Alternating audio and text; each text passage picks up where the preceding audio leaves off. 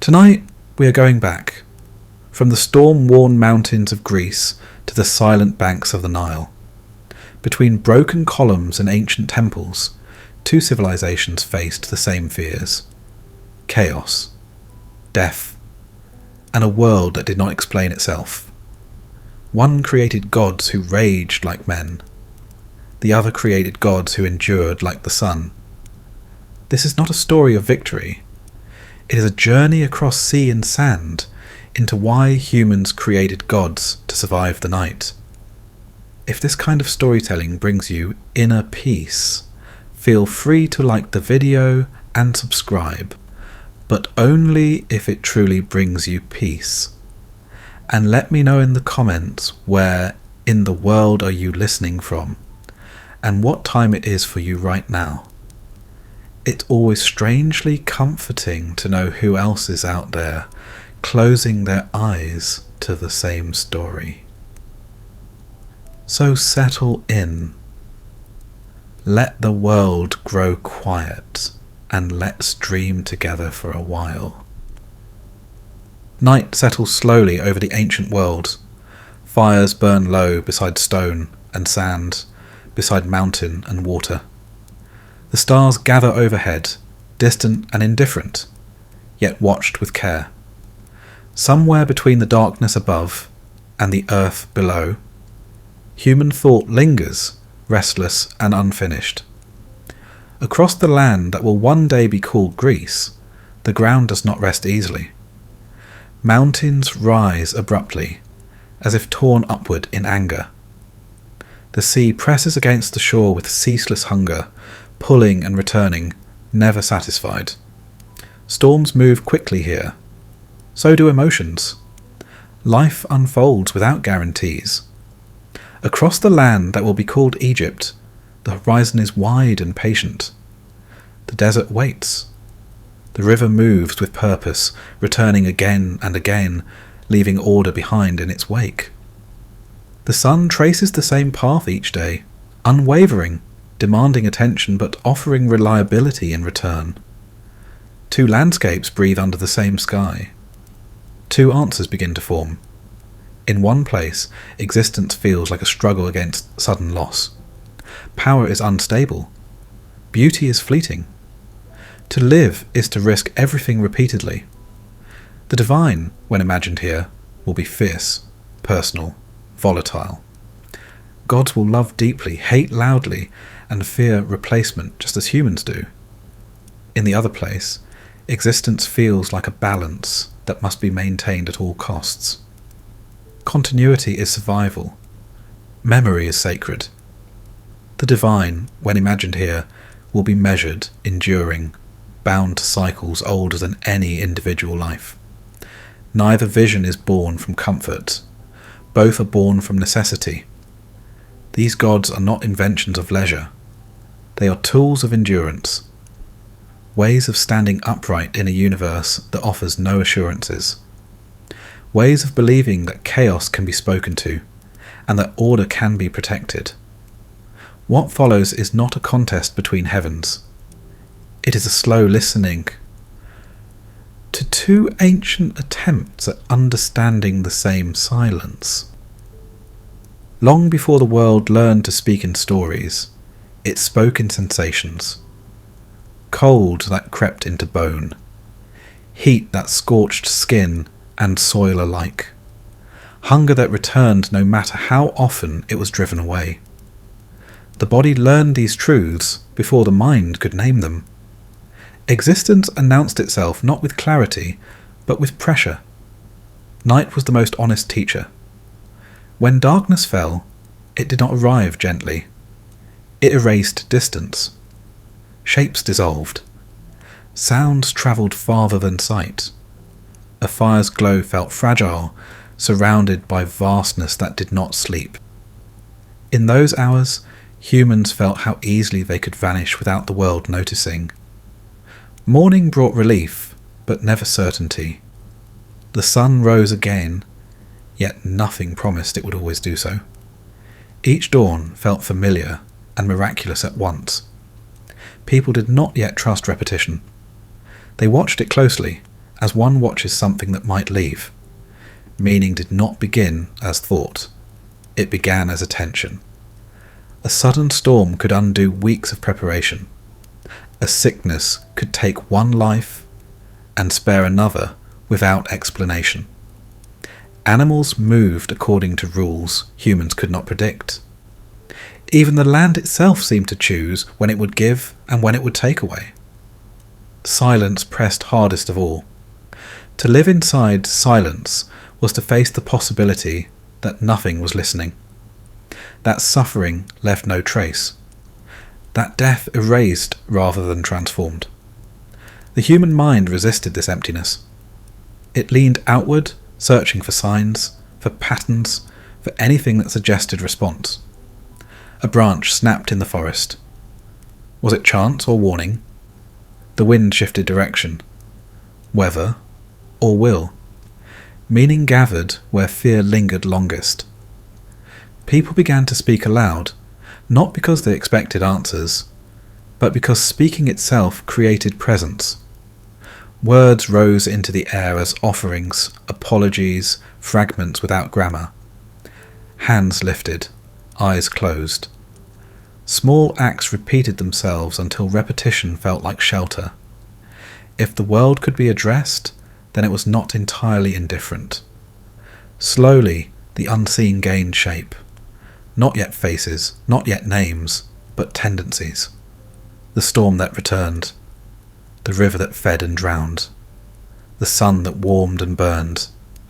Forces that behaved consistently enough to be noticed, yet never enough to be controlled.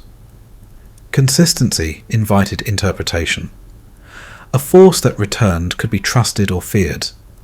A force that punished could be appeased. A force that gave life might demand respect in return. Meaning formed from observation braided with hope, tightened just enough to hold despair at a distance. To believe the world acted with intention was not innocence. It was survival. Without intention, suffering was unbearable. With intention, it became negotiable. One could plead, one could offer. One could believe that loss belonged to a larger shape, even if that shape remained unseen. The earliest gods emerged here, in this narrow space between terror and endurance. They were not gentle. They were not just. They were powerful because power was what mattered. Power meant survival. Power meant continuity. Power meant the chance that tomorrow might resemble today. These presences absorbed human fear and reflected it back as structure. To name them was to reduce the vastness of the unknown into something that could be remembered, spoken to, and carried forward. Stories gathered around them, not to entertain, but to preserve attention. To forget was dangerous, to remember was sacred. Meaning did not remove chaos, it framed it. It gave humans a way to stand inside uncertainty without dissolving into it. In speaking of gods, people spoke of forces they couldn't master, but also of their refusal to surrender to silence. The act mattered more than its accuracy. A voice raised into the dark altered the dark, not because the world answered clearly, but because the human spirit didn't retreat. In seeking meaning, people asserted presence. They declared that their suffering was worth addressing, that their lives mattered enough to be witnessed, even if only by imagined eyes. Meaning did not arrive fully formed. It lingered, half seen, like smoke drifting above a fire, long after the flames had settled. It lived in pauses, in repeated gestures, in the quiet decision to speak rather than withdraw. The world remained vast. Fear remained close. But something had shifted. A question had been placed into the night, and the night, at the very least, had learned to hold it. Voices lowered, fires dimmed, breath slowed. The sky did not explain itself, yet it no longer felt entirely mute. And if meaning was born from listening, what else might have been waiting to be heard? Nature did not present itself as scenery. It moved too close. It touched skin. It entered lungs.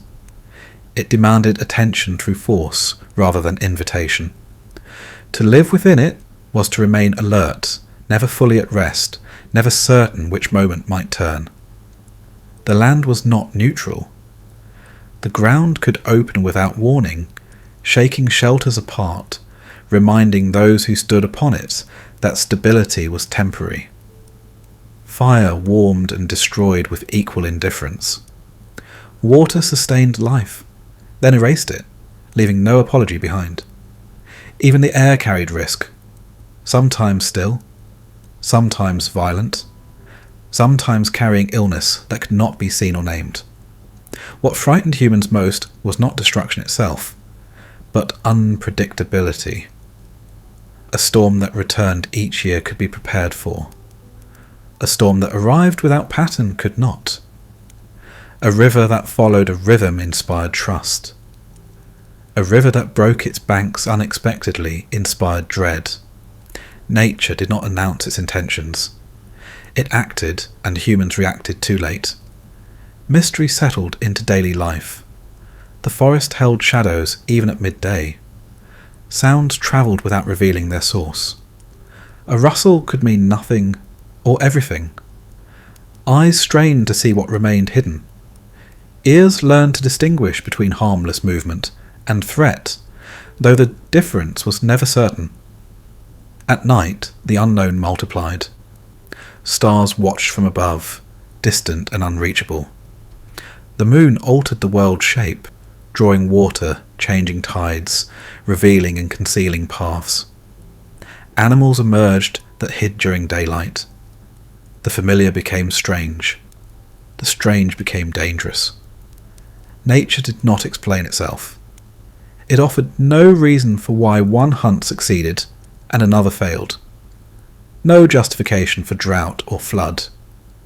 No comfort when crops withered despite careful tending. Humans learned to work with the land, but never to command it. This imbalance bred reverence and fear in equal measure. To fear nature was not weakness, it was awareness. Fear sharpened senses. It taught caution. It reminded humans that survival depended on forces far larger than individual will. Mystery, however, cut deeper. Mystery implied intention without disclosure. It suggested that something knew more than humans did. That suggestion lingered. The wind did not merely blow, it arrived. The mountain did not simply stand, it endured. The river did not flow aimlessly. It followed a path that existed before memory. Nature appeared to remember things humans could not. Memory felt powerful. If the land remembered, then it might also judge. A failed harvest could feel like refusal. A successful season could feel like permission. The same actions did not always yield the same results, and so humans search for causes beyond effort alone. Nature became something to be watched not only for danger, but for signs of favour or displeasure. Mystery invited interpretation. Clouds gathering on the horizon carried more than rain. They carried tension. Silence before a storm felt heavy, as though the air itself was holding breath. When thunder followed, it felt less like sound, and more like declaration. To endure such moments without meaning was difficult. Meaning did not tame nature, it translated it. It allowed fear to become communication rather than paralysis. If nature acted with intention, then its violence was not random. It belonged to a pattern that might one day be understood, or at least respected. Respect became survival. People learned where not to build, when not to travel, which signs to heed and which to ignore. Over time, certain places gained weight. A mountain peak struck repeatedly by lightning. A river bend where bodies were often found. A tree that survived fire when others did not. These places were not ordinary. They gathered stories. They gathered silence. They became points where the boundary between the visible and the unseen felt thin. To approach them was to feel watched, measured, exposed. Nature's mystery did not diminish with familiarity. The more humans learned, the more they realized how much remained beyond reach. Knowledge did not dissolve fear. It refined it. Understanding the patterns only emphasized the gaps between them. Those gaps were where imagination settled. In the absence of explanation, presence was assumed. In the face of overwhelming force, personality was imagined. Nature became something that could listen, even if it did not respond. Fear sharpened that belief. Mystery sustained it. And somewhere between trembling and wonder, between caution and awe, humans continued to watch the world closely, listening for meaning in wind, water, and stone, wondering whether these forces merely existed or whether they were waiting to be addressed. Chaos was not imagined at first. It was experienced. It arrived without ceremony, without warning, without pattern. One moment followed another, and then the sequence broke. What had been stable fractured. What had been known slipped beyond reach. Chaos was the moment when expectation failed, and fear rushed in to fill the space it left behind. A storm did not merely destroy shelters. It erased confidence. A failed harvest didn't only bring hunger. It unsettled trust in the ground itself. When familiar rhythms broke, the world felt suddenly hostile, as though it had turned its face away. Chaos was dangerous because it could not be reasoned with. It did not announce itself. It did not respond to effort. It ignored preparation and punished the careful alongside the careless. In its presence, skill felt fragile and memory unreliable. What worked before might fail now, and no explanation would follow. Humans felt this deeply. Order was what allowed survival to continue from one day to the next. Chaos threatened that continuity. It disrupted cycles. It severed cause from effect. It made the future unreadable. Fear sharpened around this unpredictability. Not the fear of pain alone, but the fear of collapse. The fear that nothing held. That life could unravel without warning and without reason. Chaos suggested a world without structure, without memory, without care. In such a world, effort felt meaningless. The threat was not simply destruction, it was meaninglessness. To endure, humans needed to believe that the world followed some form of coherence, even if that coherence was harsh or unforgiving. Chaos challenged that belief directly. It suggested that existence might be nothing more than collision and decay. This idea was difficult to carry. So chaos was watched closely, named indirectly, spoken of with caution. It became something to be avoided, something that lingered at the edges of awareness, like a shadow that grew longer as the light faded. Certain events came to embody it. Earth shaking beneath feet. Fires leaping beyond control. Waters swallowing land and refusing to recede. These moments felt less like accidents and more like intrusions, as though something had crossed a boundary that was never meant to be crossed. Boundaries mattered.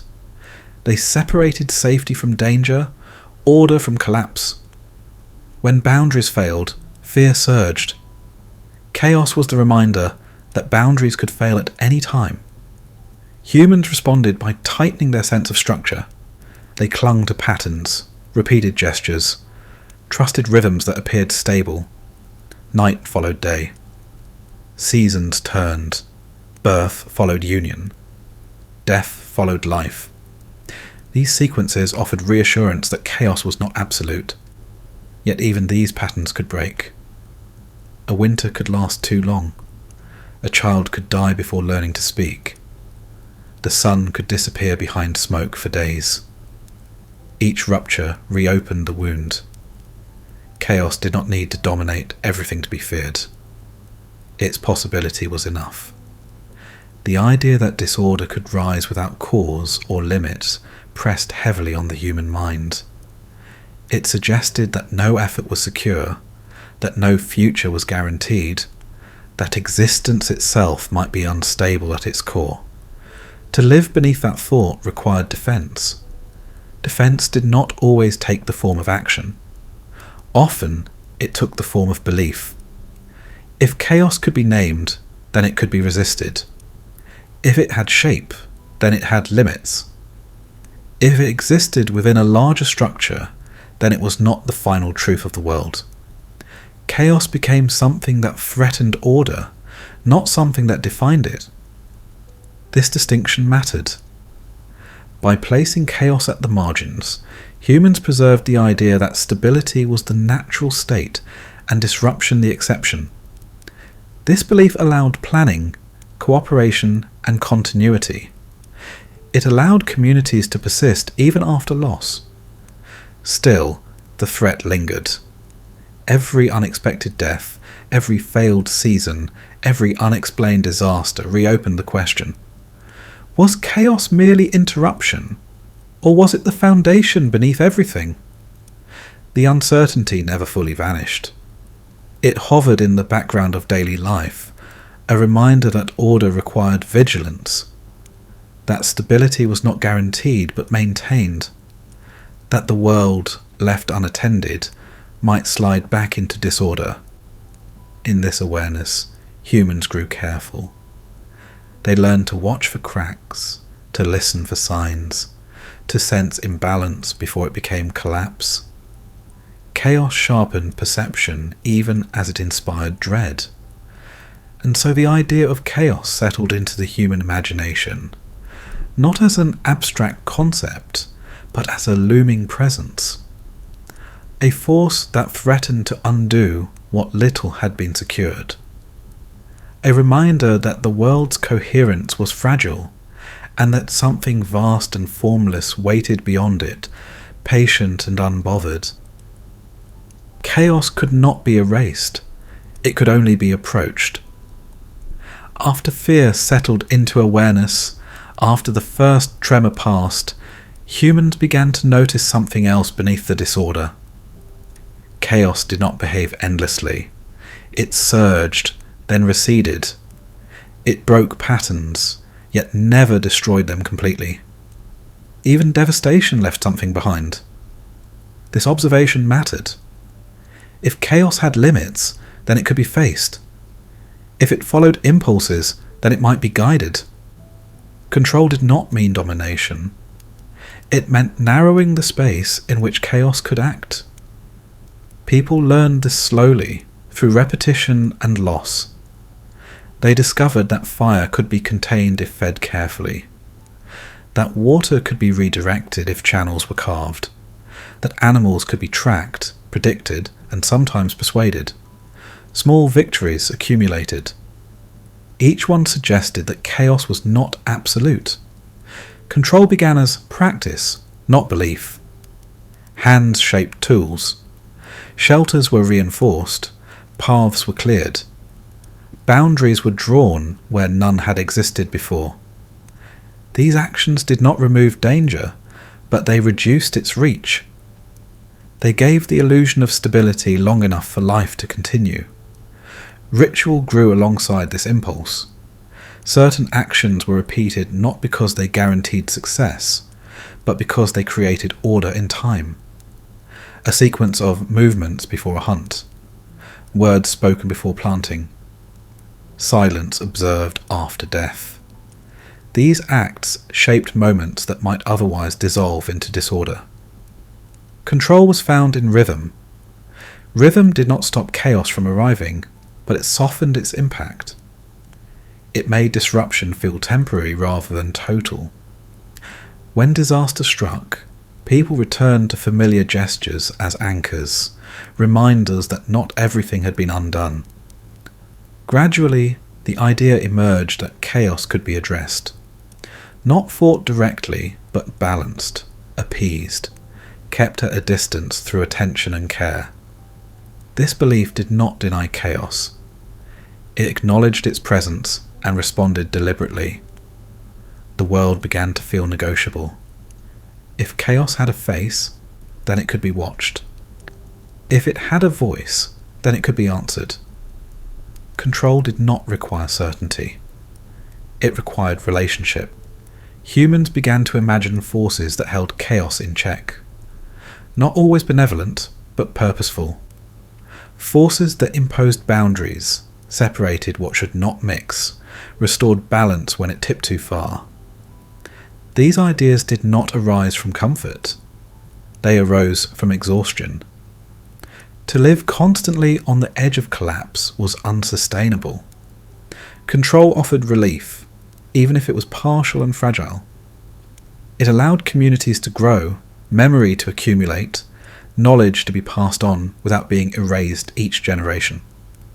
Control was never perfect. Flood still came. Fires still escaped. Death still arrived without invitation. But the presence of structure changed how these events were endured. Loss no longer meant total unravelling. It became interruption rather than annihilation. The desire to control chaos reshaped human thought. People began to imagine order as something active, something that must be maintained rather than assumed. Disorder was not banished. It was managed, watched, contained within acceptable limits. This management extended beyond the physical world. Emotions were regulated. Behaviour was guided. Actions were judged according to whether they strengthened or weakened collective stability. Control became social as much as environmental. To threaten order was to invite danger. This belief carried weight. It justified authority. It sanctified rules. It elevated those who claimed to understand how chaos worked and how it might be restrained. Control gathered power around itself. Still, the memory of chaos never vanished. It remained present in stories, in warnings, in the quiet acknowledgement that control could fail.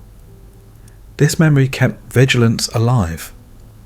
It reminded humans that order was not natural. It was constructed, maintained, defended. Chaos lurked at the edges of every boundary. And yet, boundaries held. Fields grew where wilderness had been. Homes replaced temporary shelters. Generations followed one another without complete collapse. Control, imperfect and fragile, proved sufficient. In this sufficiency, something shifted. Chaos was no longer only a threat, it became a challenge. Something to be understood, measured, and positioned within a larger structure. The world felt less hostile, not because it was safer, but because it felt more legible. Meaning deepened.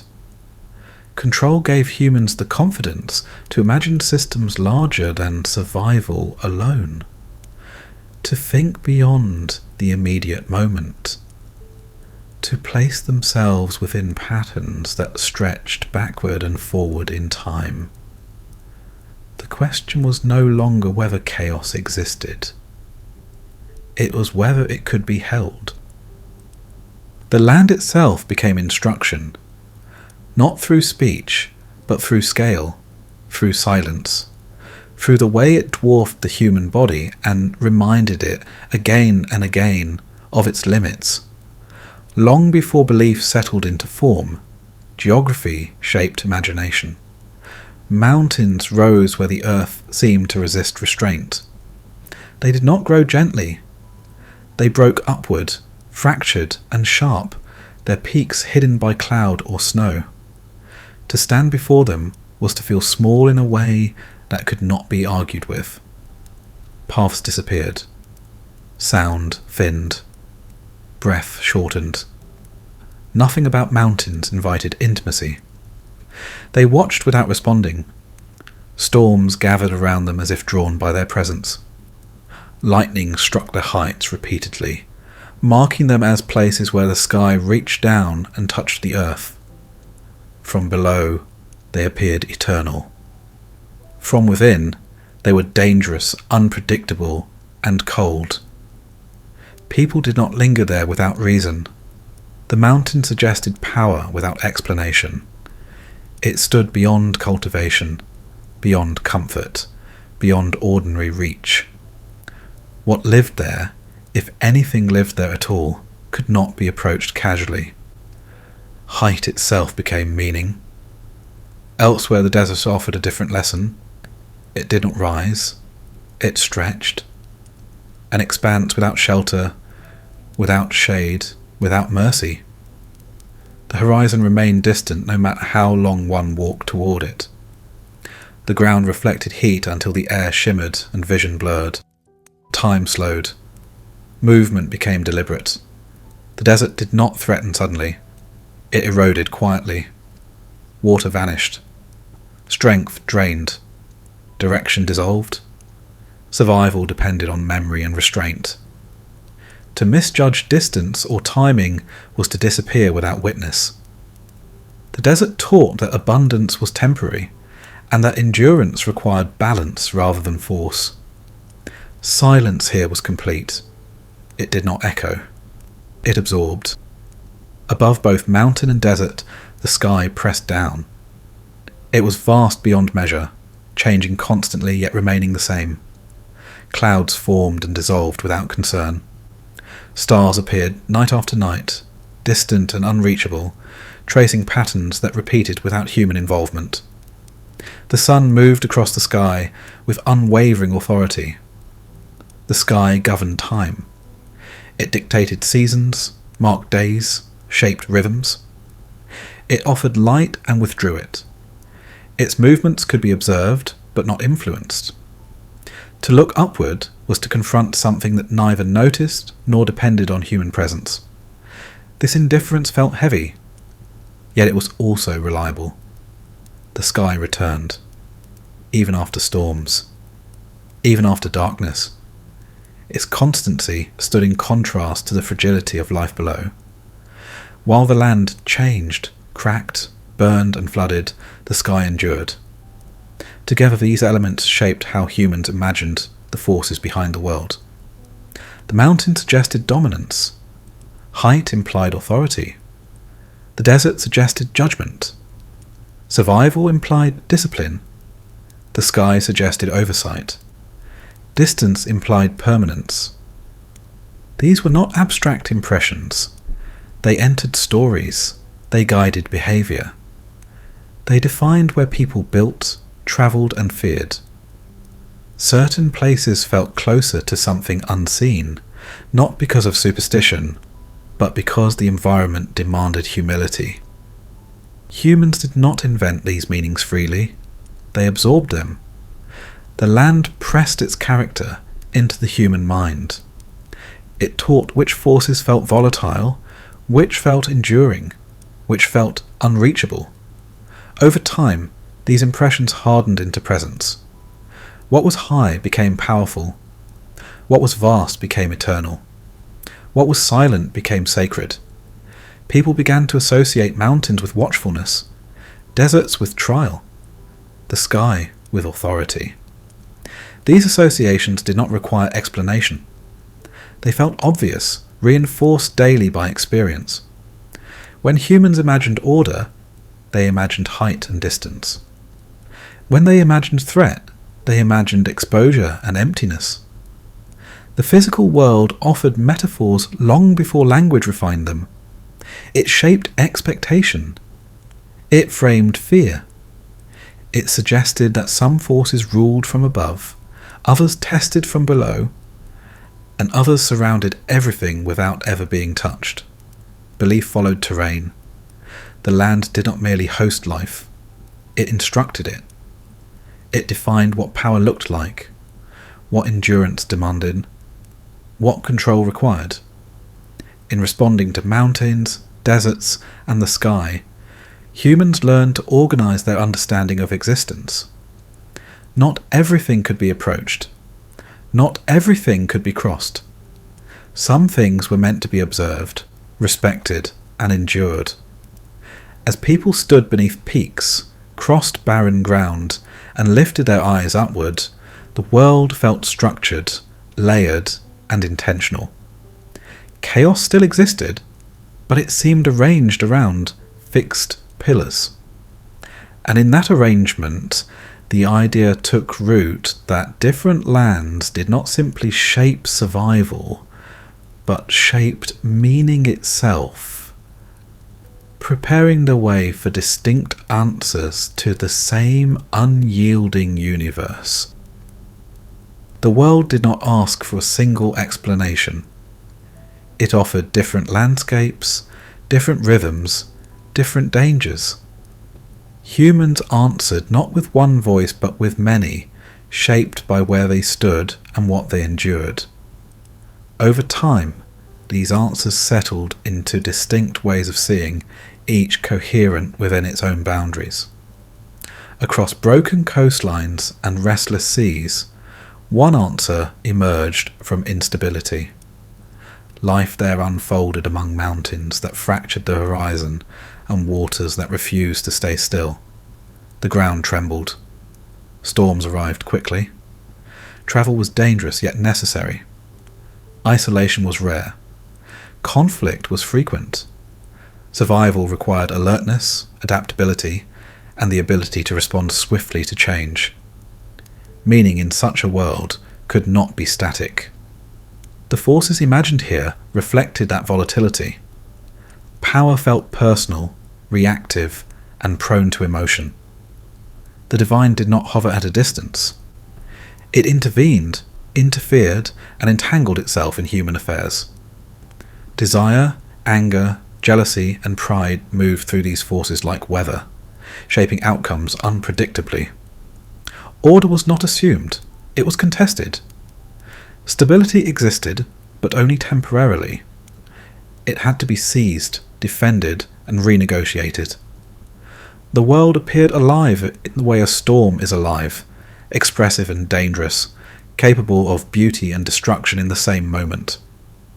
Elsewhere, along a narrow strip of fertile land bordered by death, a different answer took shape. Here, survival depended on continuity rather than reaction. The river returned each year, reliable and measured, leaving life in its wake.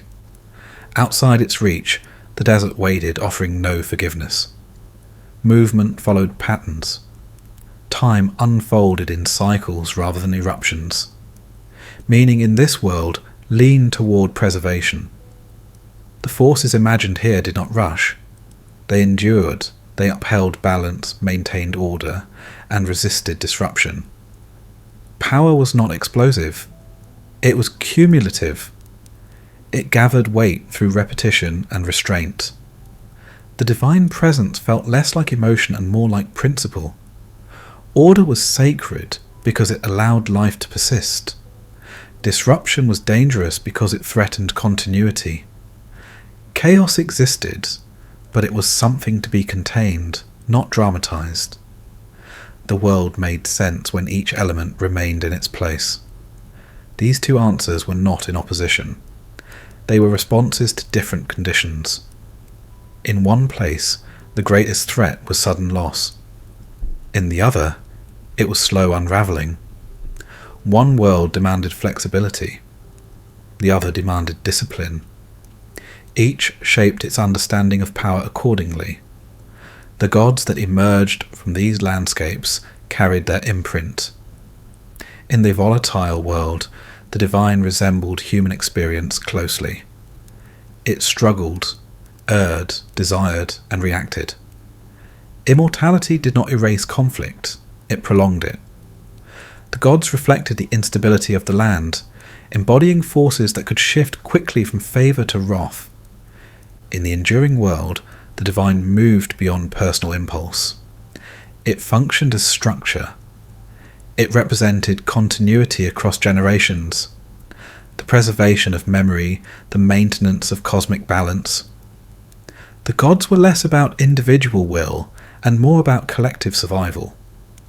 One worldview emphasized drama, the other emphasized duration. Neither was more truthful than the other. Each made sense within its environment. Each allowed humans to place themselves within a universe that otherwise offered no guidance. These answers shaped how people understood life and death. In the volatile world, life was something to be seized, asserted, and remembered. Glory mattered. Deeds mattered. The present burned brightly, even if it ended quickly. In the enduring world, life was something to be prepared, ordered, and preserved beyond the moment. Memory mattered. Continuity mattered. The future extended backward as much as forward. The gods became expressions of these priorities. They taught not through instruction, but through presence. Through stories that mirrored the conditions of living, through patterns that reinforced what survival required. Over time, these answers deepened. They structured societies, justified authority, shaped art, ritual, and imagination. They became lenses through which chaos and order were interpreted, managed, and endured. The same sky stretched above both worlds. The same sun rose and set. Yet beneath it, humans learned to answer the silence differently, guided by land, rhythm, and necessity, shaping visions of the divine that reflected not what the universe was, but what life demanded it be. In some visions of the beginning, nothing arrived gently. The world did not unfold. It broke open. Creation was not imagined as harmony easing into place, but as force colliding with force, each struggle leaving behind fragments that hardened into reality. The universe began not with agreement, but with rupture. Violence was not excess, it was origin. The earliest moments were crowded with pressure. Forces pressed against one another without boundary or restraint. Space itself felt tense, swollen with potential and threat. From this compression came release, sudden and irreversible. What emerged did so through separation by force. Sky was torn from earth. Light burst free from darkness. Order was not discovered awaiting beneath the surface. It was carved out violently from resistance. Creation required confrontation. This way of imagining the beginning reflected a familiar truth. In unstable worlds, nothing is given freely. Survival itself is a struggle against forces that do not yield. Life pushes forward only by overcoming what blocks it. Creation, seen through this lens, must mirror that struggle. So the first acts were clashes. Older powers resisted change. New powers rose by overthrowing them. Authority shifted not through inheritance, but through conflict. The universe advanced by succession, each generation marked by violence against the last. There was no clean break. The old did not vanish peacefully. It was wounded, bound, buried, or destroyed, yet never fully erased. Its remnants remained beneath the surface, threatening return. Chaos was not eliminated. It was suppressed. This suppression defined order. The structure of the world bore the scars of its making. Mountains rose where battles had raged. Seas filled spaces left by torn boundaries. Storms echoed the ancient conflict that had shaped the sky itself. Creation left behind tension. Even after order emerged, it did not rest easily. It required constant defense. The forces that established it remained vigilant, aware that what had been overthrown might rise again. Violence lingered as memory and warning. In this vision, power was proven, not assumed. To rule was to conquer. To shape reality was to impose will upon resistance. Authority carried the weight of having survived conflict. The right to rule belonged to those who could endure violence without being undone by it. This understanding shaped how the divine was imagined. The creators were not distant architects. They were participants in struggle. Their bodies bore wounds. Their relationships were strained by rivalry and fear. Creation did not purify them. It bound them permanently to conflict. Even the act of bringing forth life carried danger. Birth itself was framed as risk. New existence threatened old stability. Each generation carried the potential to overturn the last. Time moved forward not as smooth progression, but as recurring upheaval. Violence did not end with creation. It became its foundation. The world existed because something had been broken. Order stood because something had been defeated. Beneath stability lay the constant reminder that it had been earned through force and could be lost the same way. This vision did not celebrate violence lightly. It treated it as tragic necessity, a cost paid so that structure could exist at all. Creation through violence acknowledged the pain of beginnings, the blood beneath beauty, the loss beneath continuity. Such a world did not promise peace. It promised survival. The universe was imagined as a place where calm was temporary and vigilance essential, where power had to be maintained through strength and awareness, where creation itself carried the memory of struggle within it. In this telling, chaos was not merely an external threat, it was ancestral. It belonged to the origin of things, and therefore could never be fully removed. It could only be contained. The gods who emerged from this beginning were not serene overseers. They were inheritors of conflict.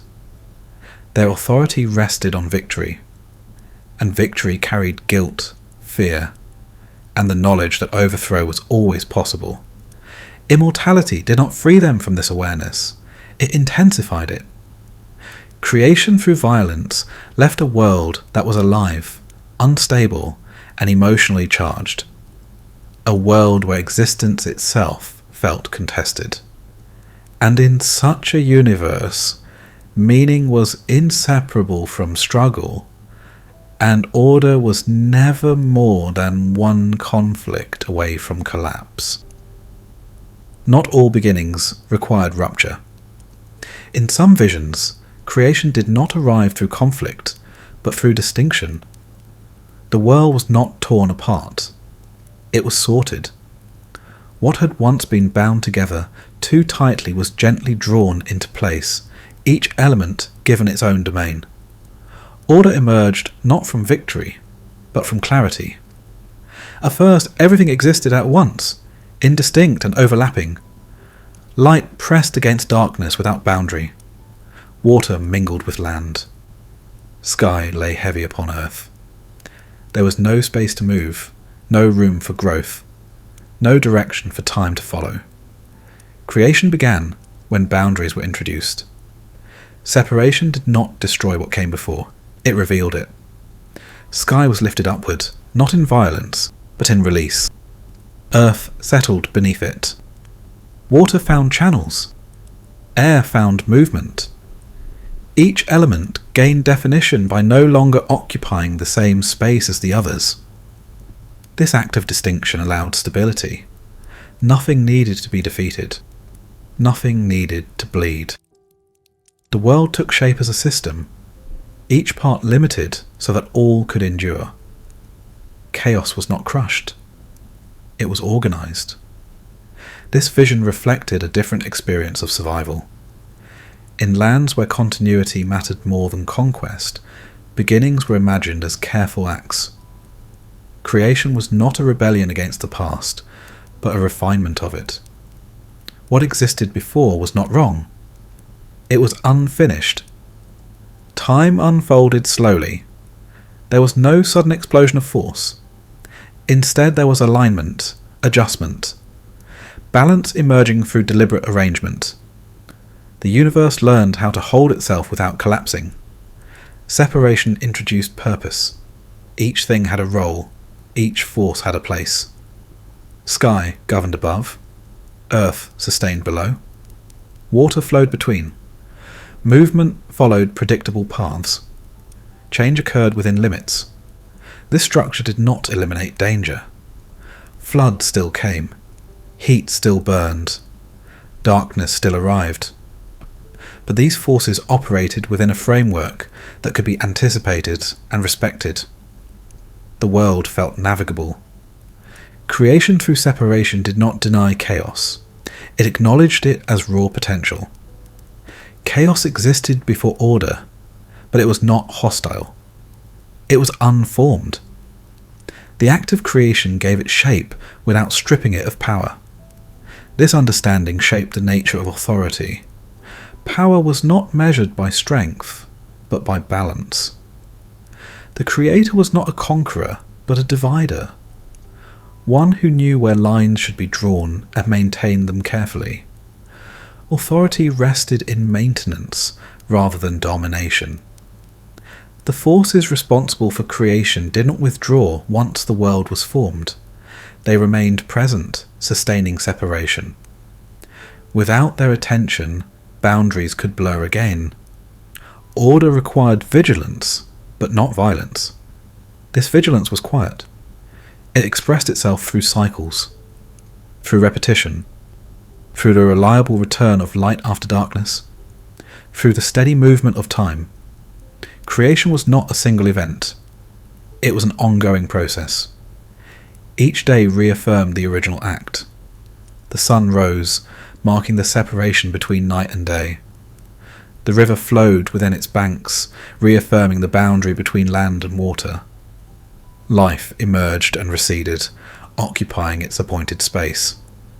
In this vision, the universe felt deliberate, not emotionally charged, but intentional. Not dramatic, but dependable. Creation did not roar. It settled. This settling influenced how life and death were understood. Death was not a failure of creation. It was part of its structure. A transition between states, not a collapse into chaos. The boundaries held even as individual lives passed through them. Creation through separation allowed endurance. It supported memory. It preserved continuity across generations. It made planning possible. The future felt reachable, not because it was guaranteed, but because it was structured. This worldview valued preservation over conquest. Change occurred through realignment rather than overthrow. Stability was achieved through balance rather than force. The universe did not need to be subdued, it needed to be tended.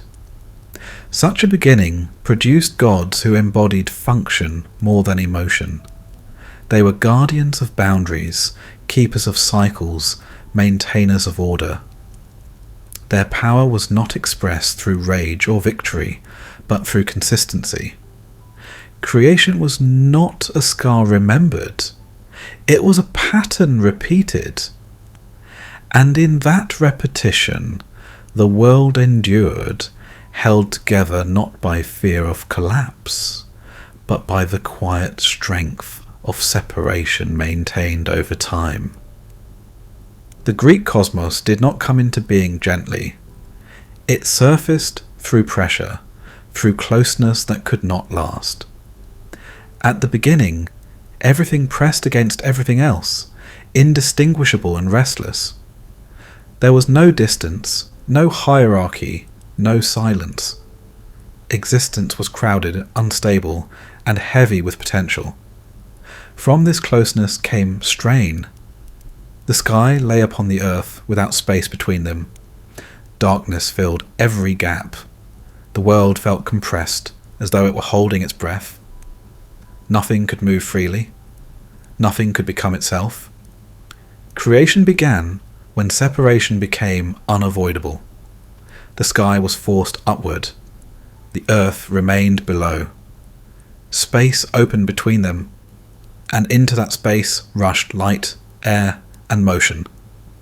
This first division did not bring peace. It brought possibility. With possibility came conflict. The early powers of the cosmos did not yield their place easily. Each generation feared displacement. Each clung to authority with desperation, sensing that time itself carried threat. Power was never secure. It was always provisional. The cosmos advanced through succession. One force rose by containing another. One ruler fell so that another could stand. The past was not honoured quietly. It was buried, bound, or cast into darkness. Memory lingered, but control changed hands. This cycle shaped the nature of the Greek world. Order was not assumed. It was established through struggle and maintained through vigilance. The cosmos was alive, but restless. Stability existed, but only because someone was holding it in place. Even the sky bore this tension. Storms gathered suddenly. Lightning struck without warning. Calm could not be trusted to last. The heavens reflected the temperament of those who ruled them. Powerful, emotional, unpredictable. The sea echoed this instability. It was vast and changeable, offering passage one moment and destruction the next. It did not belong entirely to land or sky. It resisted containment, much like the forces that shaped it. Mountains rose as scars of creation. They stood as reminders of upheaval, their jagged peaks marking where the earth had been broken and reshaped. Fire smouldered beneath them, waiting. The ground itself remembered violence. In this cosmos, the gods were not separate from the world. They were embedded within it. Their actions shaped reality directly. Their conflicts left marks that could be seen and felt. The world did not simply exist beneath them. It reacted to them. Time here did not flow smoothly. It lurched forward in moments of upheaval. Long periods of uneasy calm were punctuated by sudden change. Fate felt close, but unclear, as though the future were constantly being renegotiated. This instability felt familiar to those who lived within it. Life in such a world required alertness. Emotion mattered. Pride could elevate or destroy. Desire moved events as surely as necessity. The cosmos felt personal, responsive, volatile. Creation in this vision did not conclude. It continued. Each generation carried the tension of the first separation. The fear of being overthrown lingered. Authority required constant assertion. Order demanded presence. Even the most powerful could not rest. This gave the Greek cosmos its distinctive character. It was dramatic, charged, alive with feeling. It mirrored human experience closely. The gods feared loss, craved recognition, and reacted strongly to insult or neglect. Immortality did not free them from these impulses. It amplified them. The universe felt less like a system and more like a story unfolding. One shaped by desire, rivalry, loyalty, and resentment. Creation was not a distant memory. It was a pattern repeating itself in every conflict, every succession, every struggle for balance. Chaos was never far away. It existed beneath order, held back by force of will. Should that will falter, collapse would follow. This knowledge gave the cosmos urgency. Nothing could be taken for granted. And yet, within this tension, beauty emerged. Light danced across sea and stone. Life flourished in narrow spaces carved out by conflict. The world, born through struggle, carried both danger and brilliance within it. The Greek cosmos was not calm. It was alive. And in its restless motion, it invited those who lived beneath it to feel deeply, act boldly, and accept that existence itself was shaped by forces that could never be fully stilled. The Egyptian cosmos did not begin in struggle. It emerged from stillness. Before form, there was depth. Before division, There was a vast, quiet expanse without horizon or direction. Not chaos in motion, but fullness without distinction. Everything existed, yet nothing had a place. Creation began not with force, but with awareness. From the depth rose a presence, solitary and deliberate. It did not overthrow what came before. It recognized it. In rising, it created the first distinction, not between enemies, but between states of being, above and below, seen and unseen. From this single act, order began to unfold. The act was not violent, it was measured. The cosmos expanded through separation guided by intention. Sky lifted away from Earth, not torn, but supported.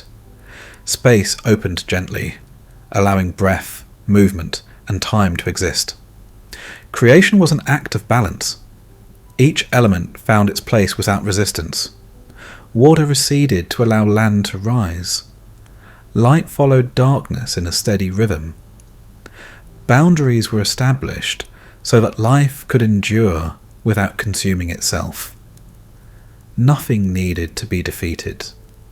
The universe did not carry scars from its beginning. It carried alignment. Its structure felt deliberate, as though each part had always been meant to arrive where it settled. This beginning shaped everything that followed. The world was imagined as ordered at its core. Disorder existed, but it was external, intrusive, and temporary. The natural state of existence was balance, not conflict. Creation did not end. It repeated itself daily. Each sunrise reenacted the first emergence. Light rose from darkness with quiet certainty. Each sunset reaffirmed the cycle, not as loss, but as transition. Time flowed in circles rather than lines. This repetition mattered. It taught that endurance came from maintenance rather than conquest. The universe did not require constant assertion of power. It required care, attention, renewal. The gods who emerged from this cosmos were not born into rivalry. They embodied functions: sky, earth, water, fertility, protection, memory. Each role supported the whole. Authority was shared, structured, and stable. No single force threatened the entire system. Power was distributed. Even the ruler of the cosmos did not dominate through fear. Authority flowed from responsibility. To rule was to uphold balance, to ensure that each element remained in its proper place. This made order sacred. Order was not merely practical. It was moral, cosmic, and necessary. Without it, the world would dissolve back into undifferentiated depth. With it, life could continue across generations. Creation through balance shaped how danger was understood. Floods were destructive, but they also renewed the land. Heat scorched, but it also sustained growth. Death ended life, but it did not end existence. Each force belonged within a larger cycle. Nothing was wasted. Even decay had purpose. Even endings served continuity. The cosmos was not sentimental, but it was consistent. This consistency fostered trust. The world could be prepared for. Patterns could be learned. Memory could be preserved. The future felt reachable because it resembled the past. Stability was not accidental. It was maintained through alignment with the cosmic order. Human life found meaning within this structure.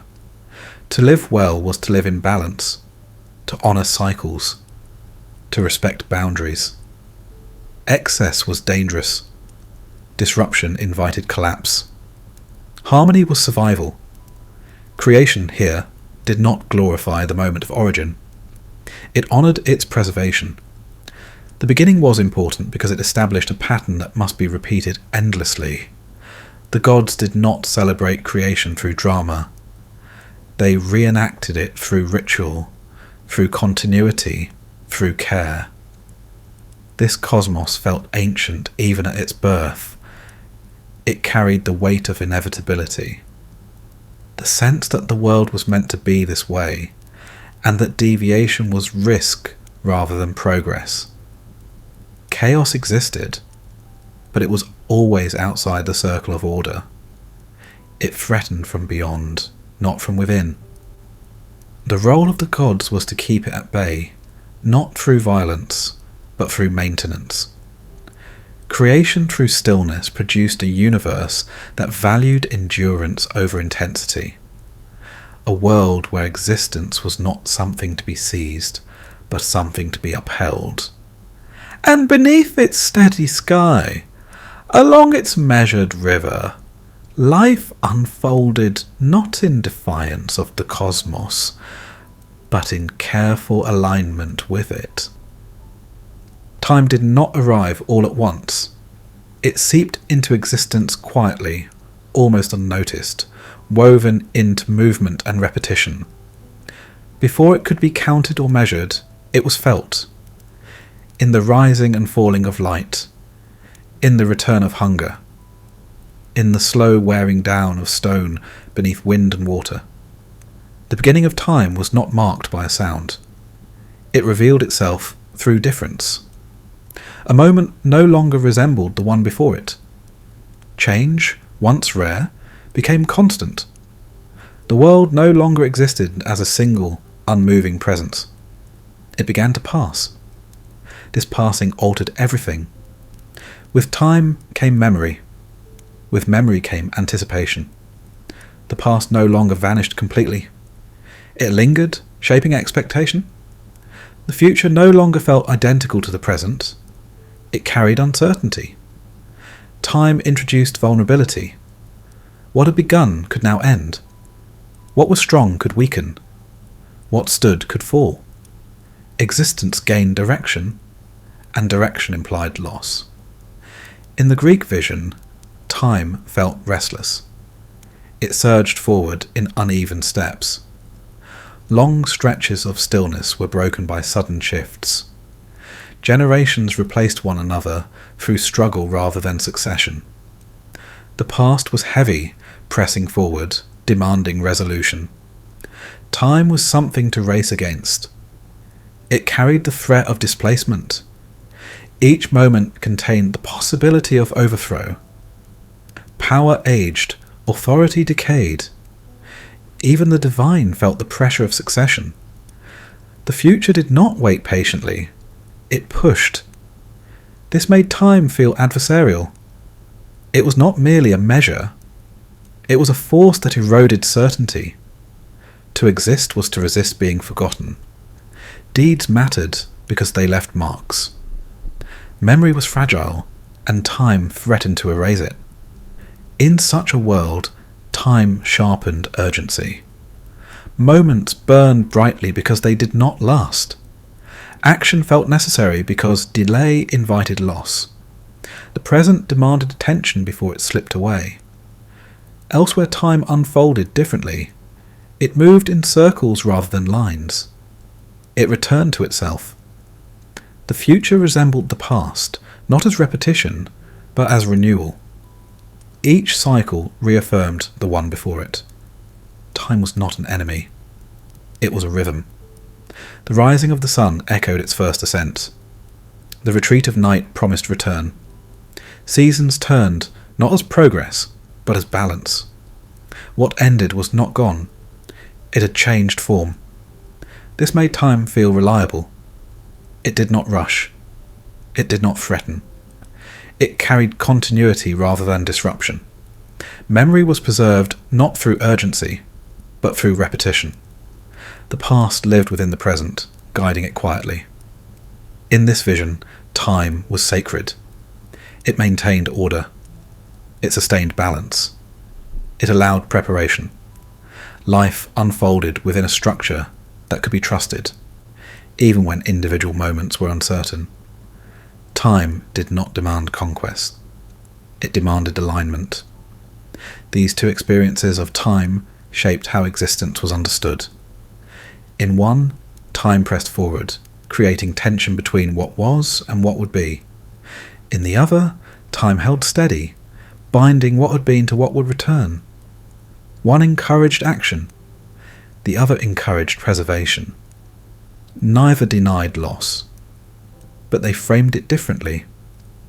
In the restless vision, loss was final, and meaning had to be seized before it vanished. In the enduring vision, loss was transitional, and meaning could be carried forward through memory and ritual. The gods reflected this difference. Some lived within time, fearing it, reacting to it, struggling against its pull. Others stood beside time, overseeing its cycles, ensuring that it continued without fracture. Time shaped responsibility. To act recklessly was to disrupt sequence. To act wisely was to preserve flow. Whether time was something to overcome or something to uphold depended on where one stood within the world. Human life bent itself around these perceptions. In one place, life became a brief flare against vastness. In another, it became a link in an unbroken chain. Both sought significance. Both resisted disappearance. Time made existence meaningful by making it limited. Without time, nothing could be lost. Without loss, nothing would matter. Time introduced stakes. It gave weight to moments that would otherwise dissolve into sameness. The beginning of time was the beginning of consequence. Each choice now echoed forward. Each action altered what followed. The world gained memory, and with memory came responsibility. Time did not speak, but it watched. It measured silently, carrying creation forward, whether through conflict or continuity, shaping worlds not by intention, but by persistence. And as time settled into its rhythms, the question arose not of how the world began, but of how it would be held together as moments accumulated and order sought to endure. Order did not announce its arrival. It settled quietly, almost unnoticed, like dust after a long disturbance. The world did not suddenly become calm, but patterns began to hold. Sequences repeated. Boundaries resisted collapse long enough to feel reliable. Order was not imposed once. It was reinforced continuously. After creation and time came structure. Not rigid, but persistent. The world learned where it could move and where it must remain still. Sky returned to its place. Water flowed within its limits. Life followed cycles that could be anticipated, even if not controlled. Order did not erase chaos. It surrounded it. Chaos remained present, but contained. It pressed against edges, tested boundaries, reminded the world of what lay beyond structure. Order existed because it had something to resist. In the Greek cosmos, order felt earned. It rested on victory and vigilance. The forces that ruled did so because they had survived conflict. Their authority was not unquestioned, it was defended through presence and power. The memory of upheaval remained close. Order here felt tense. It required watchfulness. Stability could fracture if attention wavered.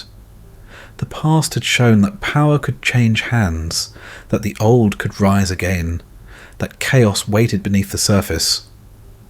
This gave order urgency. Rules existed to prevent collapse, not to promise peace. Balance was temporary. Harmony was negotiated moment by moment.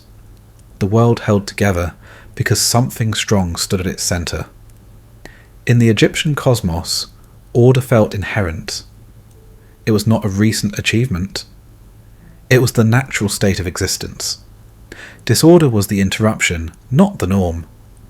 Order preceded life and extended beyond it. This gave order weight. It did not need to be asserted loudly. It was assumed. The role of authority was not to dominate, but to maintain alignment. The world functioned because each element remained in its place. Order here felt enduring. It was reinforced through repetition rather than force, through cycles rather than conquest.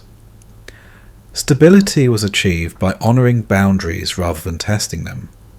Both visions recognised the necessity of order. Without it, time would lose meaning. Memory would dissolve. Survival would become impossible. Order allowed continuity, whether through strength or balance. Establishing order shaped responsibility. In the restless world, responsibility meant vigilance. To rule was to protect order from collapse. Failure carried immediate consequences. Inattention invited chaos. In the enduring world, responsibility meant preservation. To rule was to sustain order across generations. Failure was gradual, accumulating through neglect rather than rebellion. Order influenced how law was imagined. In one vision, law arose from authority and power. It reflected the will of those strong enough to enforce it. In the other, law arose from harmony. It reflected balance rather than command. Neither form was gentle. Both were necessary. Order always demanded sacrifice. Freedom was limited. Excess was restrained. The individual was placed within a larger structure, expected to conform to patterns that ensured survival. This tension shaped human life. To live within order meant accepting constraint. To violate it meant inviting consequence. Order was protective, but never neutral. It favoured stability over impulse, continuity over desire. The gods embodied this tension. Some enforced order through threat and example, their presence reminding all beneath them that stability required obedience. Others upheld order through ritual and memory, ensuring that the world continued as it should. Order did not guarantee justice. It guaranteed structure. Within that structure, life unfolded with fewer surprises. Suffering remained, but it followed patterns. Loss remained, but it fit within cycles. Meaning could be preserved. Order made existence legible.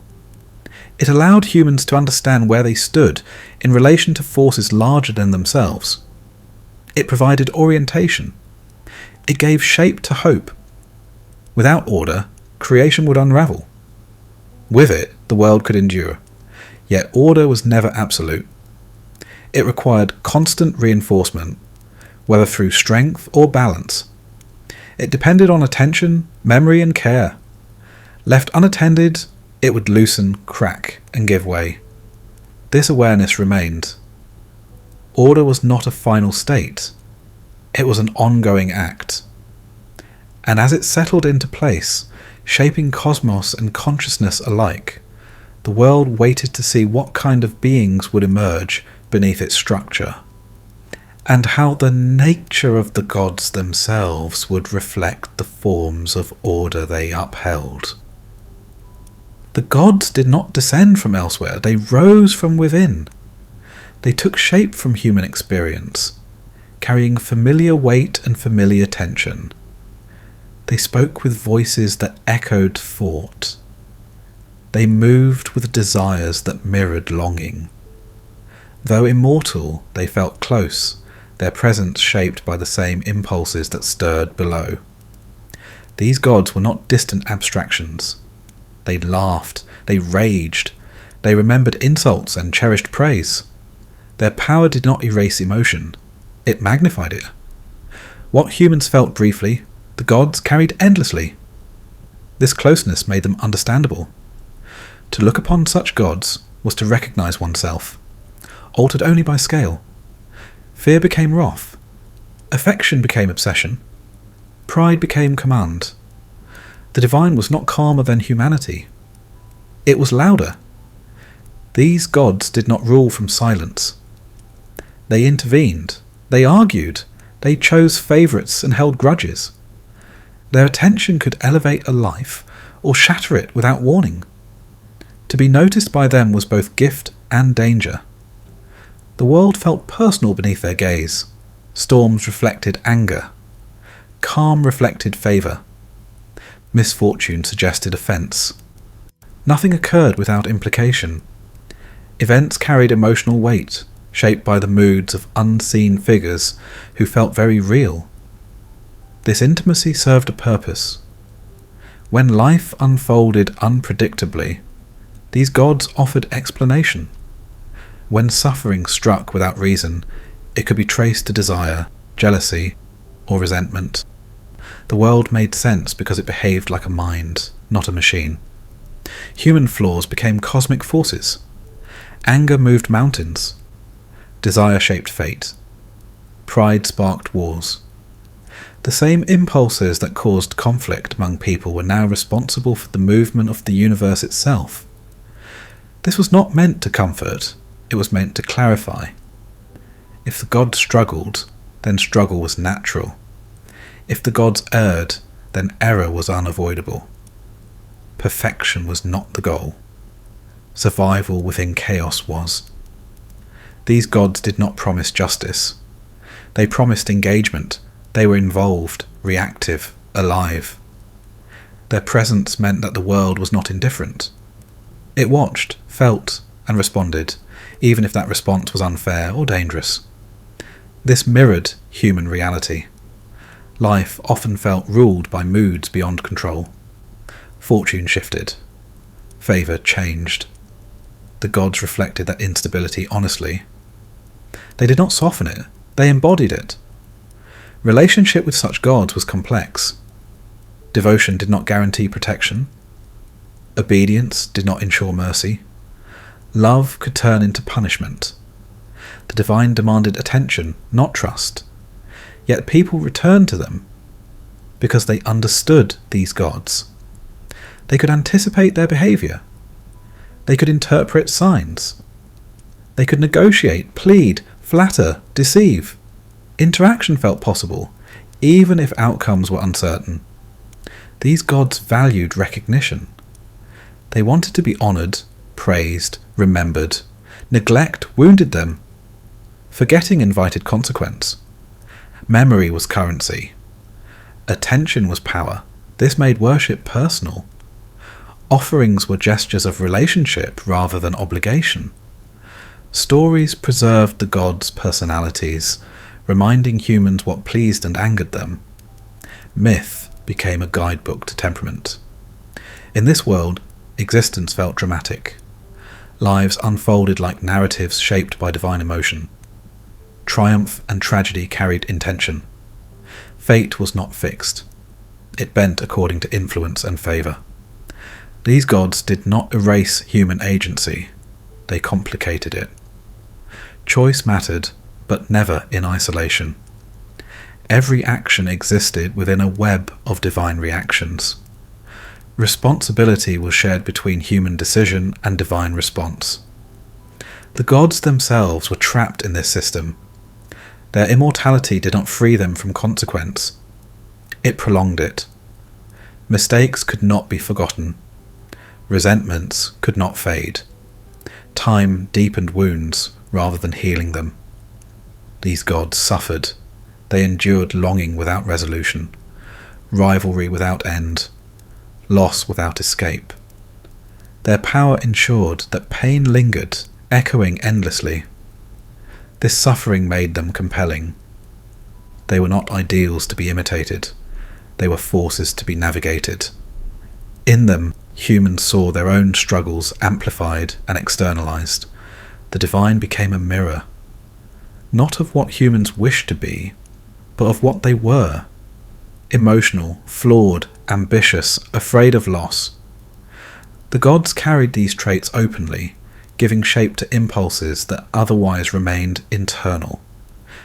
In shaping gods like themselves, humans made sense of a world that felt governed by emotion rather than reason. The universe behaved as they did. It reacted. It remembered. It desired. And in that recognition, the boundary between mortal and divine blurred, leaving behind a cosmos that felt intimate, volatile, and profoundly human. Not all gods wore faces that mirrored the human form. Some emerged without voice or temper, defined not by emotion but by meaning. They were not encountered through conversation, but through recognition. Their presence was felt in patterns rather than personalities. These gods did not argue. They endured. They represented forces that did not need to explain themselves. The rising sun, the turning seasons, the balance between growth and decay. They were not reactive. They were constant. To approach such gods was not to negotiate. It was to align. Their power did not depend on attention or praise. It existed whether it was acknowledged or not. Worship did not flatter them. It affirmed participation in the order they embodied. These gods did not behave. They functioned. Each symbol held a role within a larger structure. The symbol was not a mask hiding a personality. It was the presence itself. There was no separation between representation and reality. This distance mattered. It removed unpredictability. It replaced drama with continuity. The divine was not swayed by insult or affection. It did not punish out of anger or reward out of favoritism. Justice was impersonal. Order did not bend. This did not make these gods gentle. It made them inevitable. To violate the order they embodied was to invite consequence, not because they willed it, but because imbalance could not persist. Cause and effect replaced emotion. This vision offered stability. The universe became legible as a system rather than a narrative. Meaning was found not in individual moments, but in patterns that extended beyond any single life. Time did not rush here. It repeated. Cycles mattered more than events. Continuity mattered more than drama. The divine was not interested in who you were, but in whether you occupied your place correctly. This redefined responsibility. Human life was not measured by intensity or recognition. It was measured by alignment. To live well was to live in accordance with the forces that sustained the world. The gods were not judges in the human sense. They did not weigh emotions, they weighed balance. This shifted the nature of worship. Ritual replaced plea. Precision replaced passion. The goal was not to be heard, but to be correct. Actions mattered more than intentions. Repetition mattered more than inspiration. Symbols guided behaviour. They reminded humans of what must be maintained. Boundaries were marked. Roles were clarified. Excess was restrained.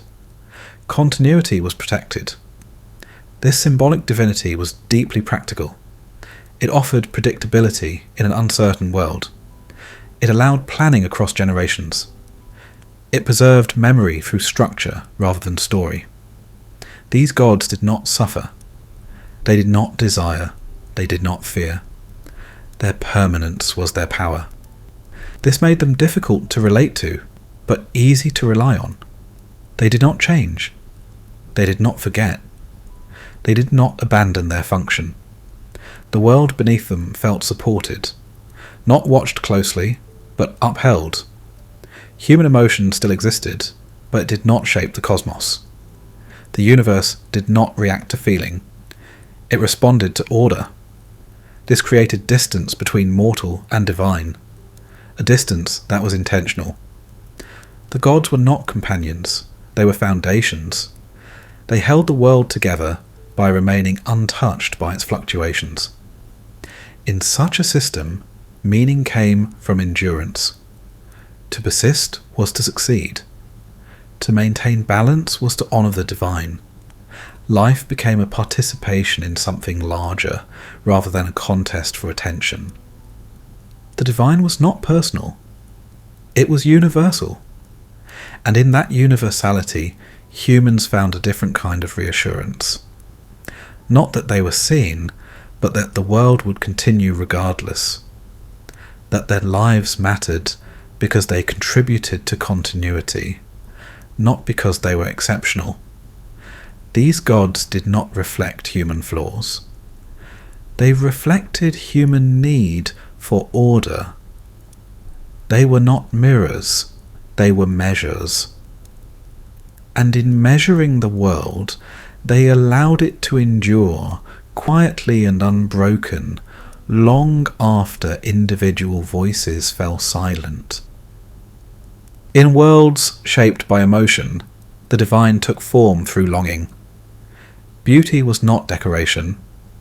It was force. It drew attention, altered choices, bent events quietly in its direction. To behold it was to feel pulled from one's place, reminded of what was missing, stirred into motion. The gods understood this power well. They carried beauty as both gift and burden.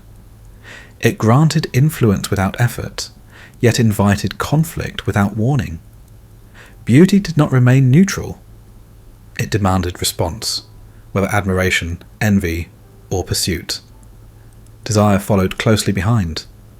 It moved through the cosmos like heat, invisible but undeniable. Desire did not ask permission. It arrived suddenly, unsettled order, and left consequences behind. The gods were not immune to it. They embodied it fully. This made the universe restless. Attraction shaped alliances. Obsession sparked rivalries. Love inspired creation and destruction in equal measure. The divine did not rise above these impulses. It amplified them. Strength, too, was central. Not merely physical force, but presence. The ability to assert, to endure, to dominate space and outcome. Strength established hierarchy. It decided who commanded and who obeyed. It protected beauty and pursued desire. In the divine realm, strength was admired and feared. It was proof of worth. It justified rule. It defended position. Yet it was never permanent. Strength waned. It could be challenged, surpassed, overturned. This impermanence fueled anxiety. The gods knew loss. They sensed that beauty faded, strength diminished, desire shifted. Immortality did not protect them from change. It only extended the duration of awareness. This awareness shaped behavior. The gods competed. They displayed power. They sought recognition. They demanded remembrance. To be admired was to exist fully. To be ignored was to fade. Beauty and strength became currencies. They purchased loyalty, fear, and devotion. Those who possessed them wielded influence. Those who lost them risked irrelevance. Desire complicated everything. It blurred boundaries. It ignored consequence.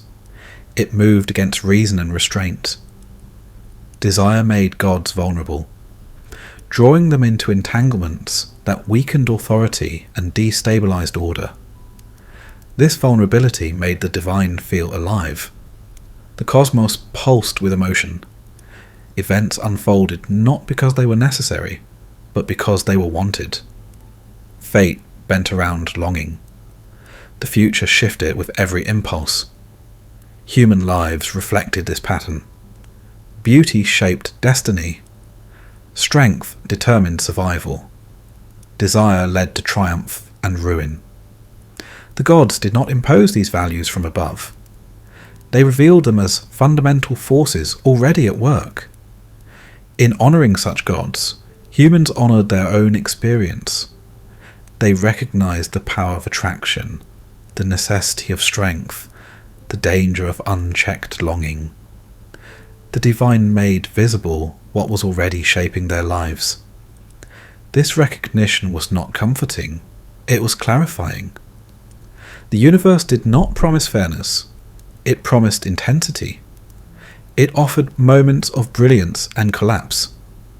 Meaning was found in experience rather than balance. In such a world, to live fully was to feel deeply. Restraint existed, but it was fragile. Order held, but it trembled beneath emotion. Beauty could undo structure. Desire could override law. Strength could become cruelty. The gods reflected this instability honestly. They were not ideals to aspire toward. They were forces to be reckoned with. Their beauty inspired awe. Their strength demanded respect. Their desire invited caution. Yet they were admired, because they embodied life without moderation. They acted where humans hesitated. They felt without limit. They risked everything for satisfaction, recognition, or revenge. Their failures were spectacular, their victories intoxicating. In them, humans saw possibility magnified. Not the possibility of peace, but of significance. To matter, even briefly. To leave a mark. To be remembered. Beauty promised remembrance. Strength promised survival. Desire promised motion. Together they shaped a cosmos that felt vivid, dangerous, and intensely alive. A world where meaning was forged through action and consequence, rather than preserved through order. This vision did not deny suffering. It accepted it as part of intensity. In choosing gods shaped by beauty, strength, and desire, humans chose a universe that mirrored their own internal storms. One where the divine felt close, because it struggled as they did, driven by impulses that could never be fully controlled. And as these forces continued to shape both gods and mortals, another question emerged quietly beneath the drama, asking whether meaning might also exist beyond emotion, in forms less vivid but more enduring. Not all meaning demanded intensity. Some forms of meaning arrived quietly, without spectacle, without desire pulling at the edges. They did not announce themselves through beauty or strength. They revealed themselves through placement, through harmony, through things working as they should. In this vision, meaning was not found in feeling. It was found in fit. Each thing existed for a reason that extended beyond itself. Its value came not from how it was admired, but from how well it performed its role. The world was understood as a system in motion, each part contributing to the endurance of the whole. Balance became central. Too much light scorched. Too much water drowned. Excess in any direction invited collapse. Meaning lived in proportion, in restraint, in the careful distribution of force. The gods who embodied this understanding were not dramatic. They were precise. They did not seek attention. They did not hunger for praise. Their presence was felt when things worked, and noticed most when they did not. They governed transitions, boundaries, and relationships between forces. Function replaced personality. These gods did not argue or desire. They maintained. They ensured that the sun rose, that seasons turned, that life and death remained in proper relation. Their authority lay in consistency rather than command. This consistency shaped trust. The world felt dependable, not because it was gentle, but because it was intelligible. Patterns repeated. Consequences followed causes. Meaning could be anticipated rather than negotiated. Human life adjusted accordingly. To live well was to live correctly. To honour the gods was to honour balance. Excess was not impressive, it was dangerous.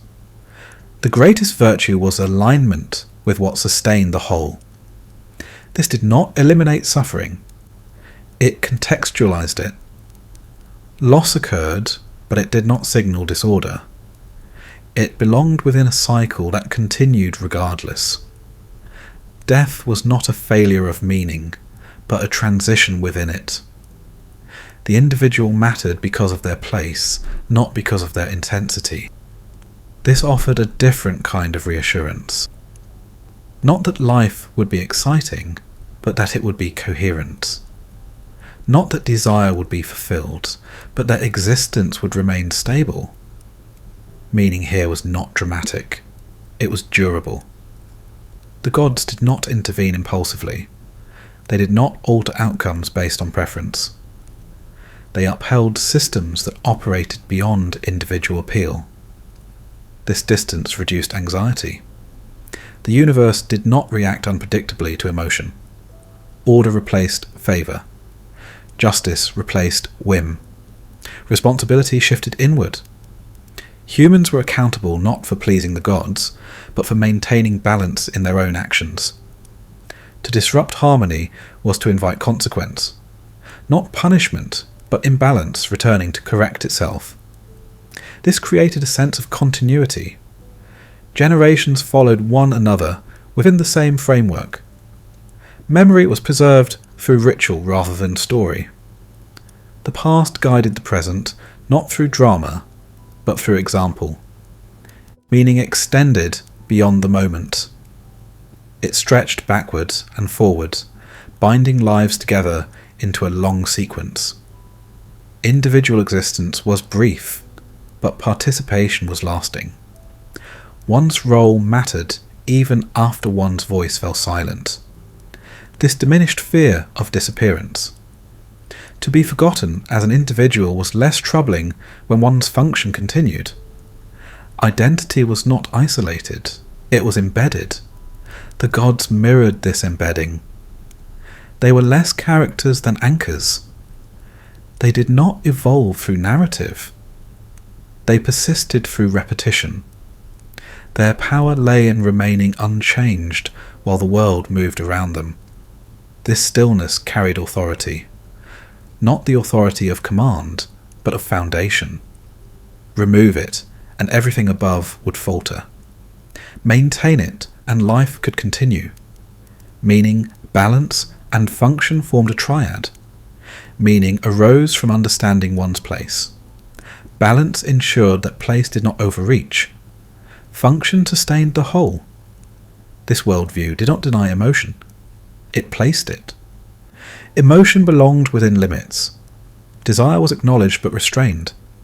Strength was valued but directed. Beauty existed, but it did not rule. The world became quieter, less volatile, less dramatic, but more enduring. In such a cosmos, the gods were not reflections of human struggle. They were guardians of structure. They offered not intimacy, but reliability. Not passion, but permanence. And beneath their steady presence, another question began to take shape, asking whether gods shaped by balance could ever feel close, or whether closeness itself required imperfection to exist. Some gods felt close enough to hear. They did not reside only in the far reaches of sky or time. They stepped into the same emotional ground humans walked each day. Their struggles were familiar, their failures understandable, their triumphs imperfect. These gods did not demand distance, they invited recognition. To encounter them was not to feel dwarfed by perfection, but to feel accompanied in uncertainty. They made mistakes, they reacted too quickly. They loved recklessly and regretted it slowly. Their power did not protect them from consequence. This made them approachable. Humans could speak to them without feeling erased. Prayer became conversation rather than ceremony. Worship became relationship rather than alignment. One could plead, argue, blame, or bargain. The gods might listen. Not always kindly, not always fairly, but listening felt possible. These gods understood loss. They mourned. They remembered. They carried wounds that never fully healed. Time did not smooth their pain. It deepened it. Immortality meant that grief endured without resolution. This endurance mirrored human fear. To lose something and never recover. To live with memory that could not be set aside. In these gods, humans saw their own suffering extended into eternity. The divine became intimate through pain. Jealousy, too, bound gods and mortals together. It narrowed vision. It provoked action. It distorted judgment. The gods did not rise above it. They were consumed by it. Favoritism followed. Some were chosen, others were ignored. Outcomes depended not on merit alone, but on attention. This reflected lived reality. Life did not reward fairness consistently. It rewarded proximity to power. These gods made sense of that imbalance. They explained why effort did not always lead to success, why virtue did not guarantee safety, why misfortune seemed personal, even when it was not deserved. The gods behaved like people with too much power. That excess made them dangerous, but also comprehensible. Humans knew how to navigate such figures. They knew when to flatter, when to retreat, when to endure. Relating to these gods required awareness rather than obedience. Stories preserved this awareness. They recorded patterns of behaviour. They warned against certain actions and encouraged others. Myth functioned as memory, teaching how to survive divine attention. These gods valued acknowledgement. They wanted to be seen, named, remembered. Neglect wounded them more deeply than opposition. Forgetting was the greatest insult. This made remembrance sacred. To speak their names was to keep them alive. To tell their stories was to maintain relationship. Memory became a form of offering. These gods were shaped by human values because they emerged from them. They reflected ambition, fear, pride, longing. They embodied contradictions without resolving them. Their power lay not in coherence, but in intensity. They felt real because they were inconsistent. The world beneath them felt similarly unstable. Events unfolded not through clear law, but through interaction. Outcomes shifted with mood and circumstance. Nothing was fixed, everything was contingent. This contingency was frightening, but it was also familiar. Life rarely felt governed by steady principle.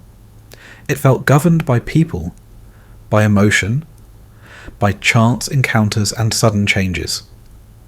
The gods mirrored that experience honestly. They did not promise protection. They promised presence. To be seen by such gods was risky, but invisibility carried its own danger. To matter, even precariously, felt preferable to silence. These gods allowed humans to project their inner lives outward. Anger found a cosmic scale. Desire gained narrative weight. Fear became fate. The gods held these forces, giving them shape and consequence. In doing so, they made the universe feel alive, not orderly, not fair, but responsive. This responsiveness created meaning. Events were no longer isolated. They were connected through divine attention. Life became a story rather than a sequence.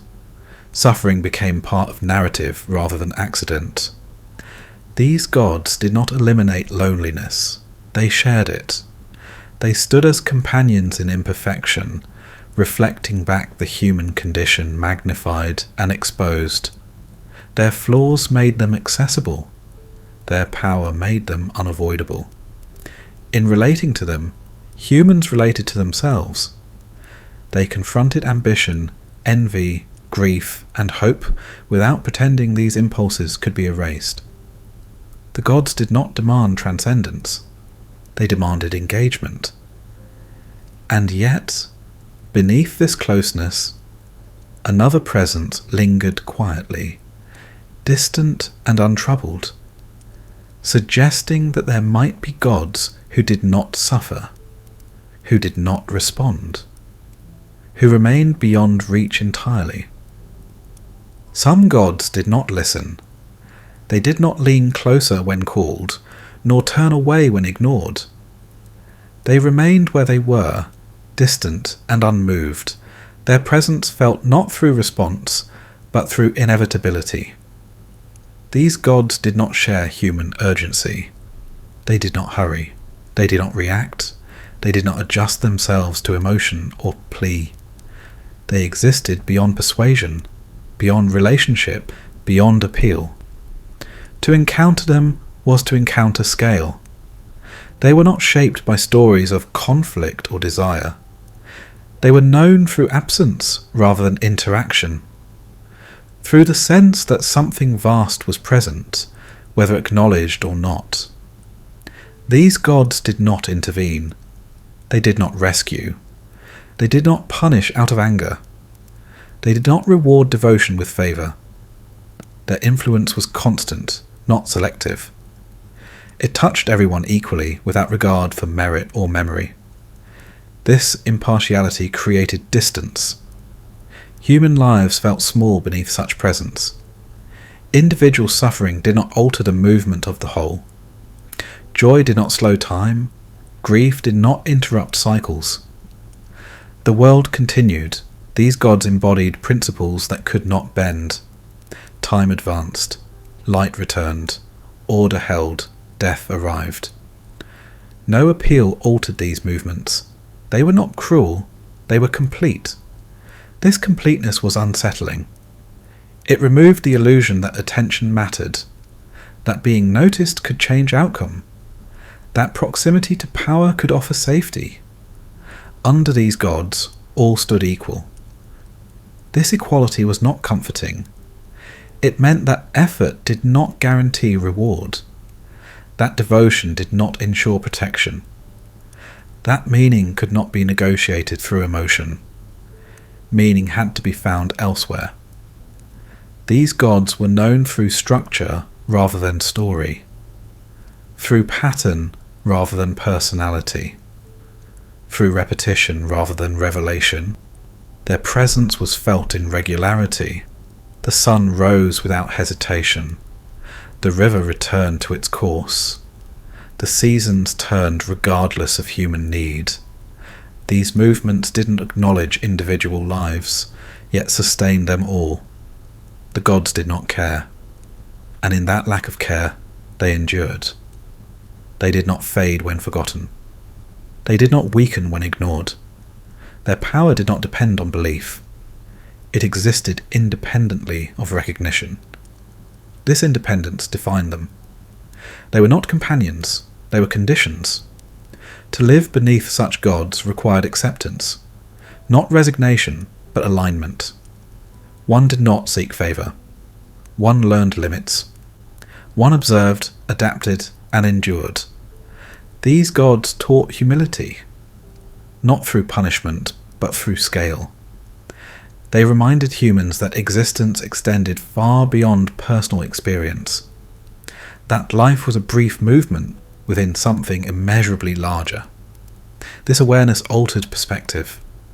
Fear shifted from divine anger to irrelevance. The threat was not punishment, but insignificance. To matter in a world that did not respond required a different understanding of value. Value became participation. To live was to take part in continuity. To align with order was to persist. Individual distinction mattered less than contribution to balance. These gods did not erase meaning. They relocated it. Meaning was no longer found in being seen, but in being placed, in fulfilling function, in maintaining harmony without expectation of recognition. This distance created reverence of a different kind. Not the reverence of fear or love, but of awe. Awe did not seek response. It accepted silence. It stood still in the presence of something beyond comprehension. Such gods did not speak. They did not explain themselves. They simply were. This silence was heavy but stable. It did not fluctuate with mood or memory. It did not require upkeep. It did not demand story. For some, this silence was unbearable. For others, it was relief. It removed uncertainty. It replaced negotiation with clarity. The universe did not change its mind.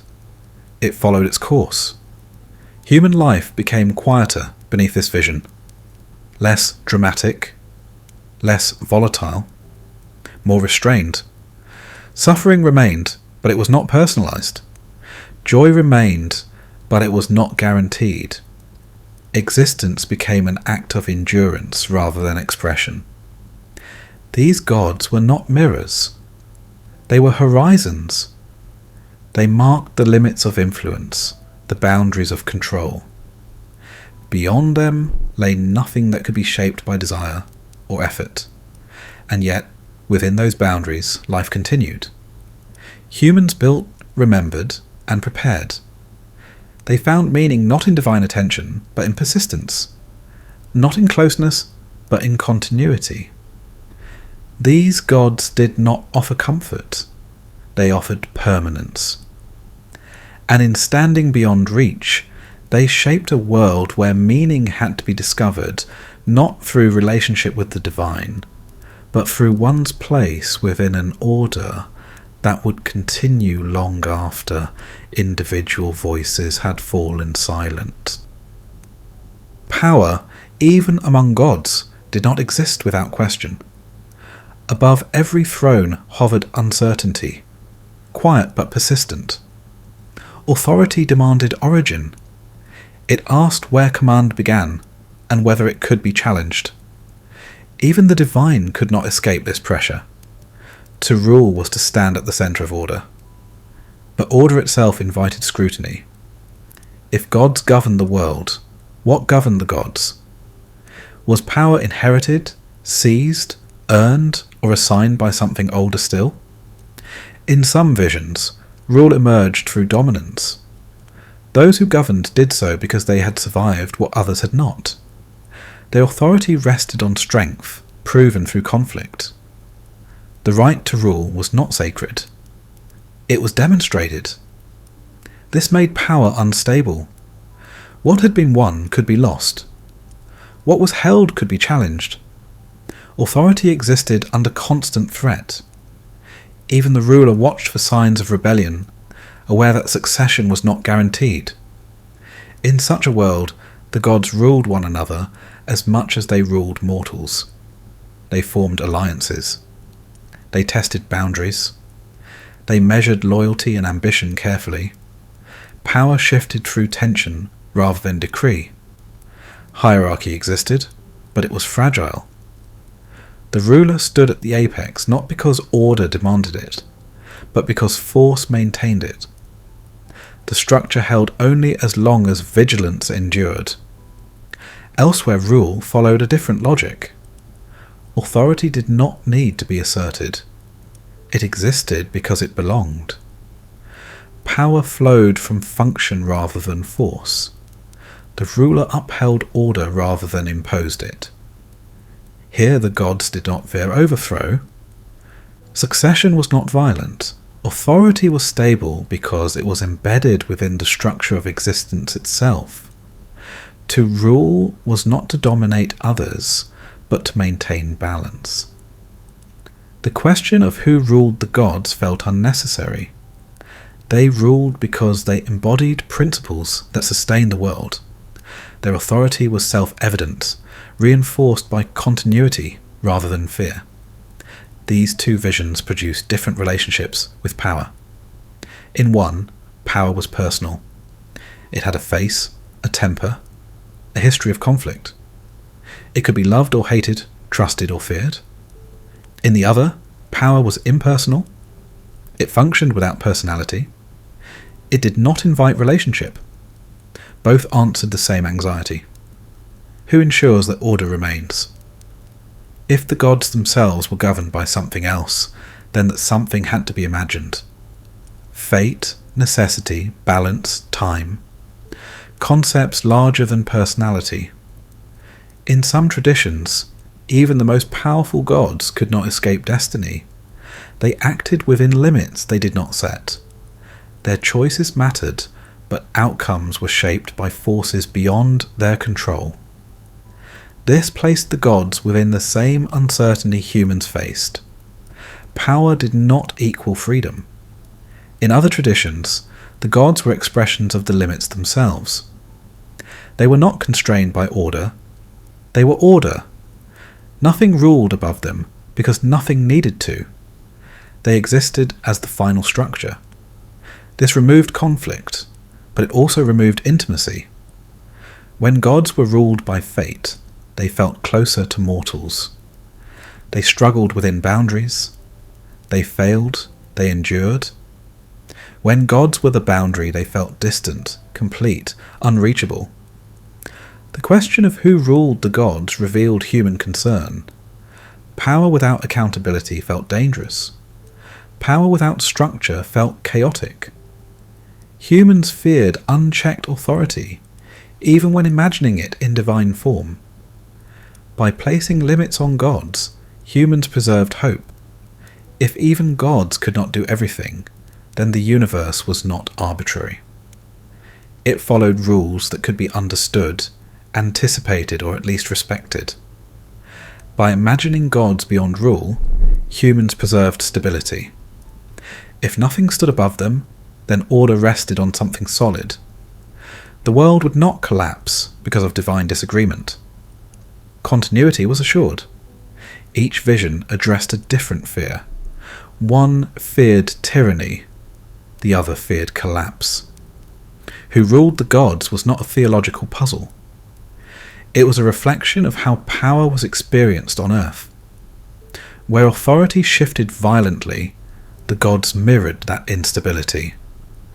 Where authority endured, the gods reflected permanence. The divine order became a projection of human governance, not because humans misunderstood the cosmos, but because they interpreted it through lived experience. Power, like nature, was something to be survived. The gods ruled, but not without context. They ruled within stories shaped by fear, hope, memory, and need. Their authority answered the same question humans asked of kings, elders, and leaders. What keeps order from unravelling? Whether the answer was strength, balance, fate, or silence depended on the world beneath the sky. And as gods ruled gods, and humans watched from below, the nature of authority continued to unfold, waiting to be tested, challenged, or upheld as new thrones rose into view. Power gathered at a height, not because height guaranteed wisdom, but because distance inspired awe. The mountain rose above the shifting world, wrapped in cloud and storm, its summit unseen more often than revealed. From such a place, rule felt inevitable. The kings of Olympus did not inherit calm. They inherited aftermath. Before them lay the memory of overthrow, the echo of rebellion still vibrating through the sky. Authority here was born from conflict, and it never forgot that origin. Each ruler stood because another had fallen. The throne was never neutral. It carried history, resentment, and warning. To sit upon it was to accept vigilance as duty. The king did not rest easily. He watched the horizon, aware that power attracted challenge as surely as lightning sought the highest point. Rule was personal. It depended on presence, voice, and force of will. Law flowed from command rather than principle. Decisions reflected temperament as much as necessity. Justice was shaped by memory and mood. The king's authority extended outward like weather. Storms gathered when anger rose. Calm followed favour. The heavens mirrored the ruler's inner state, revealing the intimacy between emotion and order. The world responded not to abstract law, but to a living will. This made rule unpredictable. Stability existed, but it was fragile. It depended on the king's ability to assert control over others as volatile as himself. Alliances were maintained through reward and threat. Loyalty was expected, but rarely trusted. The court reflected this tension. Gods gathered, each powerful in their own right, each aware of their capacity to disrupt balance. The king ruled not alone, but among rivals. Authority was shared reluctantly, negotiated constantly. This balance prevented collapse. Too much dominance invited rebellion. Too little invited chaos.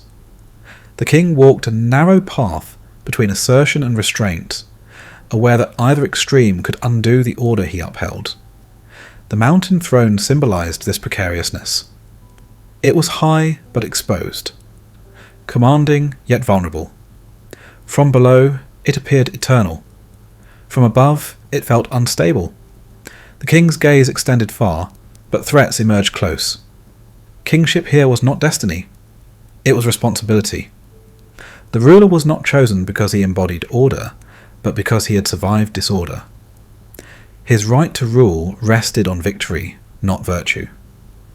Power was justified through endurance. This shaped divine behaviour. The king intervened frequently. He could not afford distance. Absence invited challenge. Involvement reinforced authority. His presence was felt in both grand events and minor disputes. Yet involvement carried cost. Each decision created resentment. Each favour sparked envy. Each punishment deepened fear. The king accumulated enemies even as he maintained order. Immortality did not protect him from consequence. It ensured consequence endured. The throne demanded sacrifice. Peace was temporary.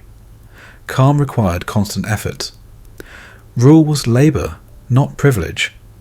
The king bore the weight of maintaining a world born from violence, knowing that violence remained its foundation. This kingship mirrored human experience. Leaders rose through struggle. Authority was questioned. Power shifted with strength and perception. Stability depended on charisma and force rather than abstract legitimacy. The gods reflected this reality. They did not pretend power was pure. They displayed its cost openly. Rule brought isolation, anxiety, and the constant awareness of threat. The king's crown was heavy. Yet despite this burden, the throne endured. Order held, the sky remained above the earth. The seasons continued their turn. The world did not collapse under divine tension. This endurance gave meaning to rule. Not because it was just, but because it was sufficient. The king did not create perfection. He prevented collapse. That was enough. Olympus stood as a symbol of this compromise. A place of power shaped by conflict, sustained through vigilance, admired from below and feared from within. The kings who ruled there embodied the truth that order, once achieved, demanded constant defence. They were not eternal principles. They were survivors. And in their rule, the nature of divine authority revealed itself not as serene governance, but as a continual effort to hold chaos at bay, knowing it waited patiently beneath every throne. Not all thrones were raised above the world. Some existed within it so completely that they seemed to predate memory itself. They were not carved from conquest or guarded by vigilance. They did not tremble beneath the weight of ambition. They simply remained. These thrones did not face rebellion. They faced continuation. Their authority was not earned through struggle, nor maintained through force. It was assumed, embedded in the fabric of existence. To imagine them falling was to imagine the world itself loosening, its structure fading into uncertainty. Here, rule did not depend on personality. It depended on permanence. The one who sat upon such a throne did not rule through command. There were no decrees, no storms of anger, no displays of dominance. Authority expressed itself through stillness, through the unbroken repetition of order. Time passed, but the throne did not age. Generations rose and fell beneath it, but its position did not change. It did not respond to challenge because challenge never reached it. There was nothing to contest. Its presence was the condition that allowed everything else to occur. These thrones existed beyond rivalry. They were not threatened by ambition because ambition itself unfolded within the boundaries they upheld. Even conflict obeyed their structure. Even chaos moved according to limits they defined. Such authority felt distant, not cold, but complete. It did not watch closely. It did not intervene. It did not correct deviation through punishment. Deviation simply failed to endure. The world adjusted itself. Order here was not fragile. It was foundational. The throne did not require defenders. It did not need allies. It did not negotiate. Its power was not active. It was inherent. This kind of rule altered the meaning of kingship. To rule was not to act, but to remain. To hold position without movement. To embody continuity rather than enforce obedience. The ruler was not elevated above time. They were inseparable from it. Time flowed through the throne, not against it. Past, present, and future aligned within its presence. What had been continued. What would be had already been accounted for. This eliminated urgency. There was no need to hurry, to assert, to respond. Nothing threatened collapse. The world did not depend on reaction. It depended on maintenance. This maintenance was subtle. Cycles turned. Rituals repeated. Boundaries held. Nothing dramatic announced success. Nothing catastrophic marked failure. Order expressed itself through quiet persistence. Humans living beneath such thrones experienced the world differently. Power felt distant but reliable. Authority didn't intrude into daily life through unpredictable emotion. It shaped life indirectly, through structure rather than intervention. Justice was not personal. It was systemic. Actions carried consequence because imbalance could not be sustained. Not because someone watched, but because the system corrected itself over time. This distance created stability. Life could be planned. Memory could be preserved. The future resembled the past closely enough to trust. Uncertainty existed, but it was contained. These thrones did not inspire fear. They inspired orientation. They marked the centre around which everything else turned. To live was to find one's place relative to them.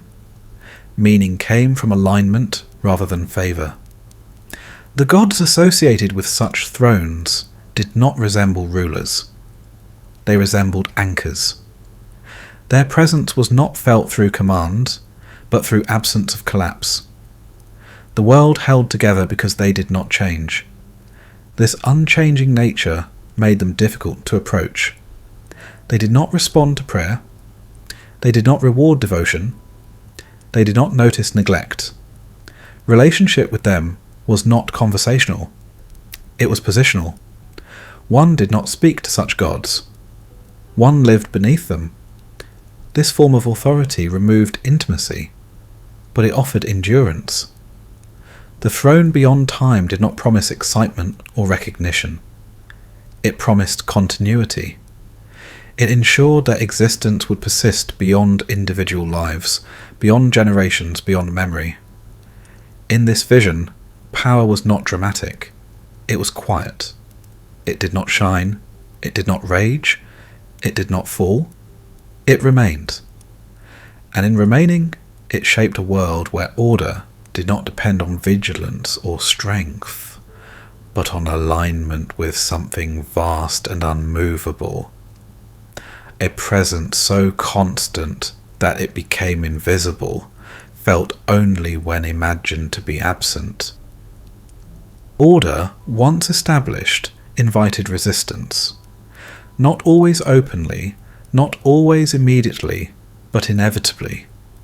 Beneath every stable structure stirred the memory of its origin, and within that memory lived the knowledge that what had been made could be unmade. Rebellion did not begin with anger. It began with tension. a quiet awareness that power rested somewhere specific, held by someone visible. That authority, however ancient, remained embodied. And what was embodied could be challenged. In worlds shaped by struggle, rebellion felt familiar. Power had changed hands before. The past was crowded with stories of overthrow. No throne felt permanent. Stability carried the echo of earlier collapse. This knowledge did not disappear with order. It lingered. Those beneath authority watched closely. Those within authority listened for dissent. The world remained alert, balanced between obedience and defiance. Rebellion emerged where imbalance was felt, favour unevenly distributed, power exercised without restraint. Authority that forgot its origin invited challenge. The gods themselves were not immune to this forgetting. They remembered conquest, but they also remembered fear. To rule was to know that others watched, waiting for weakness. Strength had to be displayed. Control had to be maintained. Mercy could be mistaken for vulnerability. This sharpened authority. It made rule harsher. It narrowed tolerance for dissent. The fear of overthrow shaped behaviour long before rebellion arrived.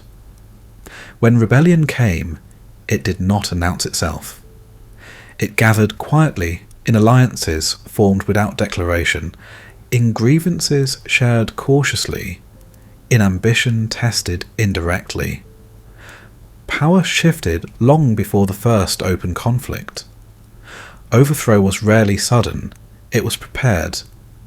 The moment of collapse arrived only after tension had matured, after resistance had hardened into resolve. When the challenge came, it carried the weight of inevitability. Violence followed. Not always physical, but always disruptive. Order fractured. Boundaries loosened. The world trembled as it had before, remembering its unstable beginnings. Overthrow did not restore innocence. It replaced one order with another. The victor ascended, carrying the same burden as the fallen. The throne remained heavy. Authority remained precarious.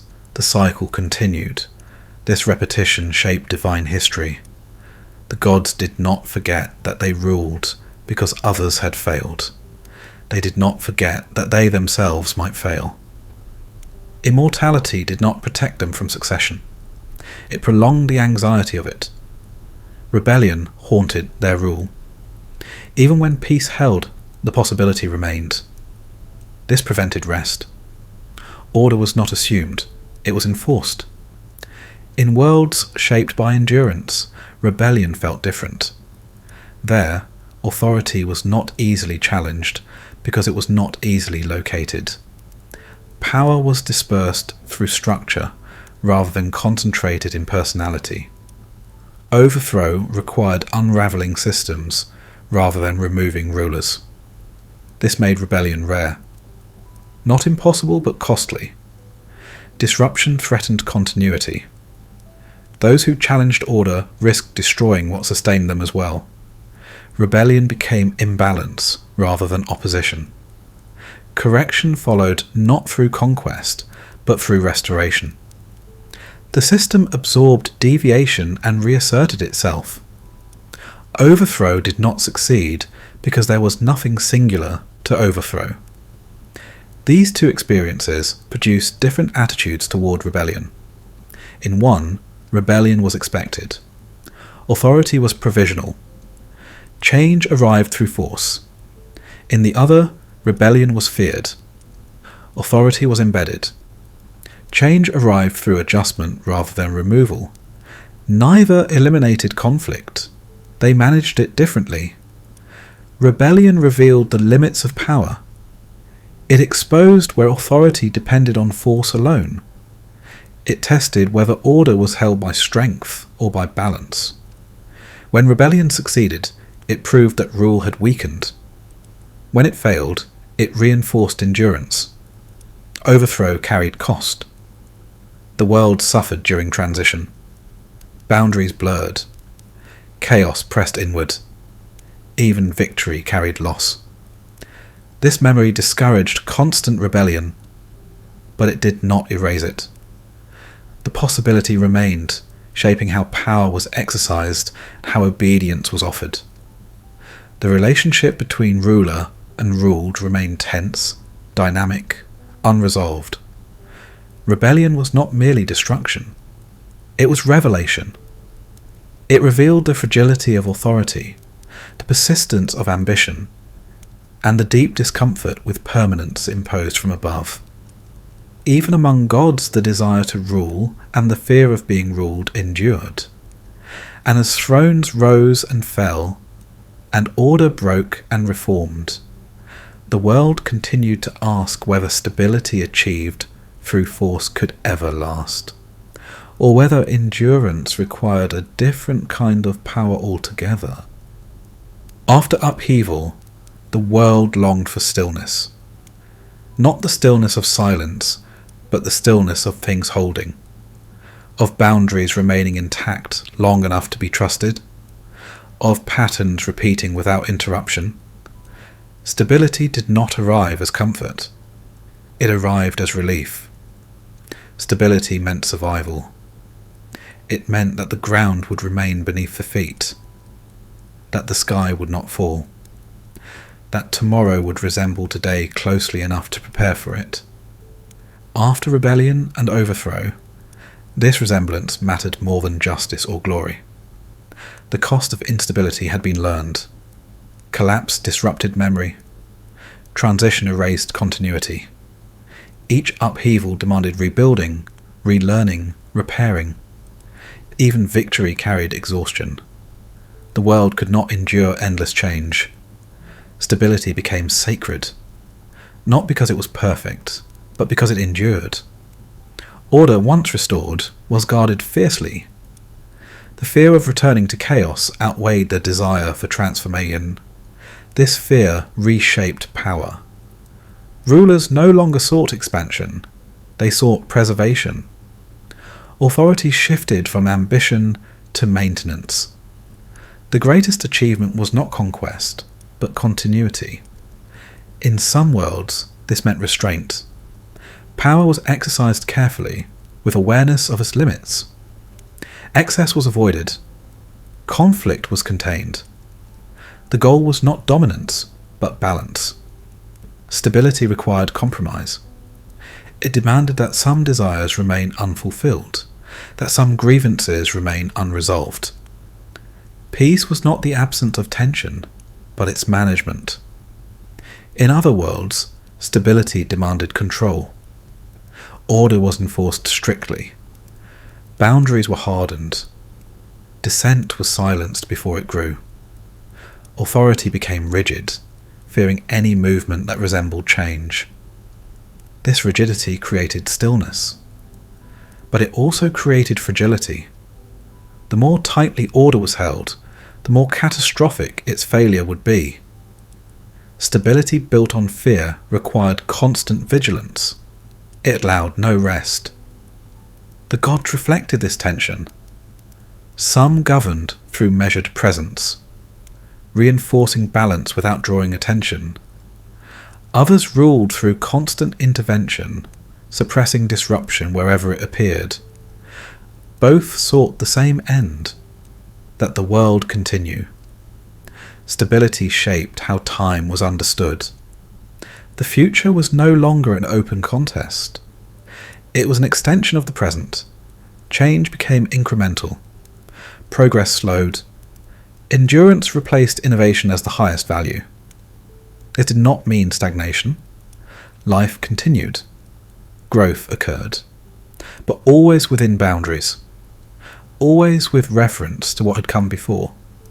Memory guided movement. Stability honoured repetition. Rituals mattered because they reaffirmed order.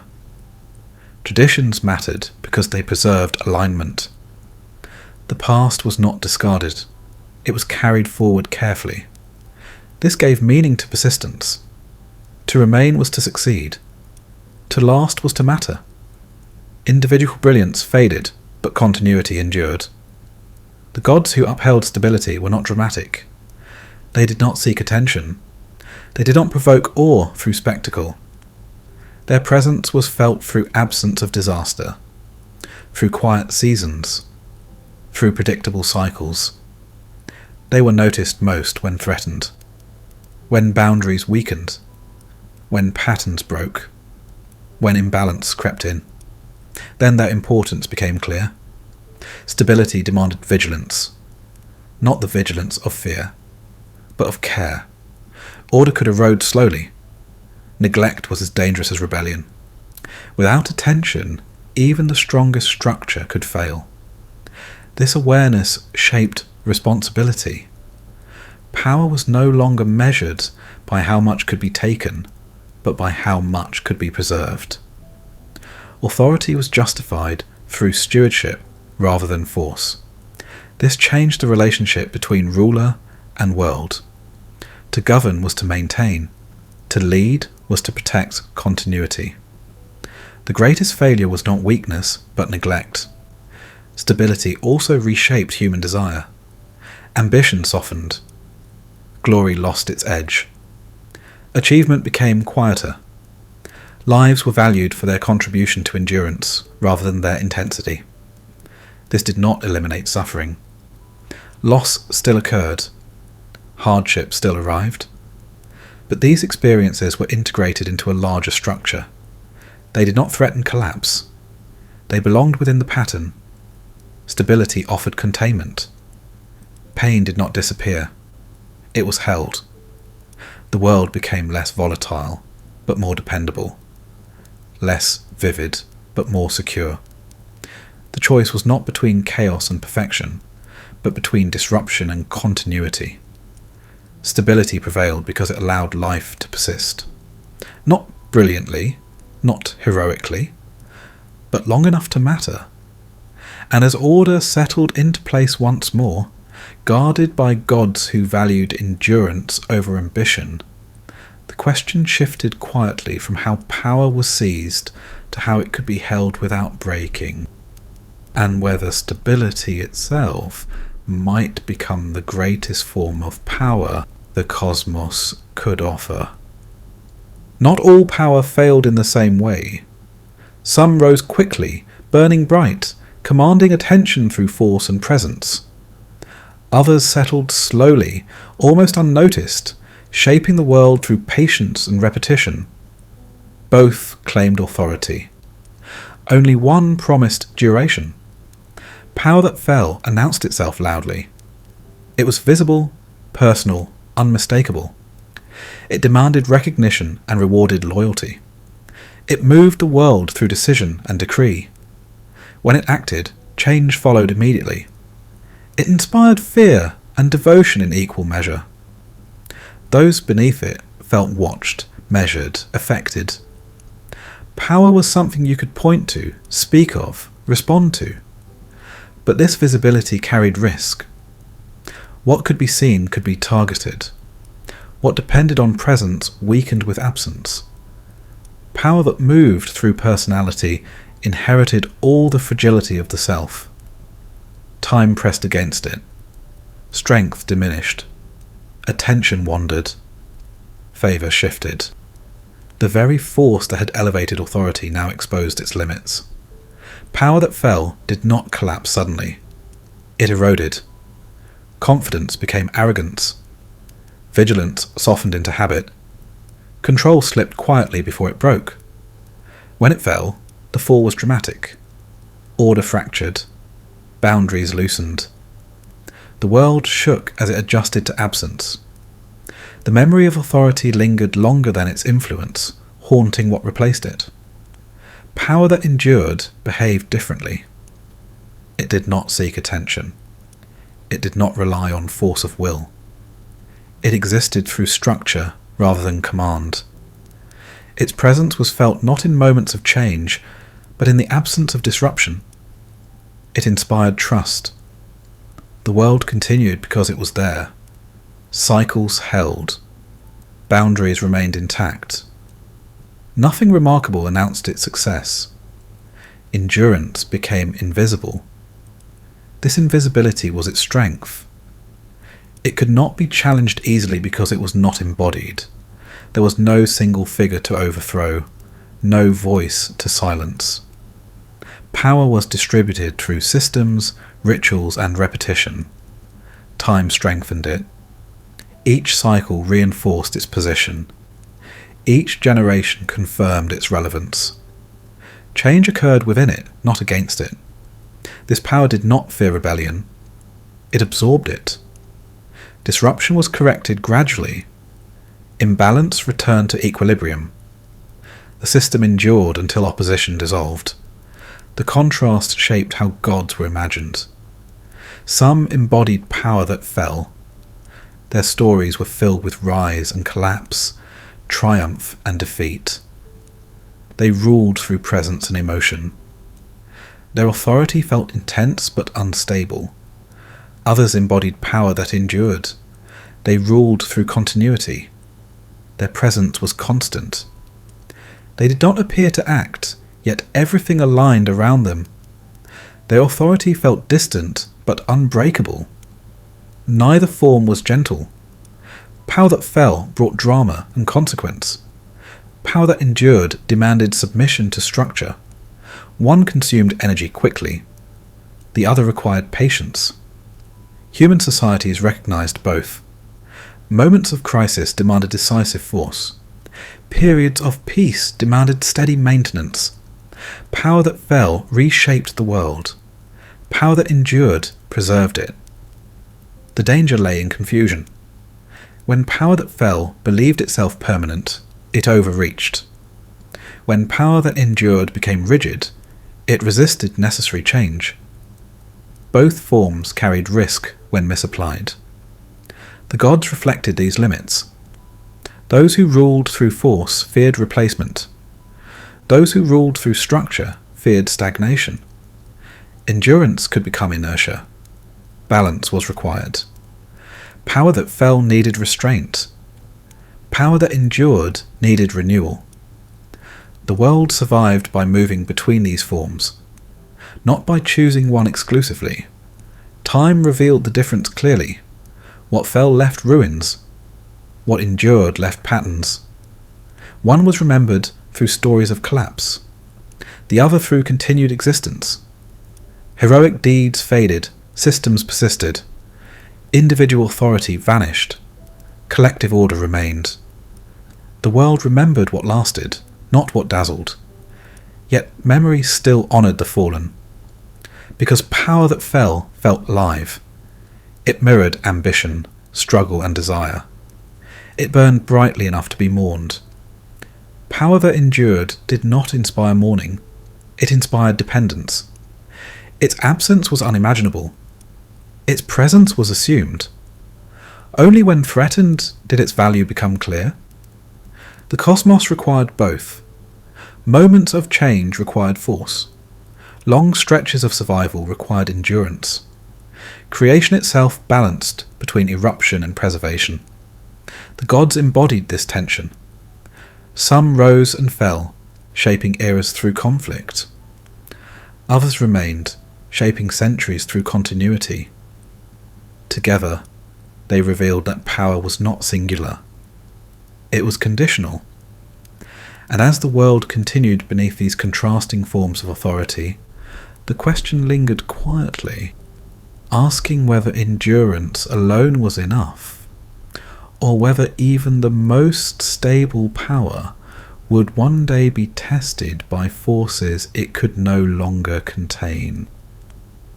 Anger did not belong only to mortals. It rose into the divine realm as naturally as smoke rises from flame.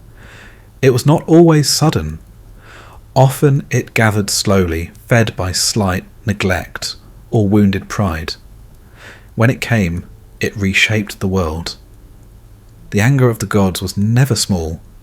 It carried scale. What might be a moment of irritation in a human became a storm in the heavens, a season of drought, a tide that refused to recede. Divine anger moved outward, touching land, sea, and fate alike. This made it terrifying, not because it was unjust, but because it was personal. It had a cause, a memory, a direction. It did not strike blindly. It struck with intention. The gods remembered. They remembered insults long after mortals forgot them. They remembered broken vows, ignored offerings, words spoken carelessly. Time did not dull their resentment. It deepened it. Anger lingered. It waited. This waiting made the world tense. Calm did not mean safety. Favour could turn. Silence could precede punishment. The absence of signs was not reassurance. Anger was not always loud. Sometimes it expressed itself through withdrawal. Crops failed without explanation. Winds shifted against sailors. Protection faded. Life became harder without clear reason. This subtlety was cruel.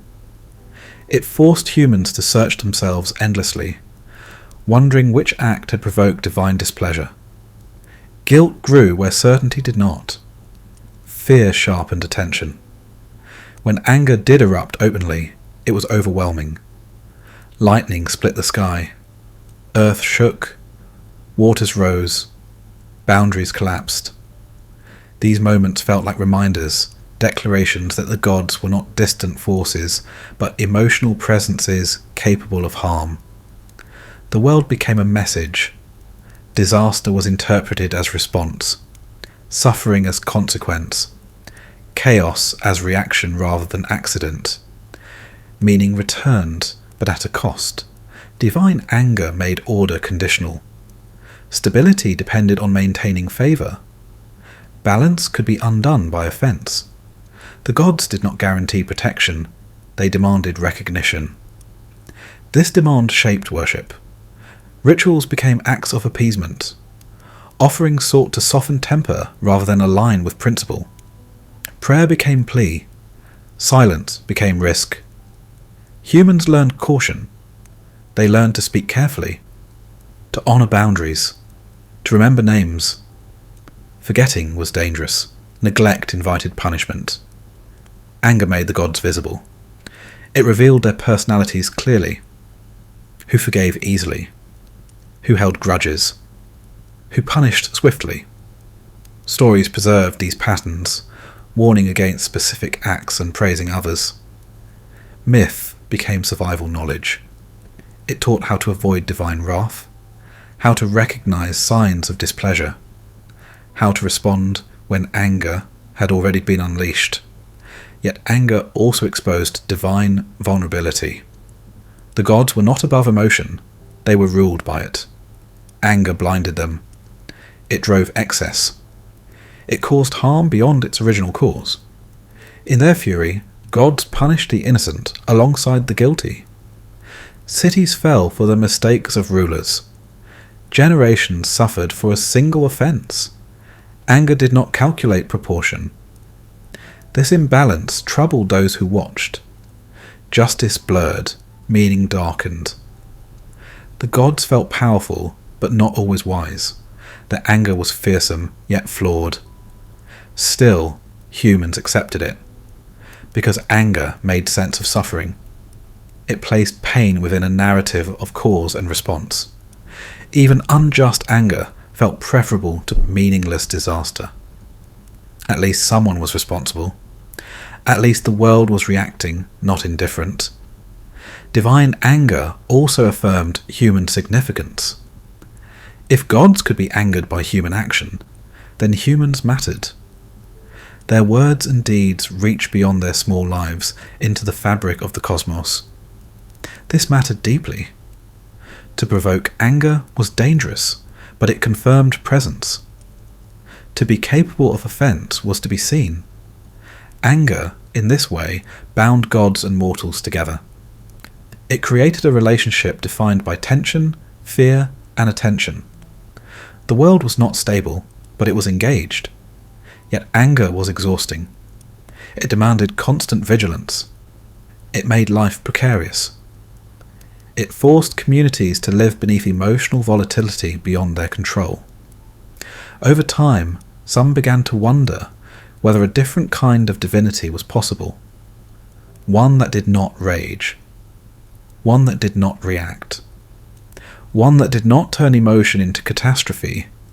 This question did not erase anger from the gods, but it planted doubt. And as storms passed and silence returned, the world remained alert, aware that anger could rise again without warning, shaping fate through feeling rather than balance, leaving behind both meaning and fear in its wake. Not all divinity answered with reaction. Beyond anger and favour, beyond memory and offence, there existed a presence untouched by fluctuation. It did not rise or fall. It did not tighten or loosen. It remained. This calm was not absence. It was a fullness without disturbance. Where anger surged, this presence held. Where emotion rushed forward, it stayed aligned. The world moved within it, but it did not move with the world. This calm did not negate suffering. It did not intervene to prevent loss or soften pain. It allowed events to unfold according to pattern rather than impulse. Storms came and passed. Life ended and returned. Nothing lingered beyond its place. The calm was impartial. It did not single out. It did not remember insults. It did not reward devotion with exception. All things were held equally within it, whether acknowledged or ignored. This distance unsettled those accustomed to response. There was no plea that could bend it, no offering that could alter its course, no name spoken often enough to invite favour. The calm did not listen in the way anger did. It did not need to. Its authority did not depend on recognition. It did not diminish when forgotten. It did not grow when praised. It was complete before attention reached it. This completeness redefined power. Power was no longer the ability to react, to punish, to intervene. Power became the ability to endure without alteration, to remain unchanged while everything else moved. The calm held the world steady. Time passed through it like water through stone. Seasons turned without resistance. Birth and death occurred without disruption. The calm did not prevent change, it framed it. Within this frame, life felt quieter. Not easier, but steadier. Events did not feel personal. Loss was not interpreted as punishment. Fortune was not seen as reward. Meaning detached itself from emotion. This detachment brought relief. Fear softened. Vigilance relaxed. The need to constantly appease faded. Life could be lived without the anxiety of provoking unseen wrath. Yet something was lost. Intimacy dissolved. The calm did not share pain. It did not grieve. It did not celebrate. It did not recognize individual struggle. Suffering still occurred, but it was no longer witnessed by a feeling presence. For some, this felt empty. For others, it felt just. The calm did not choose sides. It did not favour the powerful or punish the weak. It did not amplify injustice through anger. What happened within order rather than reaction. Justice became structural. Consequences followed actions, not moods.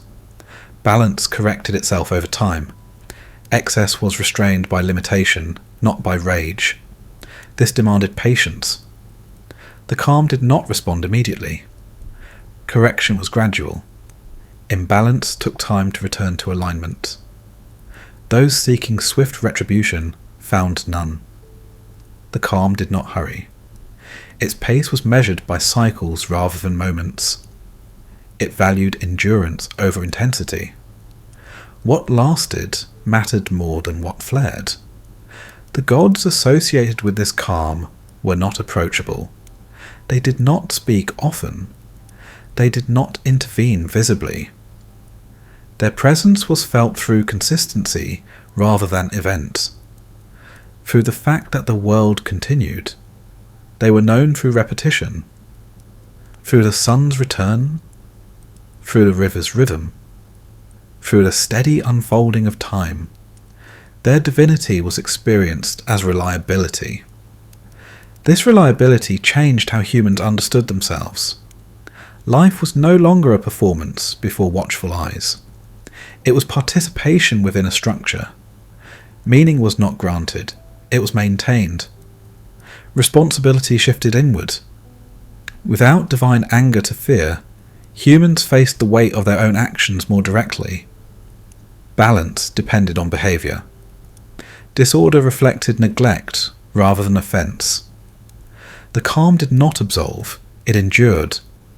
It held the world without judgment, allowing consequences to unfold without commentary. This silence was heavy, but it was consistent. The calm did not promise comfort.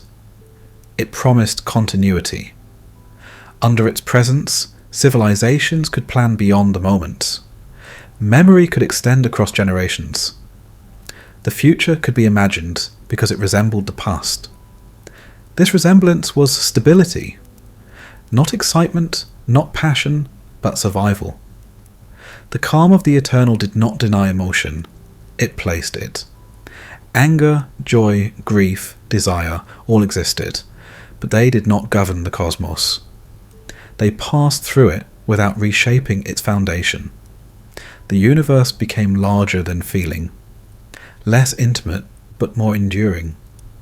And as this stillness settled alongside the memory of divine anger, the world held both visions at once, wondering whether meaning was found more deeply in passion or in permanence, and whether love itself could survive without volatility to give it shape.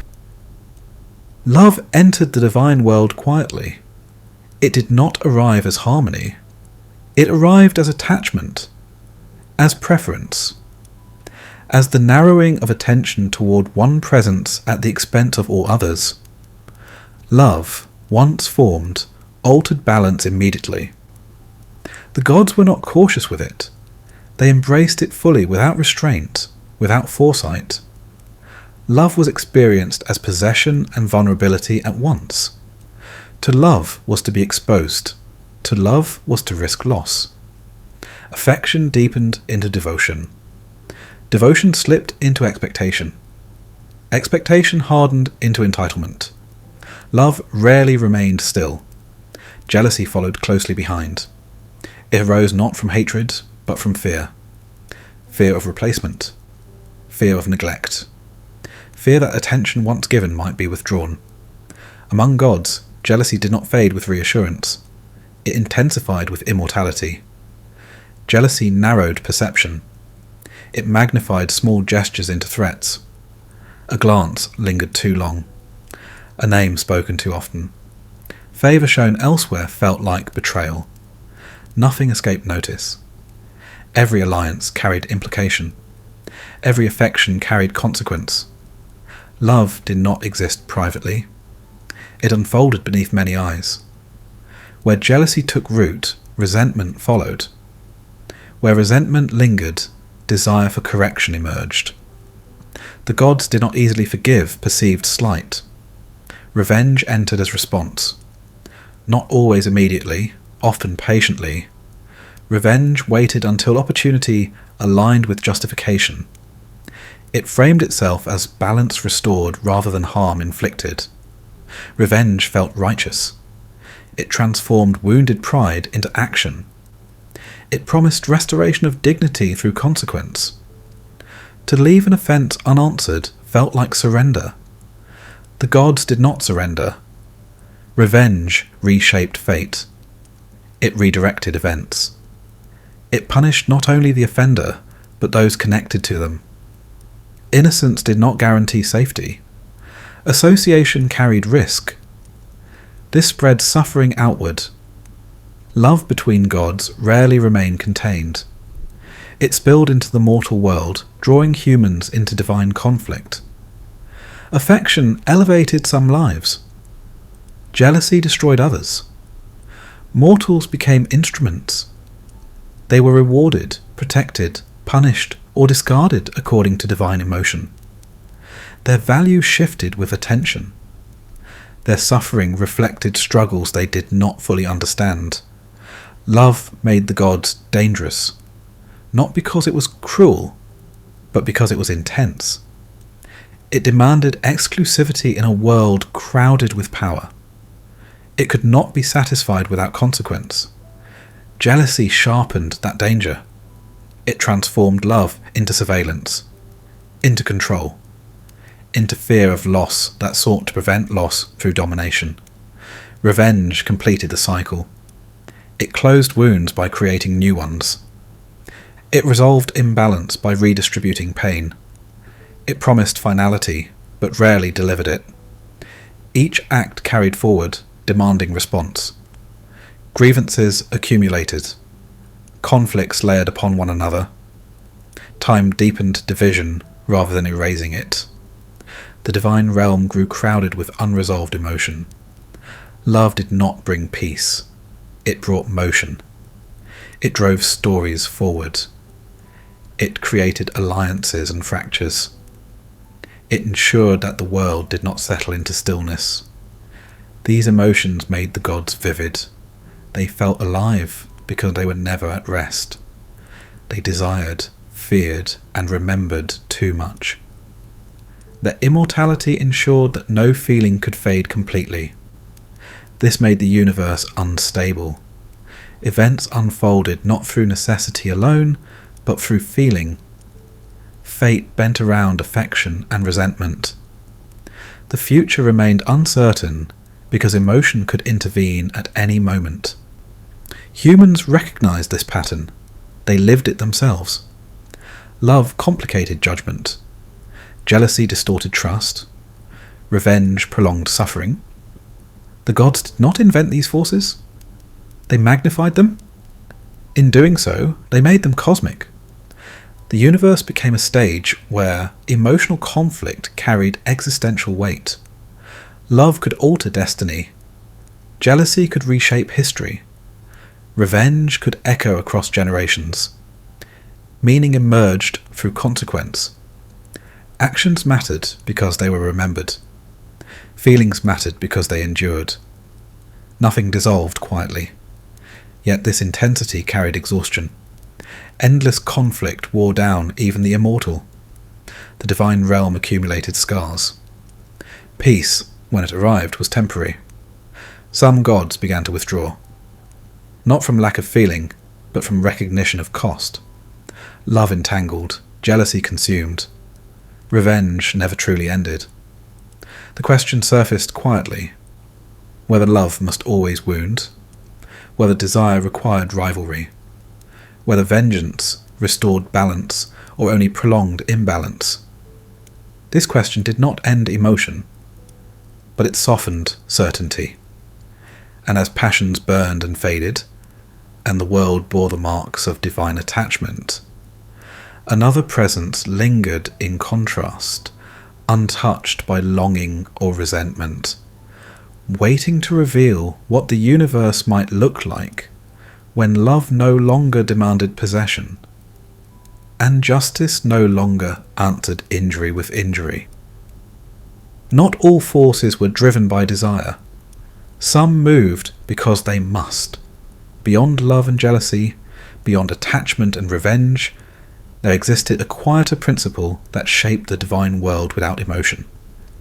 It did not ask what was wanted. It asked what was required. Duty did not announce itself. It was felt in repetition, in obligation accepted without praise, in actions taken not for reward but for preservation. Duty did not inspire passion. It inspired reliability. The gods who embodied duty were not admired for intensity. They were trusted for consistency. They rose each day to perform the same acts, not because they enjoyed them, but because without them the world would loosen. Light must return. Balance must be maintained. Boundaries must hold. This constancy gave the cosmos shape. Not balance as perfection, but as correction. When one force grew too strong, another responded. When excess appeared, restraint followed. The world adjusted itself through counterweight rather than confrontation. Balance was not emotional. It was structural. It did not take sides. It did not punish from anger or reward from affection. It restored proportion quietly, over time, without spectacle. This required patience. Imbalance was rarely corrected instantly. The world did not hurry to resolve tension. It allowed pressure to build until release was inevitable. Correction unfolded gradually, often unnoticed until it was complete. Without it, life would fracture under constant reaction. Continuity allowed memory to persist, tradition to form, identity to stretch beyond the moment. The gods who upheld continuity did not seek recognition. They did not demand praise. Their success was invisible. When they fulfilled their role, nothing remarkable happened. The world simply continued. This invisibility was their burden. They were blamed when disruption occurred, but rarely thanked when stability held. Their labour was constant and uncelebrated, yet without them, nothing endured. Duty shaped their existence. They did not choose their role. They inhabited it. Responsibility was not a burden they could set down. It defined them completely. This made them distant. Not because they lacked concern, but because concern would distract. Emotion would compromise balance. Attachment would introduce bias. They remained impartial to remain effective. This impartiality felt cold to those accustomed to emotional gods. There was no comfort in their presence, no reassurance, no shared grief. Suffering did not summon response. Loss did not invite intervention. And yet, beneath this distance, life was possible. The river returned, the sun rose, seasons turned, generations followed one another without collapse. Continuity held because duty did not waver. Humans living beneath this order learned restraint.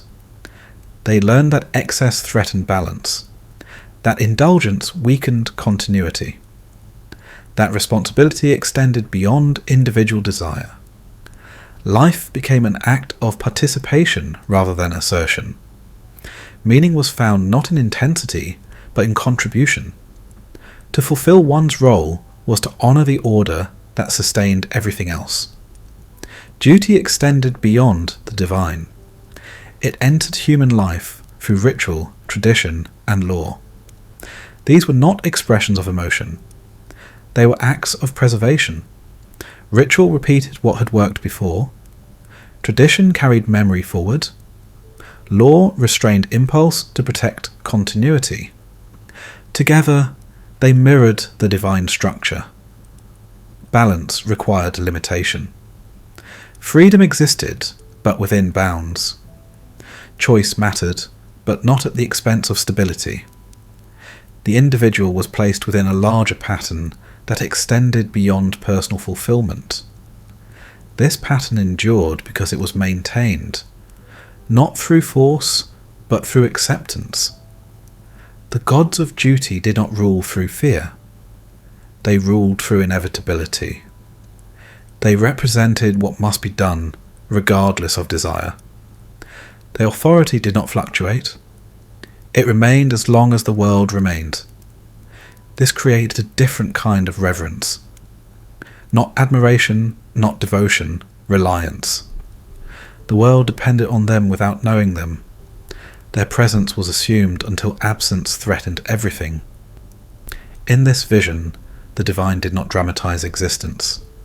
It stabilized it. Life lost some of its intensity, but gained duration. Conflict softened. Passion narrowed. Memory deepened.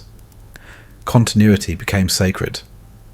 Not because it was exciting, but because it allowed life to persist beyond any single moment. The future could exist because the present was held carefully. Duty, balance, and continuity formed a quiet foundation. They did not eliminate suffering. They absorbed it. They did not erase emotion. they contained it. And as this order settled alongside the memory of divine passion, the world held both truths together, waiting to see whether meaning was found more deeply in feeling that burned brightly, or in responsibility that endured long enough to be passed on. The gods did not live quietly among themselves. Their existence unfolded as spectacle, shaped by conflict, alliance, and sudden reversal. Nothing remained private for long. Power, emotion, and fate collided openly, leaving marks that could be seen from the mortal world below. Divine drama did not arise from excess alone. It arose from proximity. The gods shared space, memory, and history. Their relationships overlapped. Their ambitions crossed. Their desires competed for the same ground. Immortality did not grant distance. It intensified entanglement. Every action was witnessed. Every slight was remembered. This constant awareness fueled tension. There was no retreat into anonymity. No forgetting. The past followed closely, shaping the present with relentless clarity. Drama became inevitable. A gesture meant to assert authority became insult. A favour offered became provocation. A refusal became declaration. Meaning multiplied with every interaction. The gods reacted, not always wisely, often quickly. Emotion moved faster than reflection. Anger erupted before balance could intervene. Desire overrode caution. Pride demanded response. The divine realm echoed with consequence. Arguments reshaped alliances. Alliances shifted the balance of power. The world responded as these forces collided. Storms gathered, wars ignited. Fate bent under the weight of divine attention. Drama spilled outward. Mortals were drawn into it, willingly or not. Their lives became pieces in larger struggles they could not fully see. They suffered not because they were guilty, but because they were close. Proximity mattered. To be favoured was dangerous. To be ignored was safer, but rarer. Divine attention elevated and endangered in equal measure. Drama did not distinguish between blessing and curse. The gods thrived within this intensity. It affirmed their existence. It reminded them they mattered. Conflict proved presence. Resolution proved power. Stillness felt like erasure. Drama kept the divine world alive. Without it, time would flatten. Memory would lose urgency. Authority would stagnate. Drama provided motion where eternity threatened stillness. Yet drama also consumed. It exhausted alliances. It eroded trust. It multiplied grievances faster than they could be resolved. Each resolution carried the seed of the next conflict. The gods became trapped within their own narratives. They were bound by reputation, expected to act according to established roles. A god known for wrath was provoked more easily. A god known for pride was challenged more often. Identity hardened. Change became difficult. To deviate from expectation invited vulnerability. Drama reinforced itself by narrowing possibility. This narrowed world felt intense but unstable. Peace was temporary. Calm felt suspicious. Silence signalled gathering force rather than rest. The absence of conflict meant only that it had not yet revealed itself. The divine stage was never empty. Some gods embraced this openly. They cultivated drama. They provoked reaction. They shaped events deliberately to reaffirm relevance. To be spoken of was to endure. Others withdrew when possible. Not out of peace, but fatigue. They stepped back from constant engagement, allowing others to dominate the stage. Yet even absence became part of the drama, interpreted as strategy or threat. Nothing escaped interpretation. Drama transformed meaning. Events were not judged by outcome alone, but by narrative weight. Who acted mattered more than what occurred. Emotion determined significance. Memory preserved conflict longer than resolution. This mirrored human experience closely. Lives unfolded through stories of betrayal, loyalty, love and loss. History was remembered through moments of tension rather than stability. Drama made existence legible. The gods reflected this human impulse. They did not offer detachment, they offered amplification. The world beneath them felt alive because it was never settled. Yet this liveliness carried cost. The constant churn of emotion prevented healing. Grievances layered upon one another. Resolution felt incomplete. The divine realm accumulated strain. Some began to question the necessity of drama, whether intensity was essential or merely habitual, whether meaning required conflict, or whether it could survive without spectacle. This question lingered quietly. It did not end drama, but it revealed its weight. The gods continued to act, to clash, to remember. Drama remained the language through which power was expressed and identity preserved. But beneath the noise, another rhythm persisted. A quieter movement. One that did not require attention.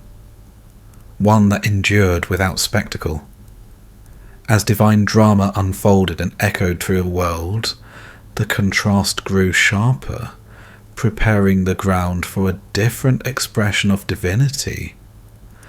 One measured not by conflict, but by restraint, and asking whether silence itself might hold a deeper form of power.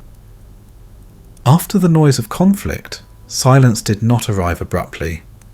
It settled slowly like dust after a storm, barely noticed at first. The gods did not vanish. They did not withdraw entirely. They simply stopped responding in the ways they once had. Divine silence was not emptiness. It was restraint. The world continued to turn. The sun rose. Rivers flowed. Life and death followed their courses without interruption. What changed was the absence of reaction. No thunder answered insult. No disaster followed neglect. No favour arrived in response to praise. Silence replaced spectacle. For those accustomed to divine drama, this quiet was unsettling. It offered no explanation. It revealed no intention. Without reaction, events lost their emotional framing. Suffering occurred without commentary. Loss arrived without meaning assigned to it. Fortune shifted without visible cause. The world felt exposed, stripped of narrative. Divine silence removed reassurance. It did not promise protection. It did not threaten punishment. It offered no guidance through emotion or sign. Humans were left to interpret events without divine response. This absence carried weight. Silence suggested that the gods were no longer engaged in every moment, that the universe might continue without constant supervision. That meaning might not be granted from above. For some, this felt like abandonment. The familiar exchange had ended. Offerings went unanswered. Prayers dissolved into still air. The world no longer felt watched. Fear shifted, not toward divine anger, but toward irrelevance. If the gods did not respond, did human action matter at all? Silence forced a different reckoning. Without divine reaction, responsibility returned to the world itself. Actions carried consequence, not because they provoked emotion, but because they altered balance. Order held not through attention, but through structure. This was difficult to accept. Drama had given meaning through immediacy. Silence offered meaning through endurance. It asked for patience where passion had ruled. The gods associated with silence were not absent. They were complete. They did not need to assert presence. They did not need to intervene to prove authority. Their power lay in remaining unchanged while everything else moved. Silence was not neglect. It was confidence. The universe no longer required constant correction. It could sustain itself. Boundaries held, cycles repeated. Balance returned without spectacle. This silence redefined the divine. Gods were no longer measured by response, but by stability. Their greatness was expressed through what did not happen, through disasters that did not arrive, through order that did not collapse.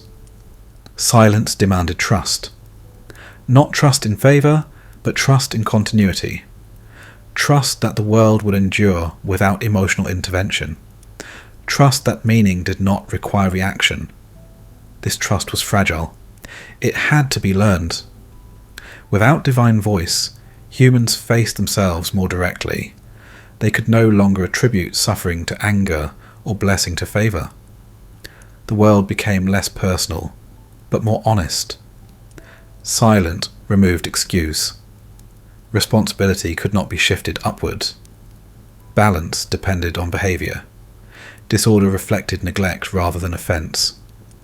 This shift altered worship. Rituals became acts of remembrance rather than appeal. Tradition preserved alignment rather than seeking response. Silence transformed devotion into participation. The gods did not disappear.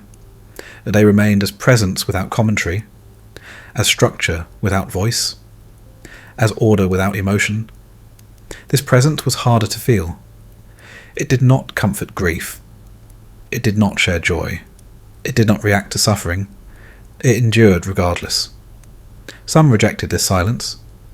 They longed for response, for drama, for signs.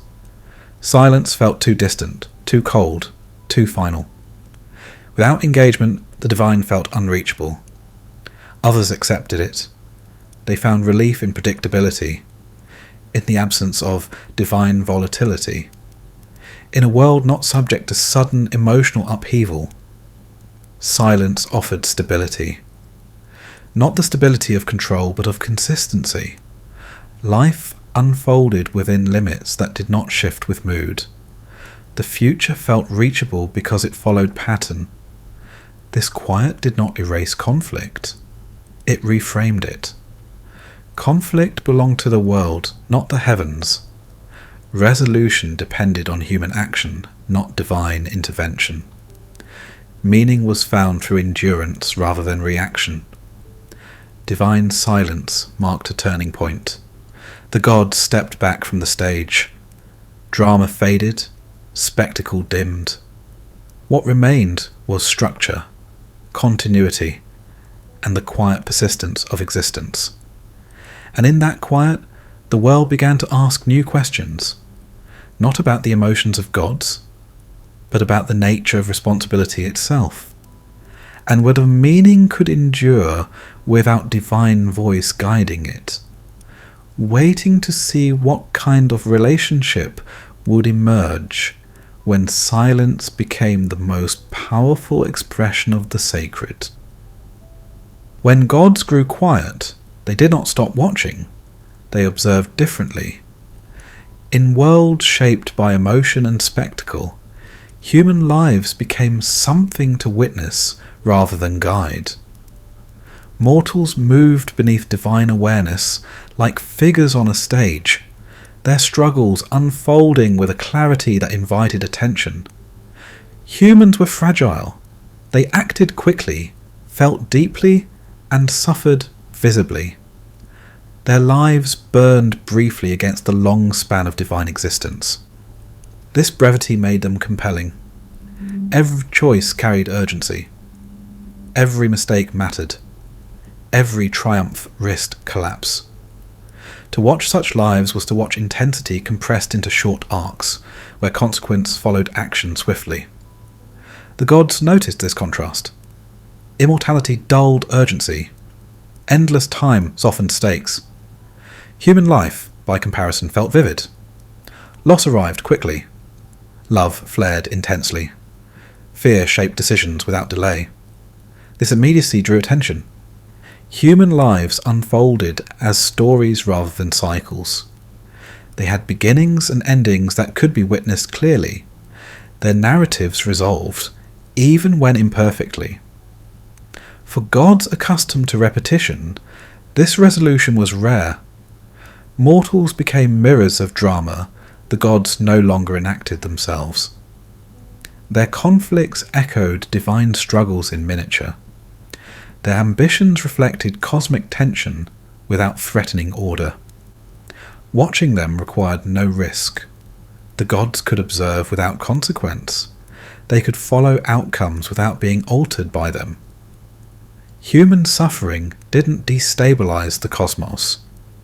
It provided movement where divine stillness prevailed. This distance mattered. It transformed humans into spectacle, not always cruelly, often with curiosity, sometimes with quiet fascination. Mortals reacted strongly to forces they could not see.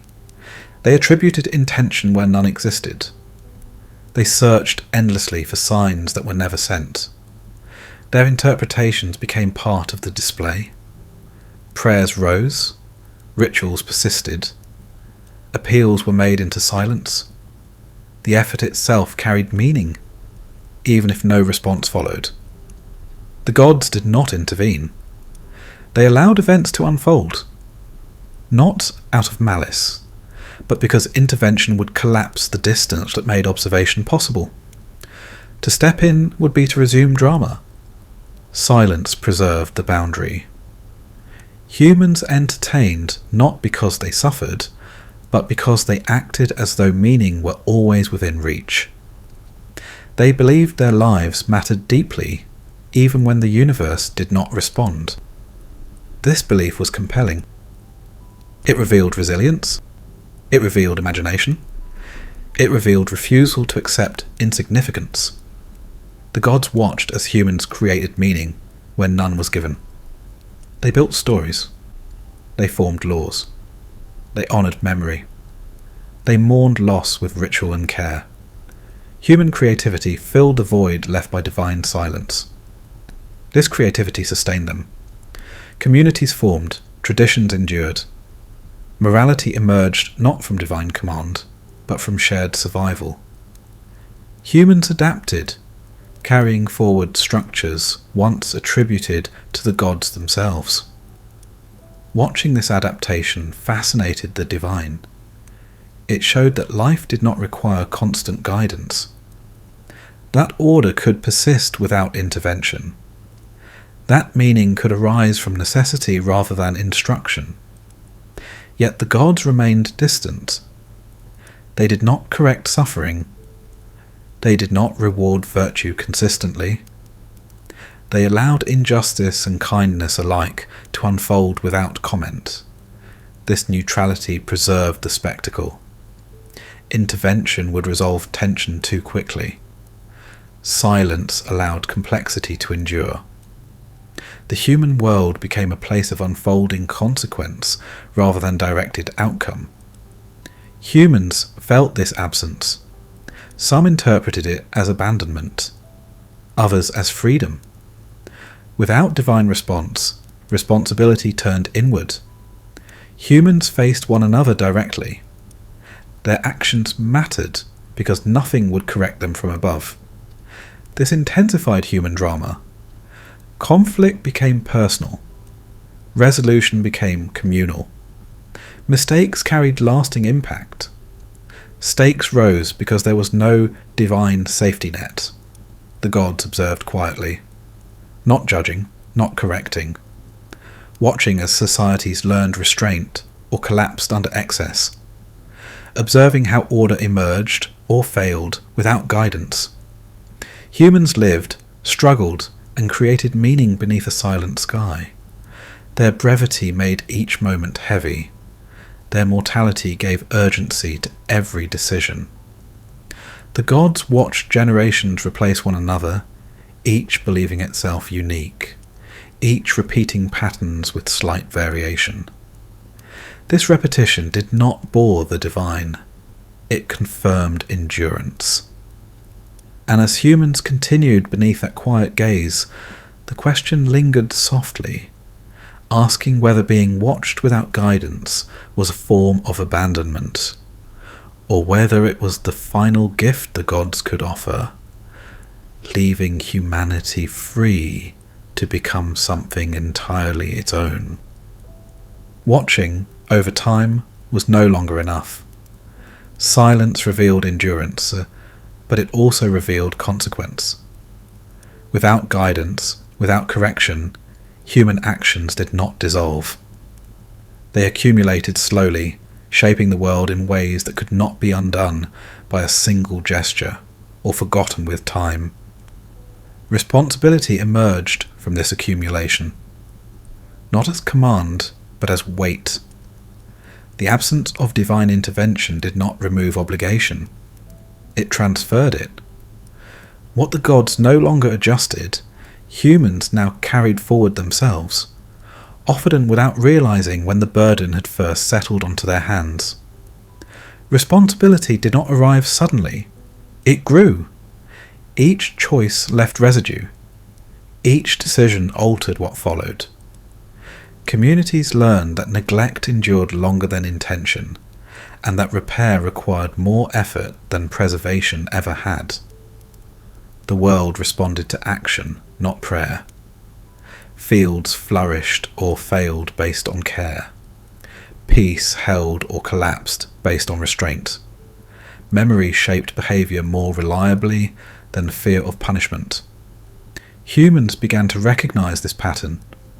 They could no longer rely on divine correction to restore balance. Disorder, once created, lingered. Stability required effort, attention, and foresight sustained across time. This realization was heavy. It removed excuse. Without divine anger to blame, suffering demanded explanation within the world itself. Responsibility could not be shifted upward. It settled among those who acted, those who decided, those who remained silent when harm unfolded. The gods remained present, but their presence no longer intervened.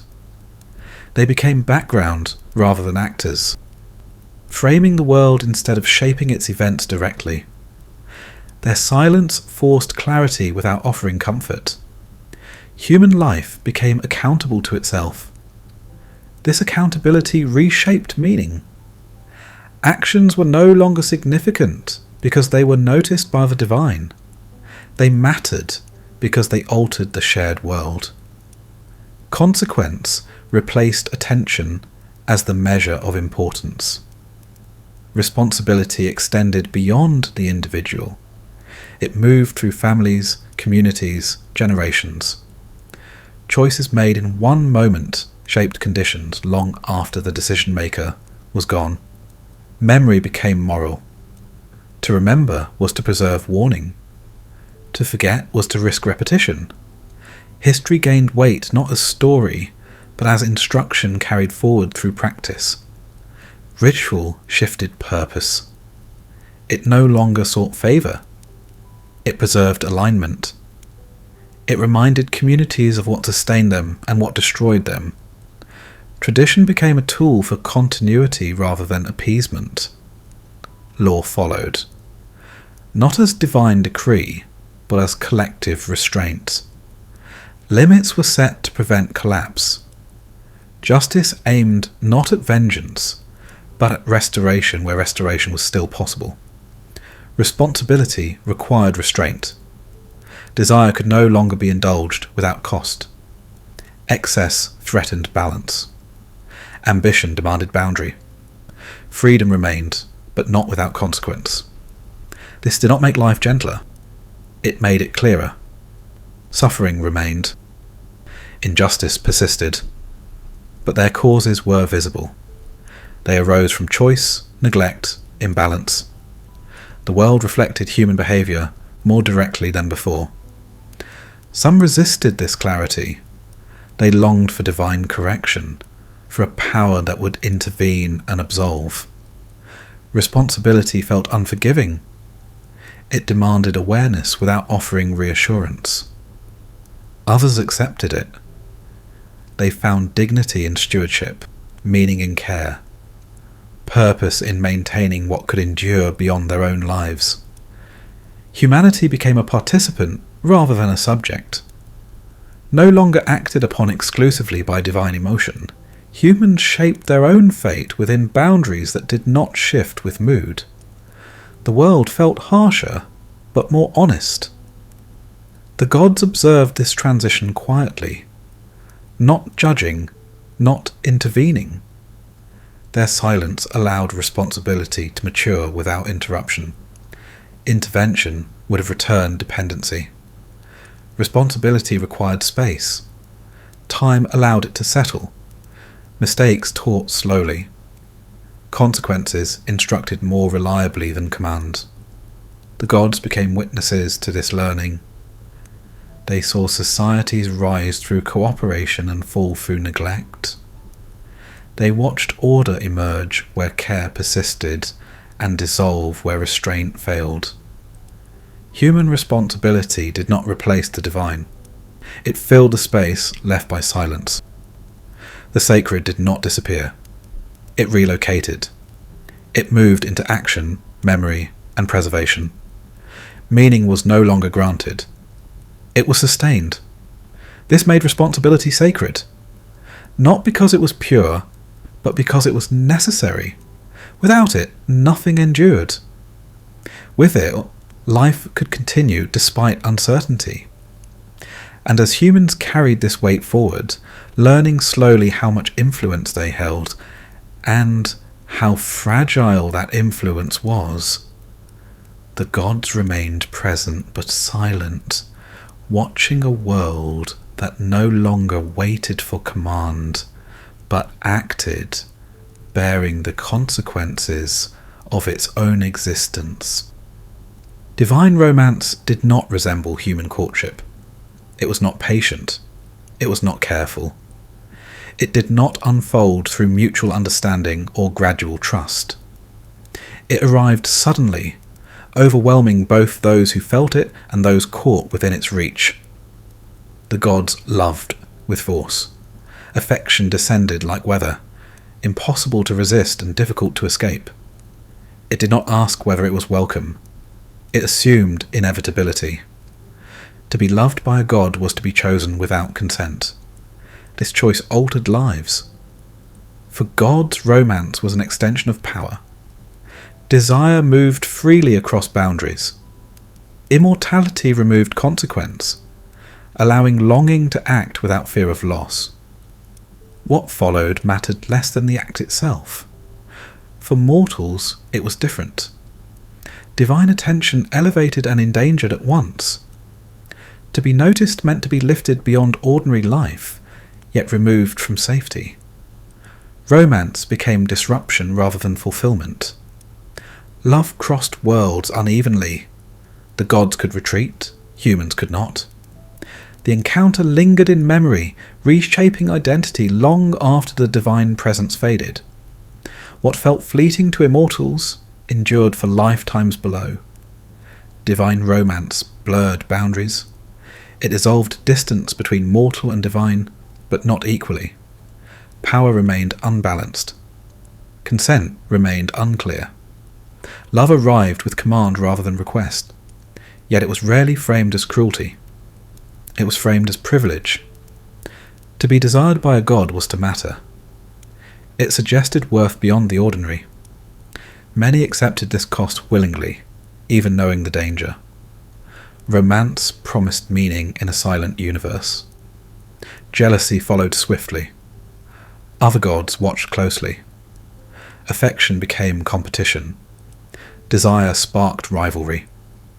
The object of divine love became a symbol rather than a person, valued for what they represented rather than who they were. This rivalry spilled outwards. Mortal lives were shaped by divine disputes they could not control. Love brought protection and punishment in equal measure. What was given could be taken away abruptly. Divine romance created lineage. Children born of such unions carried dual weight. They belonged to both worlds without fully fitting into either.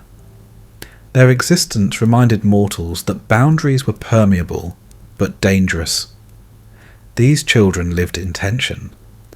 They inherited power without permanence, strength without protection, identity without stability. Their lives were marked by expectation and isolation. The gods rarely lingered. Romance faded as quickly as it arrived. Attention shifted. Desire found new objects. What remained was aftermath. This aftermath shaped myth. Stories preserved these encounters not as lessons, but as explanations. Why certain bloodlines were exceptional. Why suffering followed favour. Why greatness carried cost. Divine romance explained excess. It justified disruption. It accounted for the extraordinary entering the ordinary without warning. Love became a force that ignored structure and demanded accommodation. Yet divine romance was not always violent. Sometimes it was quiet, a presence that lingered gently, a protection that endured silently. These moments were rare, fragile, and often short-lived, but they suggested another possibility. That love might exist without domination. That closeness might not require imbalance. These possibilities remained unrealized. The structure of divine romance made equality impossible. Immortality could not meet mortality without consequence. Power could not soften fully into care. Romance remained asymmetrical. It revealed the limits of intimacy across worlds. It showed that closeness did not erase hierarchy. Love did not dissolve power. It exposed it. Humans remembered these encounters deeply, not because they brought happiness, but because they broke routine. They pulled lives out of anonymity. They inserted human existence into cosmic narrative. Even suffering felt significant. Pain was endured because it mattered to someone beyond the world. Romance gave meaning through recognition, even when that recognition was fleeting. The gods did not intend harm, but intention mattered little beside consequence.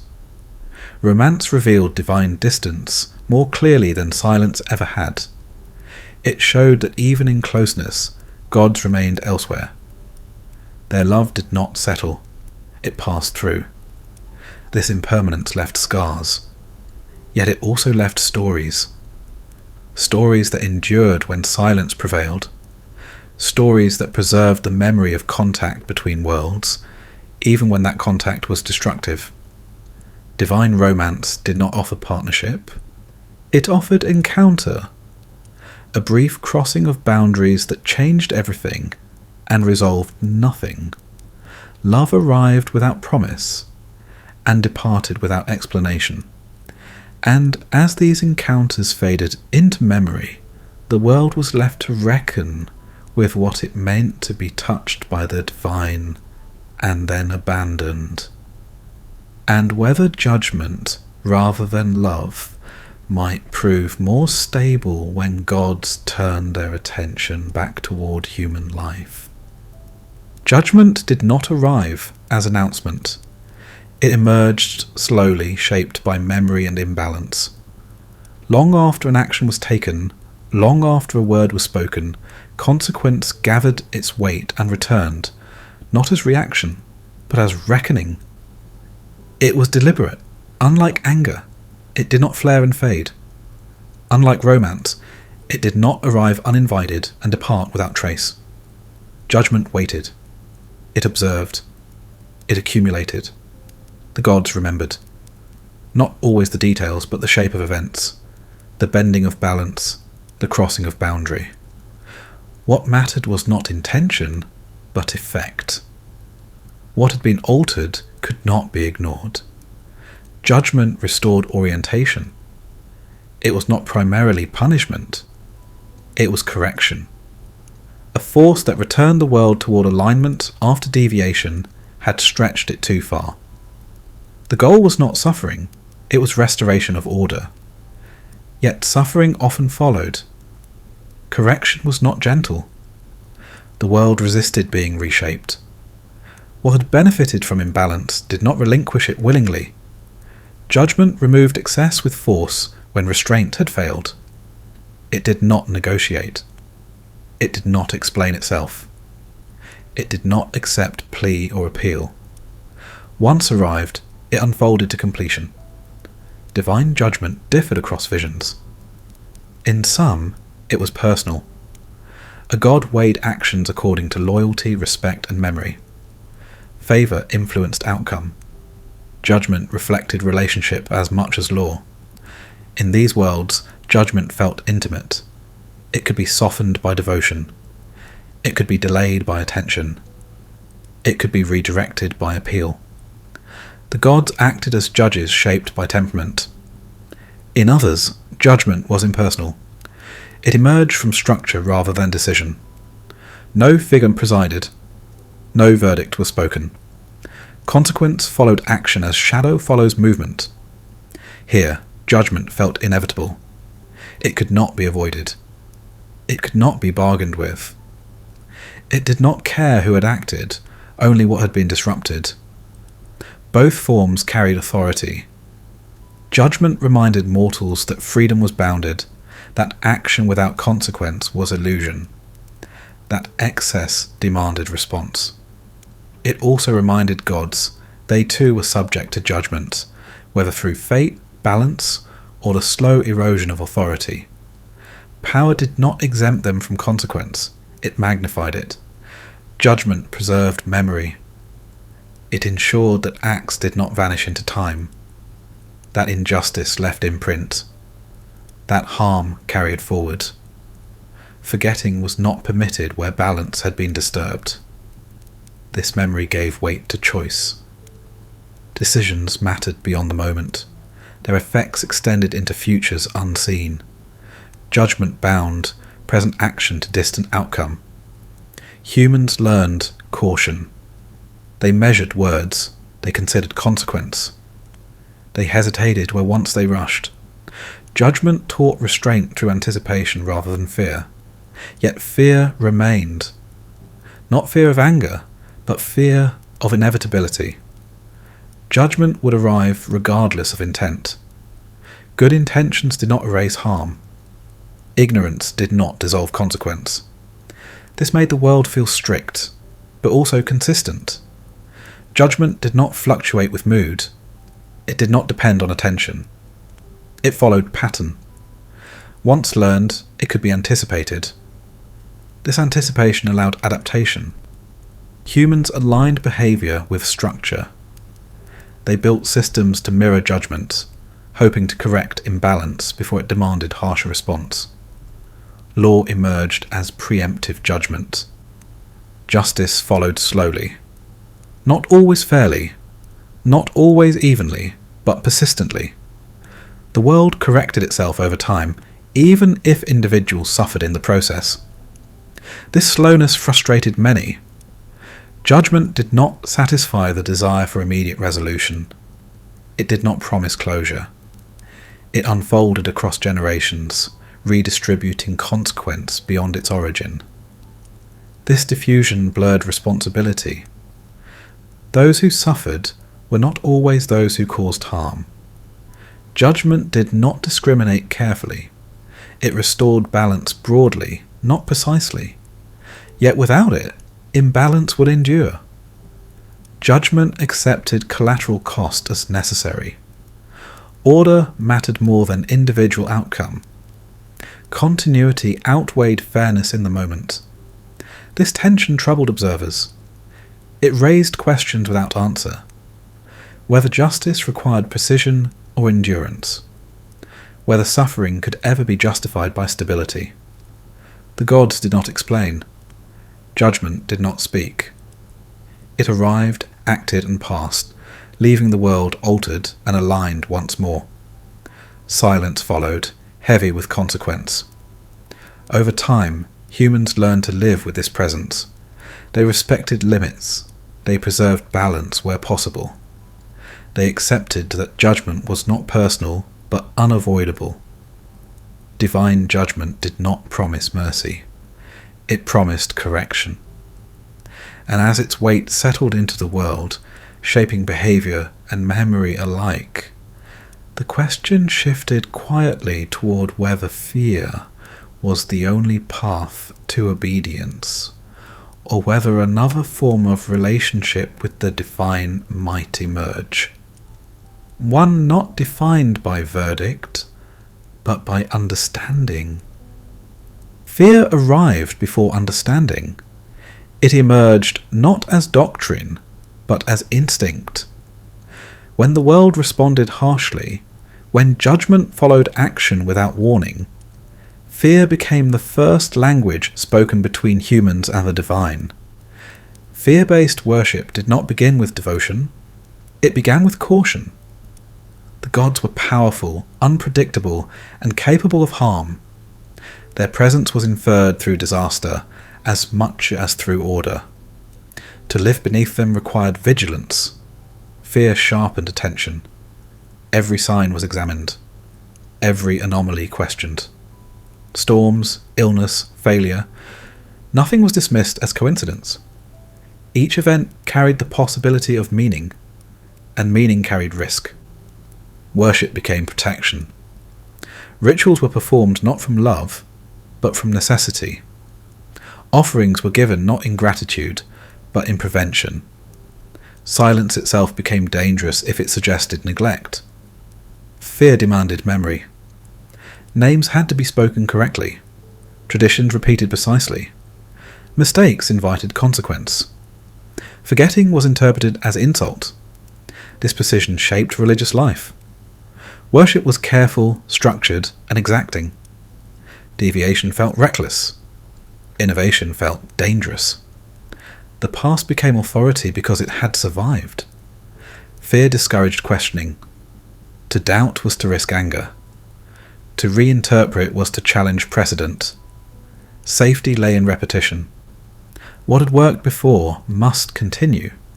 This produced stability, not comfort, but endurance. Communities organized themselves around appeasement. Calendars filled with rituals designed to maintain favor. Authority emerged among those who claimed knowledge of divine temperament. Intermediaries gained power. Those who interpreted signs, who remembered rites, who preserved tradition became essential. They mediated between fear and survival. Fear-based worship created hierarchy.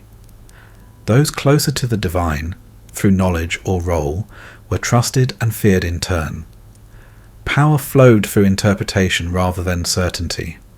The gods remained distant. They did not explain themselves.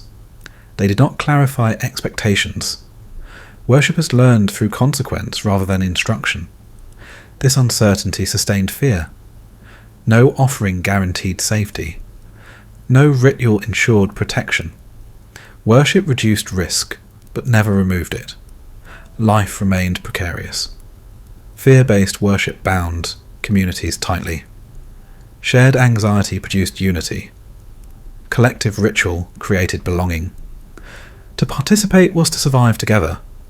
Exclusion carried danger. Those who refused ritual threatened the group.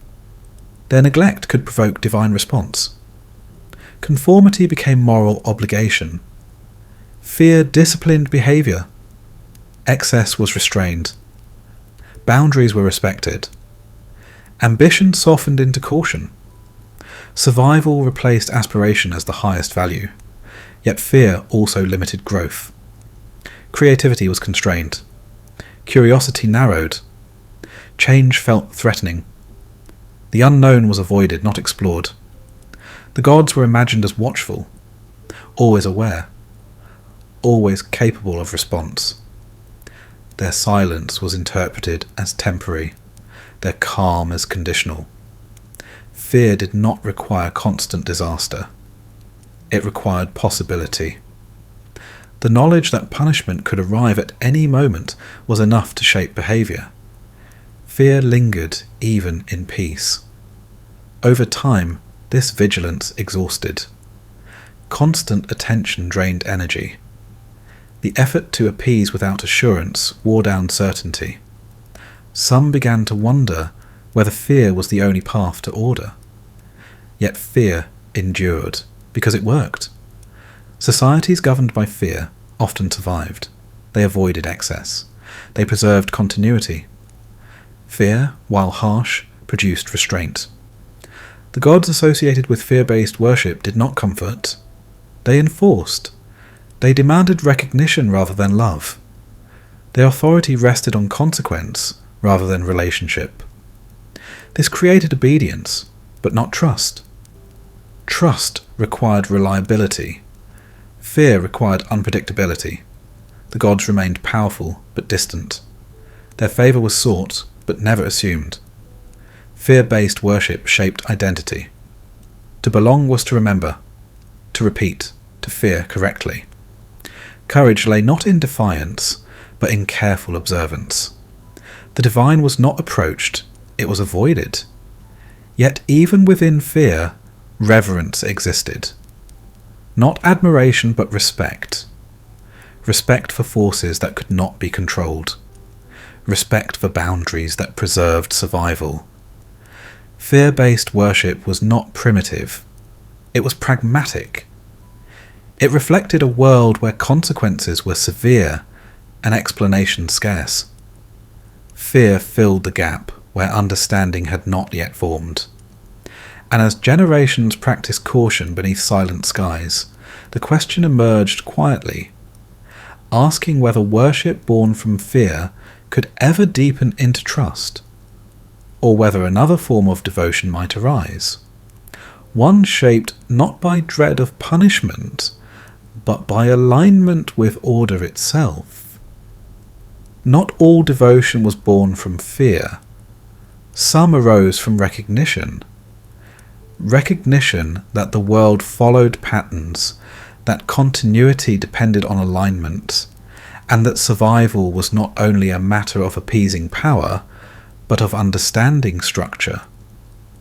Order-based worship did not flinch at the divine. It observed it. This worship did not begin with dread.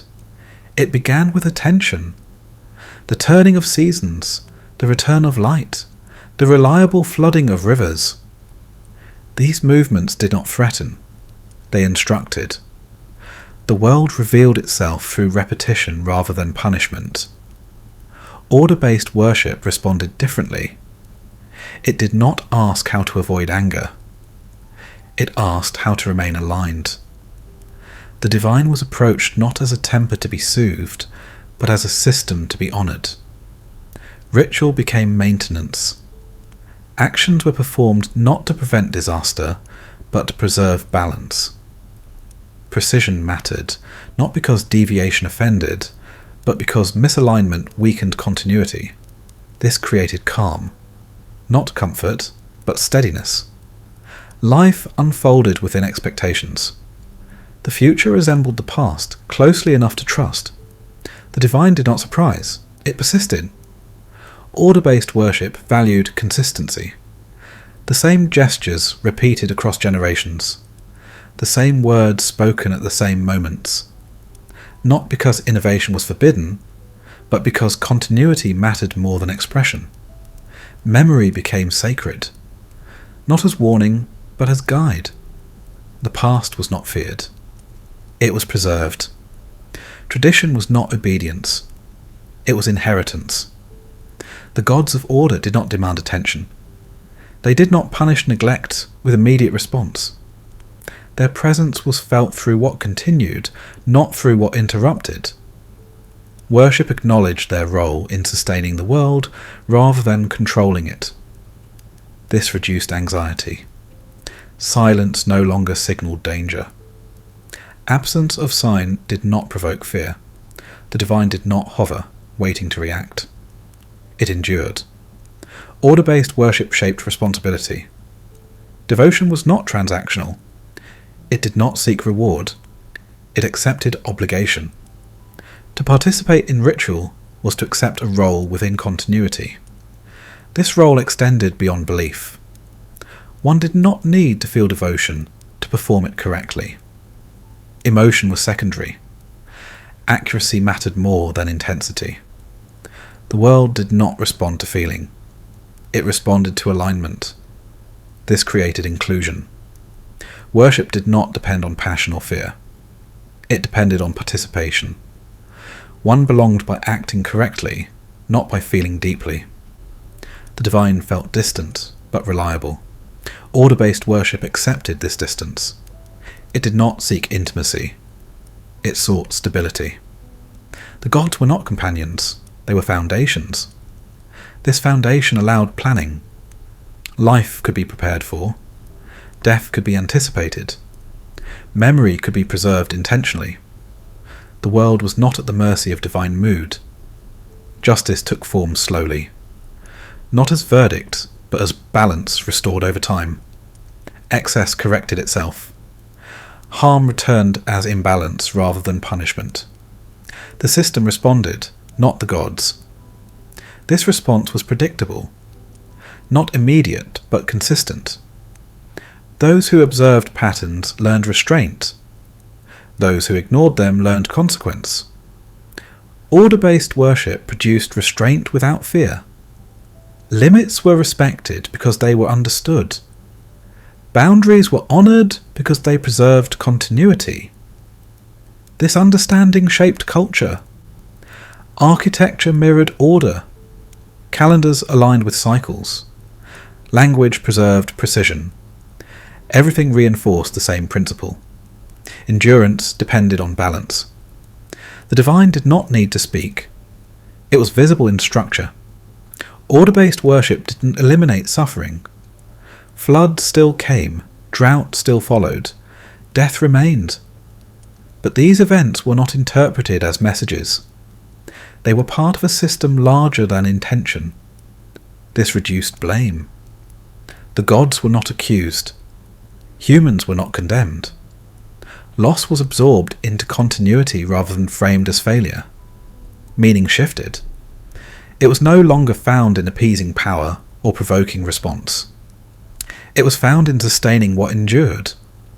Life mattered because it participated in something larger and longer lasting. Order-based worship required humility. The individual was not central. The pattern was. To live well was to take one's place correctly, not to stand out. This humility felt restrictive to some. To others it felt grounding. The divine was no longer volatile. It was dependable. Worship became a form of care rather than defense. Order-based worship did not promise closeness. It promised survival. And as communities lived beneath this understanding, maintaining balance through repetition and memory, the world grew quieter, steadier, and less dramatic.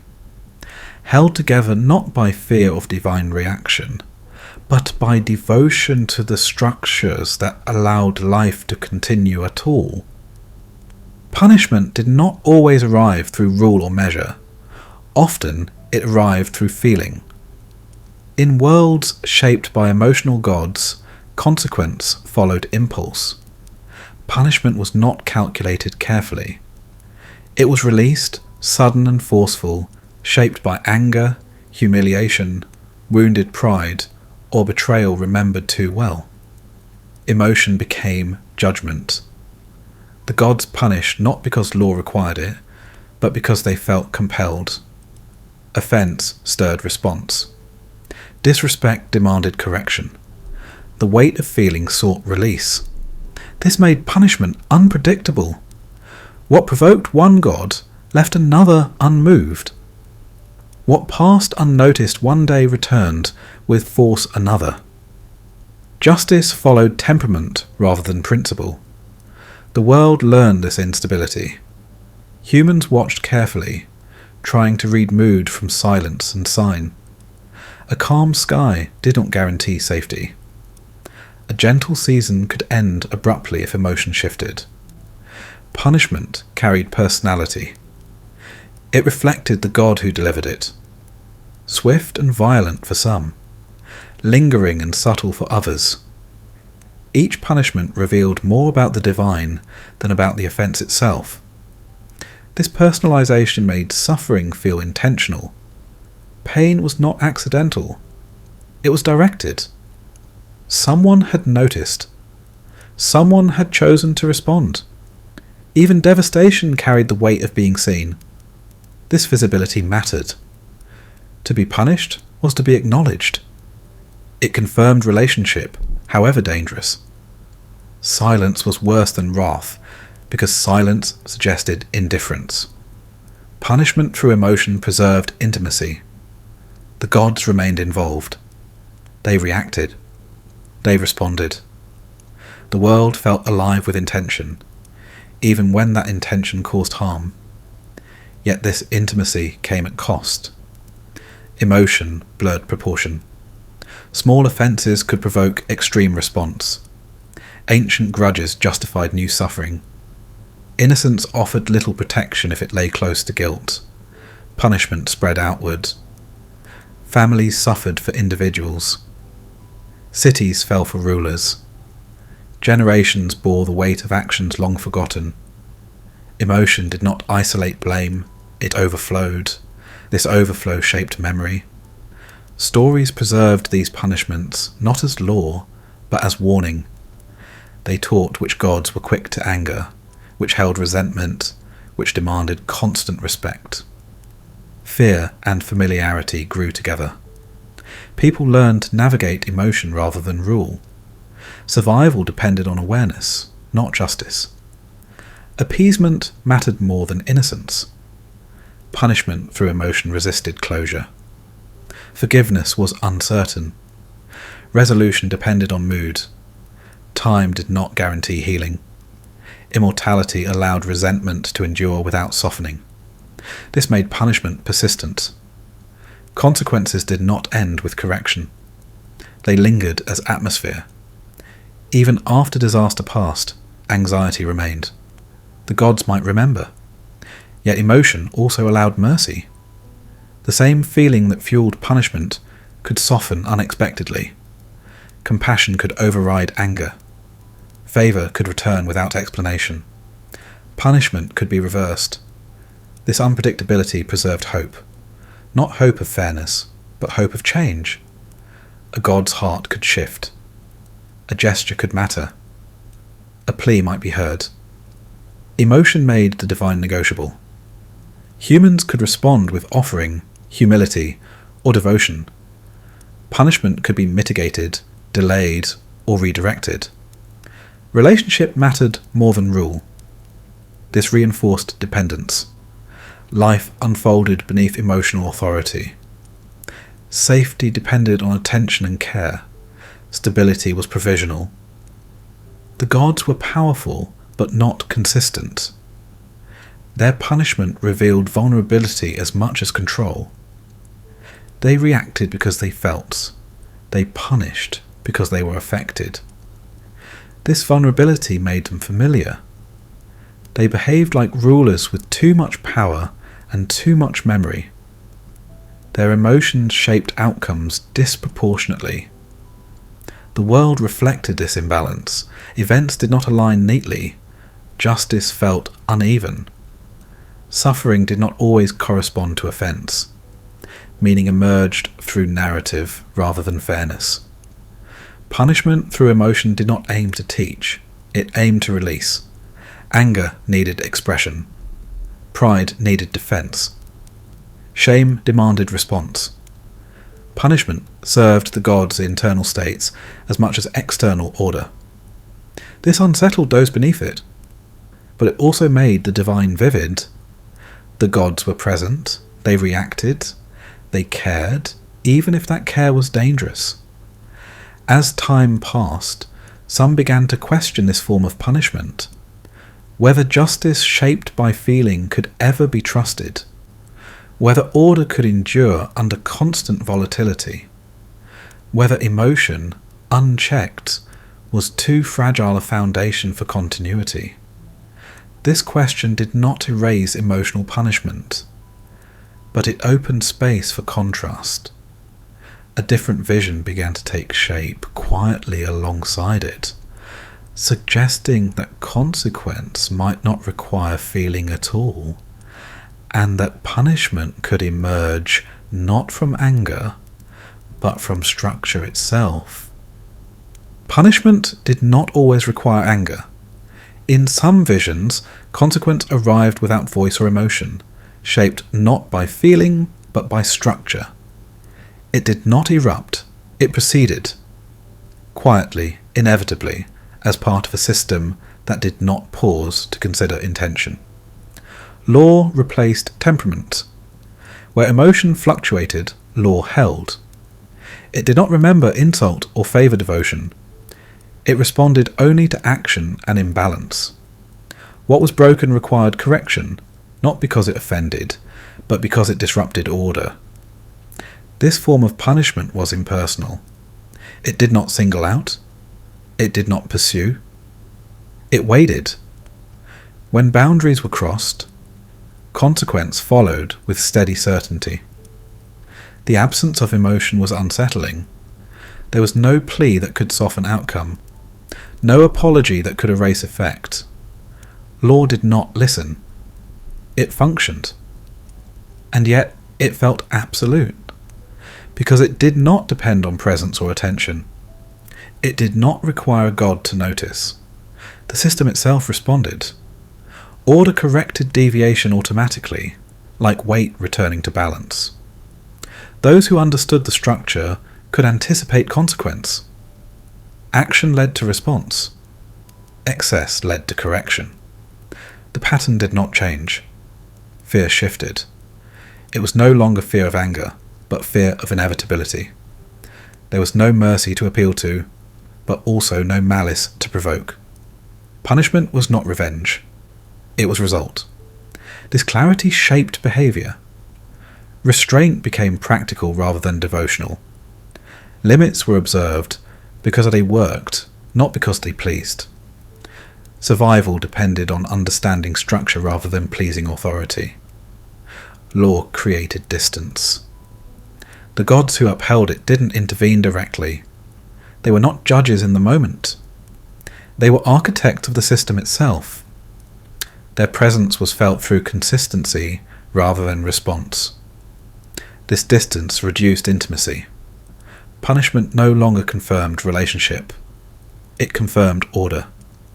The divine became less visible, but more reliable. Justice in this vision was not dramatic. It unfolded slowly. Correction took time. Imbalance was addressed across cycles rather than moments. Those who suffered did not always connect cause to effect immediately. This delay frustrated many. Law did not satisfy the desire for immediate resolution. It did not reassure the wounded. It did not acknowledge pain. It corrected structure, not emotion. Yet, over time, patterns emerged. Communities learned which actions weakened stability, which behaviours preserved continuity. Law taught through repetition rather than warning. Punishment through law reduced collateral damage. Not always, but often. It did not spread outward through emotion. It targeted imbalance rather than identity. Families were less likely to suffer for individuals. Memory was less burdened by resentment. This precision felt cold, but it preserved endurance. The world became less volatile. Order held longer. The future could be anticipated with greater confidence. Punishment no longer arrived as catastrophe, but as adjustment. Law demanded participation. Understanding mattered. Ignorance did not excuse. To live within order required learning it. Responsibility shifted toward awareness. This awareness deepened culture. Education preserved law, ritual reinforced alignment. Memory recorded consequence without drama. Justice became quieter but more consistent. The gods did not withdraw. They embedded themselves within structure. Their authority expressed itself through design rather than intervention. They did not judge each act. They sustained the conditions that judged all acts equally. This equality changed devotion. Worship became acknowledgement of order rather than appeasement. The divine was honoured through correct action, not through fear or affection. Punishment through law did not eliminate suffering. Those who disrupted balance bore consequence eventually. Those who aligned endured. Loss remained, but it was not framed as response to offence. Meaning shifted again. Suffering no longer implied judgment from above. It implied misalignment within the world. Correction did not condemn. It restored proportion. Some resisted this vision. They missed the intimacy of emotional punishment. Law felt distant, indifferent, unfeeling. Without divine anger, suffering felt lonely. Others welcomed it. They trusted consistency more than mercy. They preferred structure to volatility. They accepted consequence without resentment because it was predictable. Punishment through law did not comfort. It stabilized. It offered a world where actions mattered not because they were seen, but because they altered balance. Where justice did not fluctuate with mood. Where order endured without spectacle. And as this vision settled alongside the memory of emotional punishment, the contrast sharpened, inviting reflection on whether justice shaped by feeling could ever rival justice shaped by structure, and whether true endurance required surrendering the need to be seen in favour of the need to last. Even where law existed, preference survived. Favoritism did not vanish when order took hold. It lingered quietly, shaping outcomes beneath the surface. The gods, whether emotional or restrained, did not distribute attention evenly. Some lives were drawn closer. Others remained untouched. Favoritism did not announce itself. It revealed itself through pattern. Certain individuals were protected where others fell. Certain paths opened unexpectedly.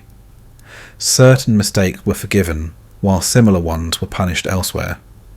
The difference was not visible in action, but in outcome. This unevenness unsettled the world. If law governed consequence, why did fortune diverge? If structure corrected imbalance, why did some benefit while others endured loss? Favoritism introduced uncertainty into systems meant to be stable. In emotional worlds, favoritism was overt. The gods chose companions, champions, lovers. Attention flowed toward those who pleased, resembled, or reflected divine desire. Protection followed attachment. Punishment followed neglect. This favoritism felt personal. It mirrored human preference. Affection explained exception. Jealousy explained harm. The gods behaved as rulers who loved selectively and punished relationally. Humans learned to seek closeness. Proximity to the divine became advantage. To be noticed was to be elevated. To be ignored was to be vulnerable. Favour was cultivated through devotion, loyalty, and imitation. This created hierarchy. Those favoured rose. Those excluded suffered. Merit blurred beneath attention. Life felt less governed by fairness than by access. Favoritism made the divine intimate, but unstable. Attention could shift. Favour could be withdrawn. What protected one moment could abandon the next. Dependence grew alongside anxiety. In ordered worlds, favoritism was quieter. It did not emerge through affection or anger, but through placement. Some were born into stability, others into scarcity. Some inherited alignment, others inherited imbalance. The gods did not intervene to equalize. They allowed disparity to persist. Favoritism became structural rather than emotional, not chosen consciously, but embedded through continuity. This form felt impersonal, yet its effects were just as profound. Opportunity clustered, advantage accumulated. Loss repeated itself across generations. Favoritism shaped futures without visible cause. This challenged belief in law. If consequence followed action, why did beginning matter so much? If balance corrected itself, why did imbalance endure? Favoritism revealed that systems remembered history. The gods did not deny this. They allowed inheritance. Continuity required it. Memory shaped order. What existed carried forward. Favoritism became the echo of earlier alignment, not an act of present will. Still, resentment grew. Those excluded questioned justice. Those favoured questioned deserving. The world felt weighted, tilted by forces that did not explain themselves. Favoritism blurred responsibility.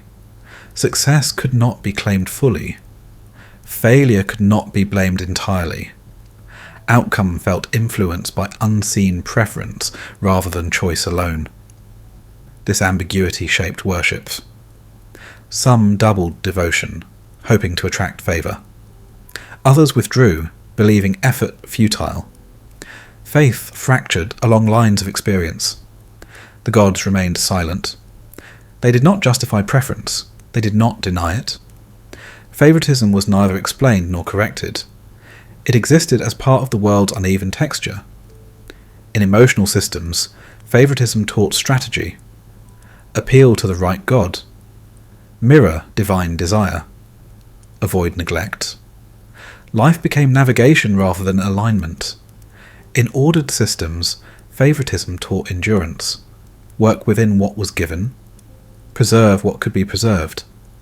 Accept limits rather than challenge origin. Both approaches carried cost. Strategy bred anxiety. Endurance bred resignation. Favoritism never felt fair, but it felt real. The gods reflected this reality. They did not promise equality. They revealed imbalance honestly. The world was not distributed evenly. Attention was selective. Advantage persisted. This honesty troubled many, but it also clarified experience. Life had never been equal. Favoritism named what had always been felt but rarely acknowledged. It gave shape to injustice without resolving it. Favoritism did not replace law or emotion. It complicated them. It showed that justice, whether emotional or structural, operated within a world shaped by history, attachment, and memory. Pure balance remained an ideal, never fully realized. The gods did not correct favoritism. They allowed it to exist alongside consequence, shaping fate quietly and persistently. And as humans lived beneath this uneven sky, benefiting or suffering without clear reason, the question deepened, asking whether justice could ever be separated from preference, or whether imbalance itself was a permanent feature of existence, waiting to be weighed rather than erased. Balance did not arrive as fairness. It arrived as correction. The scales did not tilt toward mercy or cruelty. They did not respond to desire or devotion. They moved slowly, adjusting weight until tension eased, until excess no longer strained the frame that held the world together. Balance was not immediate, it required time. What rose too high was not struck down at once. What sank too low was not lifted quickly. The scales allowed imbalance to exist long enough to be felt, long enough to shape memory, before returning toward equilibrium. Balance was not concerned with individuals. It considered patterns. Lives were brief movements upon its surface, or while consequence stretched across generations. Justice here was cumulative. Not every wrong was answered directly. Not every virtue was rewarded visibly. The scales measured long arcs, not moments. What mattered was not what happened once, but what persisted. Humans longed for verdicts they could witness, for justice that named guilt clearly and resolved tension cleanly. Balance offered neither clarity nor closure. It offered endurance. When favoritism distorted outcomes, balance absorbed its effects gradually. Advantage carried weight. Privilege accumulated pressure. What was gained without restraint became burden over time. The scales remembered. Not through emotion, but through consequence. Excess invited instability. Concentration invited collapse. What gathered too much weight strained the structure beneath it. Balance did not punish. It redistributed. Power diffused. Fortune shifted. Stability eroded where it was hoarded. Correction arrived as change rather than condemnation. This change felt impersonal. No judge appeared. No verdict was spoken. The world simply adjusted. What had been secure loosened. What had been weak found space to endure. Balance required no intent. It did not care why imbalance occurred. It responded only to the fact that it existed. Motivation was irrelevant. Effect mattered. This impartiality felt harsh. Suffering did not distinguish between innocent and guilty. Those who benefited from imbalance were not always those who caused it. Balance corrected structure, not morality. Yet without this correction, collapse would follow. Imbalance could not persist indefinitely. What strained the system threatened its endurance. Balance intervened not to teach, but to preserve. Justice was no longer a matter of assigning blame. It became the restoration of proportion. What mattered was not who deserved what, but what the world required to continue. The gods associated with balance did not argue. They did not intervene dramatically. They did not explain their actions. Their presence was felt through adjustment rather than command. Balance unfolded over time, often too slowly to comfort, too broadly to feel precise. Those waiting for redress often found only change, not satisfaction. Yet change mattered. It prevented stagnation. It disrupted accumulation. It ensured that no state endured unchanged forever. Balance preserved motion within continuity. Human societies learned to read these movements. They observed rise and decline. Prosperity followed by loss. Expansion followed by contraction. Balance revealed itself through rhythm rather than rule. This rhythm taught restraint. Excess carried future cost. Stability required moderation. Success demanded awareness of weight. Balance did not forbid growth. It demanded awareness of limit. The scales did not favour equality. They favoured sustainability. Perfect fairness would require constant intervention. Balance required distance. It allowed unevenness to exist until it threatened endurance, then corrected broadly. Balance accepted loss as necessary. Some suffered so that structure could hold. This was not cruelty. It was indifference to individual outcome in service of collective continuity. This indifference troubled many. It challenged belief in moral order. It replaced fairness with function. The world did not care who deserved what. It cared whether it could continue. Yet within this severity lay stability. The scales did not collapse under emotion. They did not waver under plea. They held, quietly adjusting, maintaining tension within tolerable limits. The gods didn't celebrate balance. They embodied it. They remained present but distant, allowing correction to unfold without commentary. Their silence reinforced the lesson that balance did not need justification. As humans lived beneath these unseen scales, watching fortunes rise and fall without clear cause, they learned that justice was not always about righting wrongs, but about preventing excess from destroying what remained.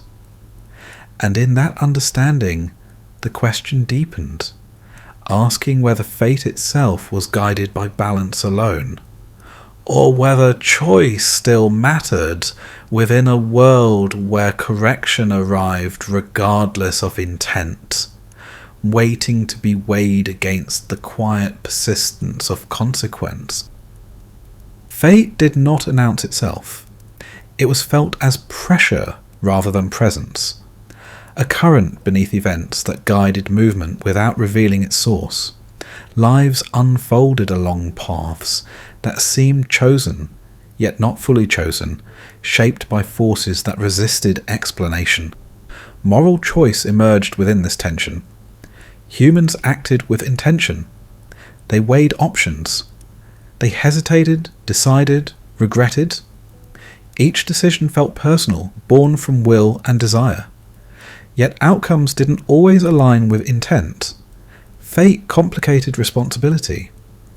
If events were shaped by forces beyond control, how much weight could choice carry? If outcomes were prefigured, did effort matter? The question lingered beneath every action. Some believed fate ruled absolutely, that lives were woven before birth, measured and limited by design. In this vision, choice existed only within narrow bounds. Freedom was illusion. Meaning lay in acceptance rather than resistance. This belief offered comfort. Failure was not personal. Loss was not deserved. Suffering followed pattern rather than fault. Fate absorbed blame that might otherwise crush the individual. Yet it also diminished agency. If outcomes were fixed, effort lost urgency. Moral struggle softened into resignation. Choice became gesture rather than force. Others believed choice could defy fate, that paths could be altered through action, sacrifice, or insight. Fate was seen not as command, but as tendency. The future was shaped through resistance as much as submission. This belief inspired effort. Struggle mattered. Courage carried weight. Decisions could alter direction. Responsibility expanded because choice matters deeply. Yet this belief carried burden. Failure became personal. Loss demanded explanation. Suffering felt earned, even when it was not. Choice without guarantee was heavy. The gods reflected this divide.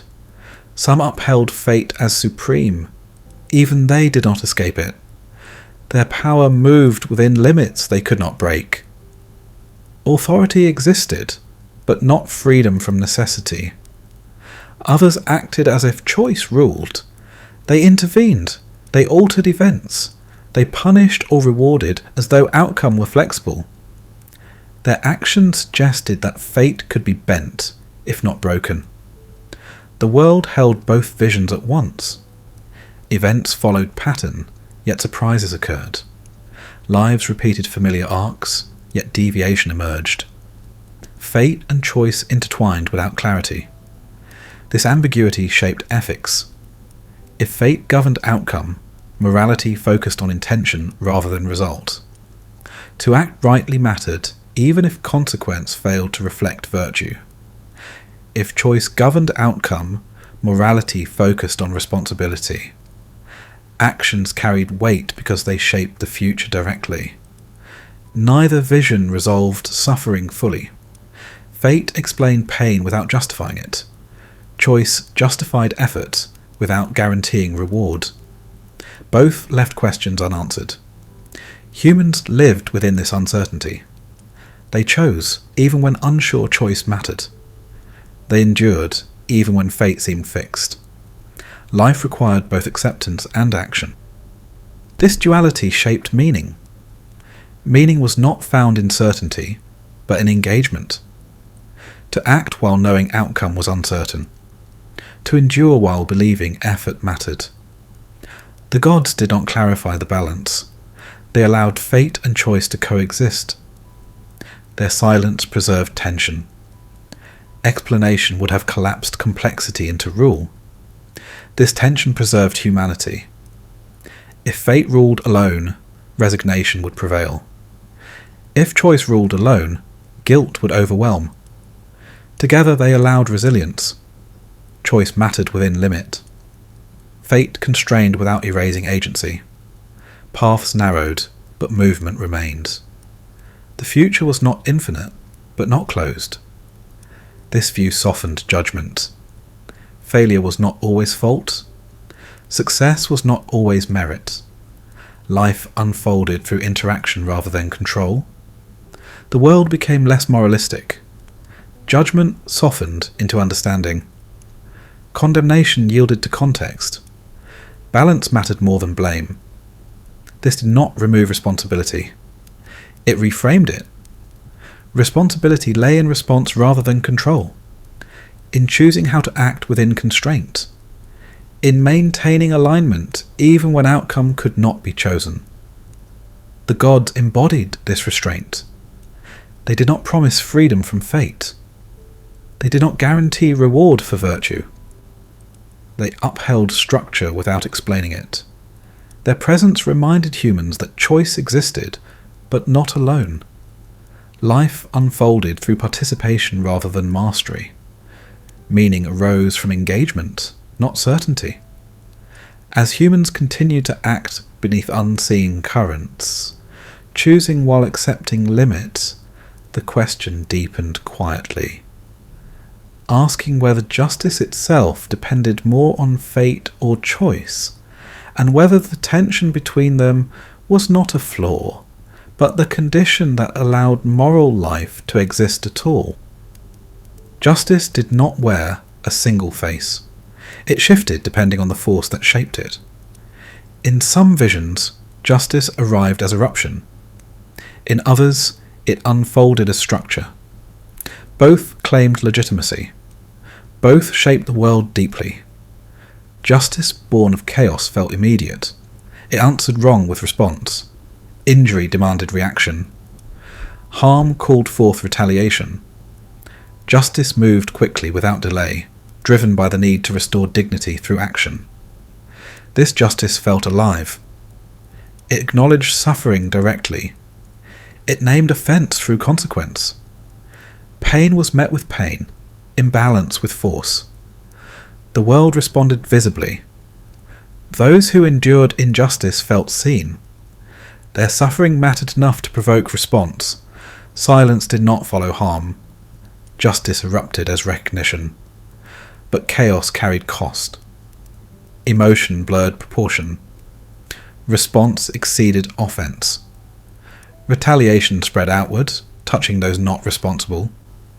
Justice expanded until it resembled the harm it sought to correct. Resolution rarely arrived. Each act of justice invited another. Memory preserved grievance. Balance was never restored, only shifted. The cycle continued. Justice as chaos did not aim to endure. It aimed to answer. In contrast, justice shaped by order moved slowly. It did not erupt, it accumulated. Harm entered structure and returned transformed, redistributed across time rather than discharged in moment. This justice felt distant. It did not acknowledge suffering immediately. Pain could pass without response. The injured waited, often without assurance that correction would come. Yet order preserved stability. Justice unfolded through pattern rather than impulse. Excess was restrained gradually. Harm returned as imbalance corrected, not as retaliation delivered. This justice endured. It did not exhaust itself. It did not multiply endlessly. It restored proportion without fueling further conflict. But order also felt cold. It did not distinguish intent clearly. Innocence could suffer while correction unfolded broadly. Justice addressed structure, not individual pain. Those who suffered felt unseen. Their harm mattered less than system preservation. Justice protected continuity, not comfort. The world lived between these visions. At times, chaos felt necessary. Immediate response affirmed dignity. Silence felt like complicity. Order moved too slowly to soothe loss. At other times, order felt essential. Chaos destroyed stability. Retaliation threatened endurance. Emotion overwhelmed reason. Justice shifted accordingly. In moments of crisis, chaos dominated. In periods of continuity, order prevailed. Neither vision fully displaced the other. The gods reflected this tension. Some embodied justice through reaction. They punished swiftly, dramatically, asserting authority through force. Others embodied justice through structure, allowing balance to correct without intervention. Neither was complete. Chaos preserved intensity. Order preserved survival. Justice required both, though they rarely aligned. Humans learned this through experience. They demanded immediate justice when harmed. They relied on order when exhausted by conflict. Desire shifted with circumstance. Justice became situational, not absolute, but responsive to need. The world did not choose one vision permanently. It oscillated. This oscillation preserved complexity. Pure chaos would consume itself. Pure order would ignore suffering. Together, they allowed justice to function imperfectly, but persist. Justice was not ideal. It was workable. The gods did not resolve this contradiction. They allowed justice to remain fragmented. Different forces answered different needs. No single vision claimed total authority. This fragmentation frustrated certainty, but it reflected reality. Suffering was not uniform. Harm varied. Response required flexibility. Justice could not be reduced to rule or impulse alone. The world endured because justice adapted. It shifted between eruption and restraint, between acknowledgement and preservation, between feeling and structure. This adaptability came at cost. Justice was never complete. Someone always suffered without answer. Someone always benefited without consequence. Balance was approached, never reached. Yet this incompleteness allowed movement. The world was not frozen by perfection. It adjusted continuously. Justice remained dynamic. The gods embodied this movement. They did not offer final answers. They mirrored human struggle with fairness and survival. Their justice reflected fear, hope, memory, and endurance. As humans lived beneath these conflicting visions, experiencing justice as both sudden and slow, personal and impersonal, the question lingered quietly, asking whether justice was ever meant to resolve fully, or whether its purpose was simply to keep the world from collapsing under the weight of its own imbalance. Fear of death preceded every story told about it. Before names were given to what waited beyond life, before images were shaped or rituals formed, there was the simple awareness that existence ended. Breath stopped, bodies cooled, presence vanished. What followed was unknown. This uncertainty bred fear, not fear of pain, but fear of absence, of being erased from memory, from the world, from meaning itself. Death threatened not only the body, but continuity. Life resisted this threat instinctively. Humans watched the dead carefully. They noted stillness where movement had been, silence where voice had been. The contrast unsettled them. Something essential had departed, and no sign revealed where it had gone. Fear gathered around this departure. If life ended so completely, what protected it while it lasted? If existence could vanish without warning, what value did effort hold?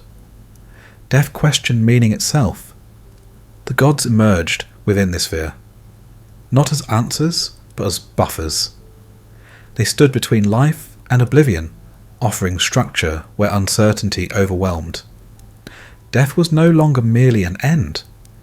It became a passage, a transition, a boundary rather than a void. Fear demanded explanation. Without it, death felt arbitrary. Anyone could be taken. Any moment could end. The world felt unstable beneath such randomness. Myth softened this randomness. It gave death shape. It placed it within order. Death became a force rather than an accident, a presence rather than an absence. Fear shifted form. Instead of fearing disappearance, humans feared judgment, punishment, or wandering. Death was no longer empty. It was populated. This made it frightening in new ways, but also familiar. The unknown became imagined. Imagined spaces could be prepared for. Imagined outcomes could be influenced. Ritual emerged as defense against uncertainty. Fear of death shaped behavior. Lives were lived cautiously or boldly depending on what was believed to follow. If death ended everything, life demanded intensity. If death continued existence, life demanded preparation. Fear did not disappear. It reorganized. The gods associated with death did not eliminate fear. They contained it. They transformed raw terror into structured anxiety. Death became something to face rather than something unspeakable. This structure mattered deeply. It allowed mourning to exist without collapse. It allowed memory to persist beyond loss. The dead were not gone completely. They remained somewhere. Fear of death also affirmed value. If life ended, it mattered. Each moment carried weight because it could not be repeated. Mortality sharpened attention. It gave urgency to action. The gods reflected this urgency. They were immortal, yet surrounded by death. Their distance from mortality made human fear visible by contrast. What humans lost, gods did not. This difference shaped reverence and resentment alike. Death humbled the living. No achievement escaped it. No power prevented it. Death equalized where life divided. Kings and servants shared the same end. This equality frightened authority. It undermined permanence. It reminded all structures that they would dissolve. Fear of death was fear of impermanence. The gods absorbed this fear. They stood as symbols of continuity beyond decay. Their existence suggested that something endured even when bodies failed. Fear softened into hope, though uncertainty remained. Hope did not remove fear. It coexisted with it. Death remained final in experience, even if not in meaning. The living still faced separation. Grief still followed loss. Fear lingered because experience ended, regardless of what followed. Fear of death shaped worship profoundly. Offerings sought protection. Rituals sought delay. Names were spoken to keep memory alive. Death was negotiated with, not accepted easily. Some traditions embraced fear openly. They warned of punishment. They described suffering beyond death. Fear became moral instruction, shaping behavior through threat. Others transformed fear into preparation. Death was inevitable, but manageable. The afterlife became continuation rather than consequence. Fear softened into duty. Both approaches acknowledged the same truth. Death could not be avoided. The difference lay in what followed. Fear of death was not cowardice. It was recognition. Recognition that life mattered because it ended. That meaning required boundary. That continuity was not guaranteed. The gods did not erase this fear. They framed it. They allowed humans to live with death rather than beneath it.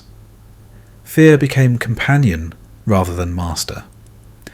And as humans continued to live, love, struggle, and remember beneath the certainty of ending, the question deepened quietly, asking whether fear alone shaped the way death was understood, or whether preparation rather than dread might transform the final boundary into something that could be faced with steadier breath. Preparation began where fear settled.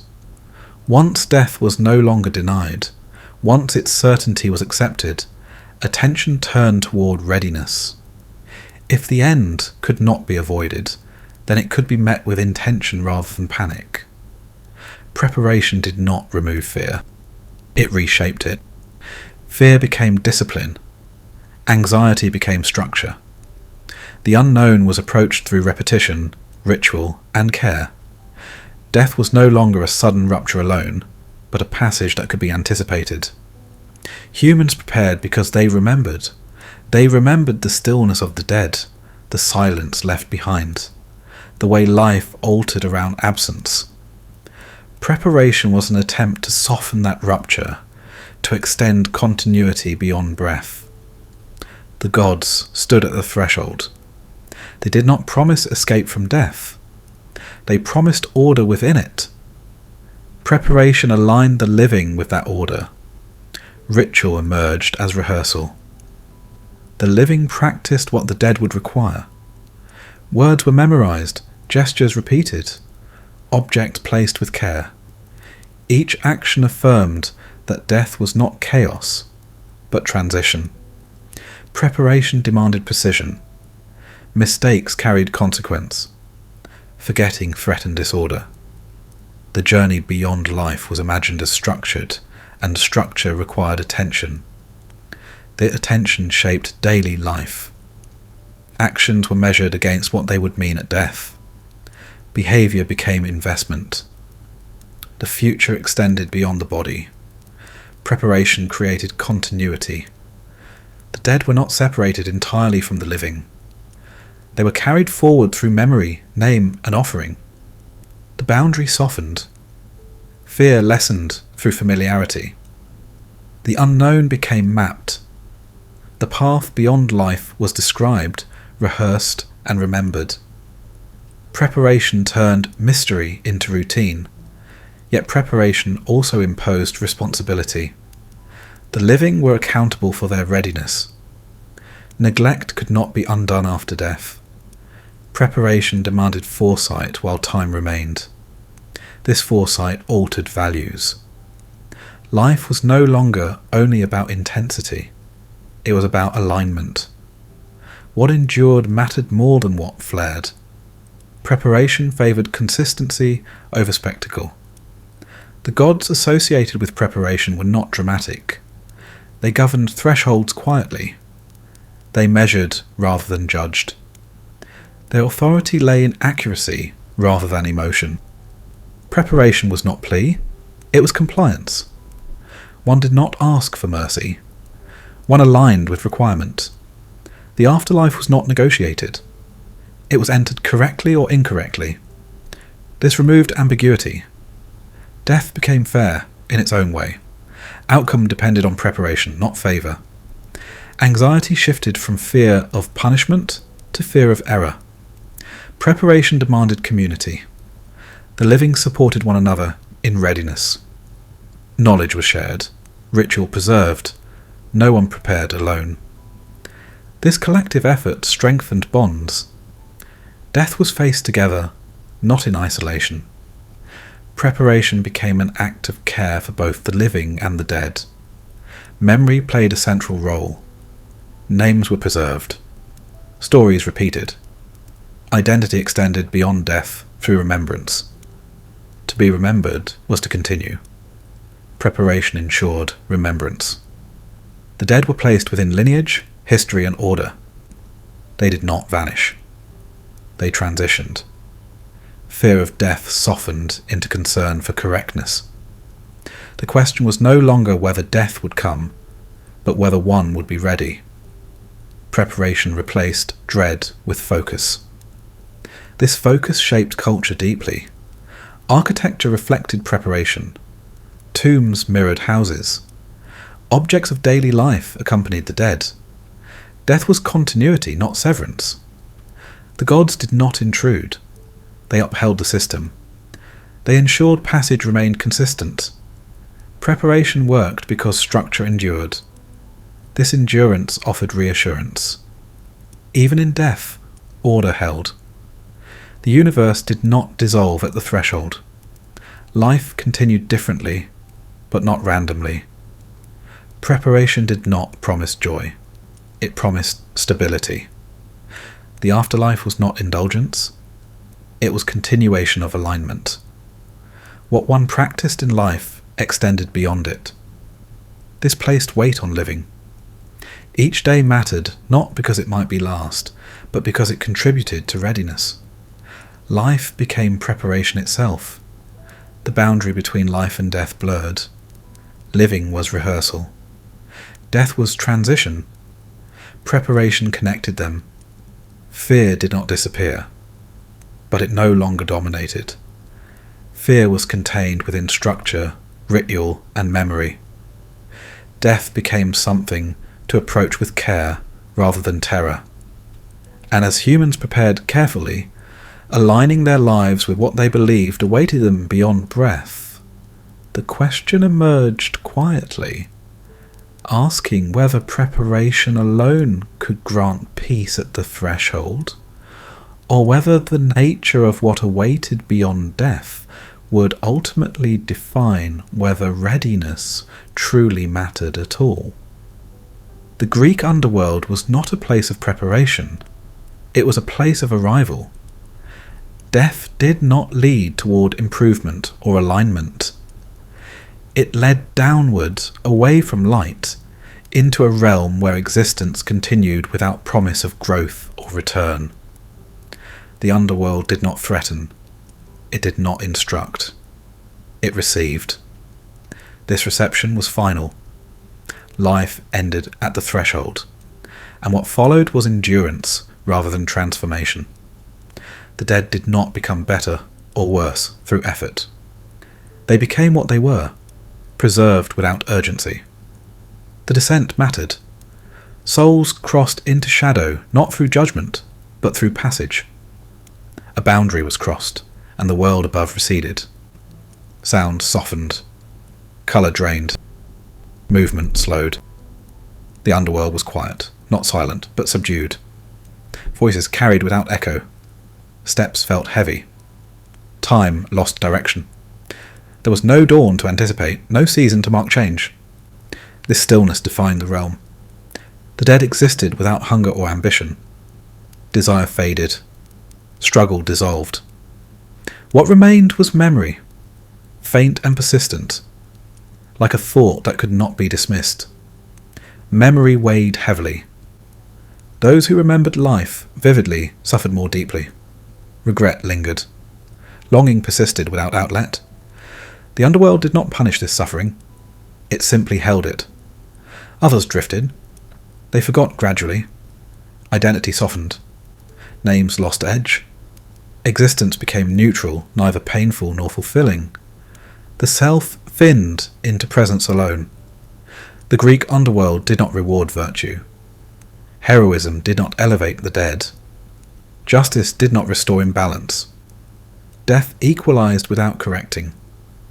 All entered the same shadowed continuity, regardless of life lived. This equality was bleak. It offered no compensation for suffering, no assurance that effort mattered beyond memory. The underworld preserved outcome, not meaning, yet it was honest.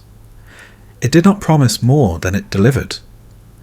Death was not softened by illusion of reward. It was accepted as limit. The gods who governed this realm were distant. They did not comfort. They did not instruct. They maintained boundary and order, ensuring that the dead remained where they belonged. Their authority was absolute. No appeal altered fate. No plea reopened the path upward. The underworld did not negotiate. This finality shaped Greek understanding of life. If nothing awaited beyond death, life demanded intensity. Glory mattered because it was brief. Memory mattered because it was all that survived. The underworld did not inspire fear of punishment. It inspired fear of insignificance. To fade without being remembered was the deepest loss. To exist eternally without recognition felt worse than pain. This fear drove action. Heroes sought renown. Poets preserved names. Cities remembered the dead through story and monument. Memory became immortality's substitute. The underworld confirmed this necessity. It offered no escape from forgetting. Only the living could preserve the dead. Once memory ended, existence thinned beyond recovery. The realm itself did not change. It remained constant, absorbing generation after generation. It did not grow crowded. It did not decay. It simply endured, receiving endlessly. This endurance contrasted sharply with life. Life moved, life struggled, life aspired. The underworld did none of these. It waited. The Greek underworld was not moral. It did not measure worth. It did not assign outcome. It did not correct injustice. It reflected the world's indifference beyond life. This indifference was unsettling, yet it clarified value. Life mattered because it ended. Meaning belonged to the living. Action mattered now, not later. The underworld did not remove hope. It redirected it. Hope was placed in legacy, not afterlife.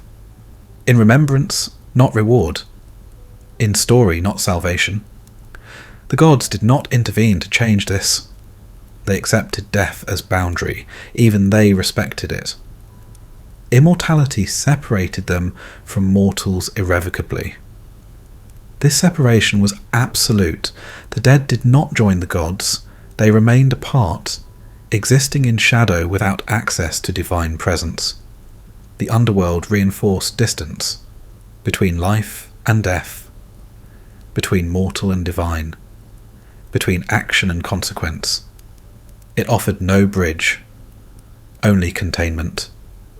And as generations contemplated this quiet realm beneath their feet, where existence continued without meaning added or removed, the question lingered softly, asking whether a life lived for memory alone was enough, or whether another vision of death might offer not just endurance, but judgment, purpose, or return. The Duat was not an ending. It was a passage measured with care, a landscape of transition where death did not dissolve identity, but tested it. Beyond the final breath, the soul entered not silence, but movement, through darkness shaped by order rather than void. The Duat was structured. It unfolded in stages, each marked by threshold and trial. Gates opened and closed. Paths narrowed and widened. Darkness was not empty. It was mapped. This mapping mattered. Death was not abandonment. It was a journey requiring knowledge, memory, and preparation. The soul did not drift. It travelled. The Duat demanded awareness. Names had to be remembered. Words spoken precisely. Symbols recognised. Forgetting carried consequence. The afterlife rewarded attention rather than desire. This attention mirrored life. What was practiced before death mattered after it. Preparation was not symbolic, it was practical. Alignment preserved movement. The gods of the Duat were present, not as distant wardens, but as guardians of order. They did not comfort, but they guided. Their authority was expressed through function rather than judgment. Each presence served a role. Boundaries were maintained. Balance was protected. Chaos was restrained. The journey unfolded because structure held. The heart was carried forward, not as metaphor, but as measure. What one had been weighed against what the world required. This weighing did not ask whether one was admired. It asked whether one was aligned. Truth was not negotiated. It was revealed. The Duat did not care for intensity. It cared for consistency. Excess weighed heavily. Imbalance slowed passage. Harmony allowed movement. Judgment here was precise. It did not punish broadly. It did not reward arbitrarily. It assessed proportion. What one carried within determined what one could carry forward. This precision was reassuring. Death was not random. Outcome followed pattern. Those who understood the system could prepare. Those who neglected it risked dissolution. Dissolution was feared, not as torment, but as erasure. To fail alignment was not to suffer eternally, but to cease. Continuity depended on balance. This made order sacred. Life was lived in reference to death.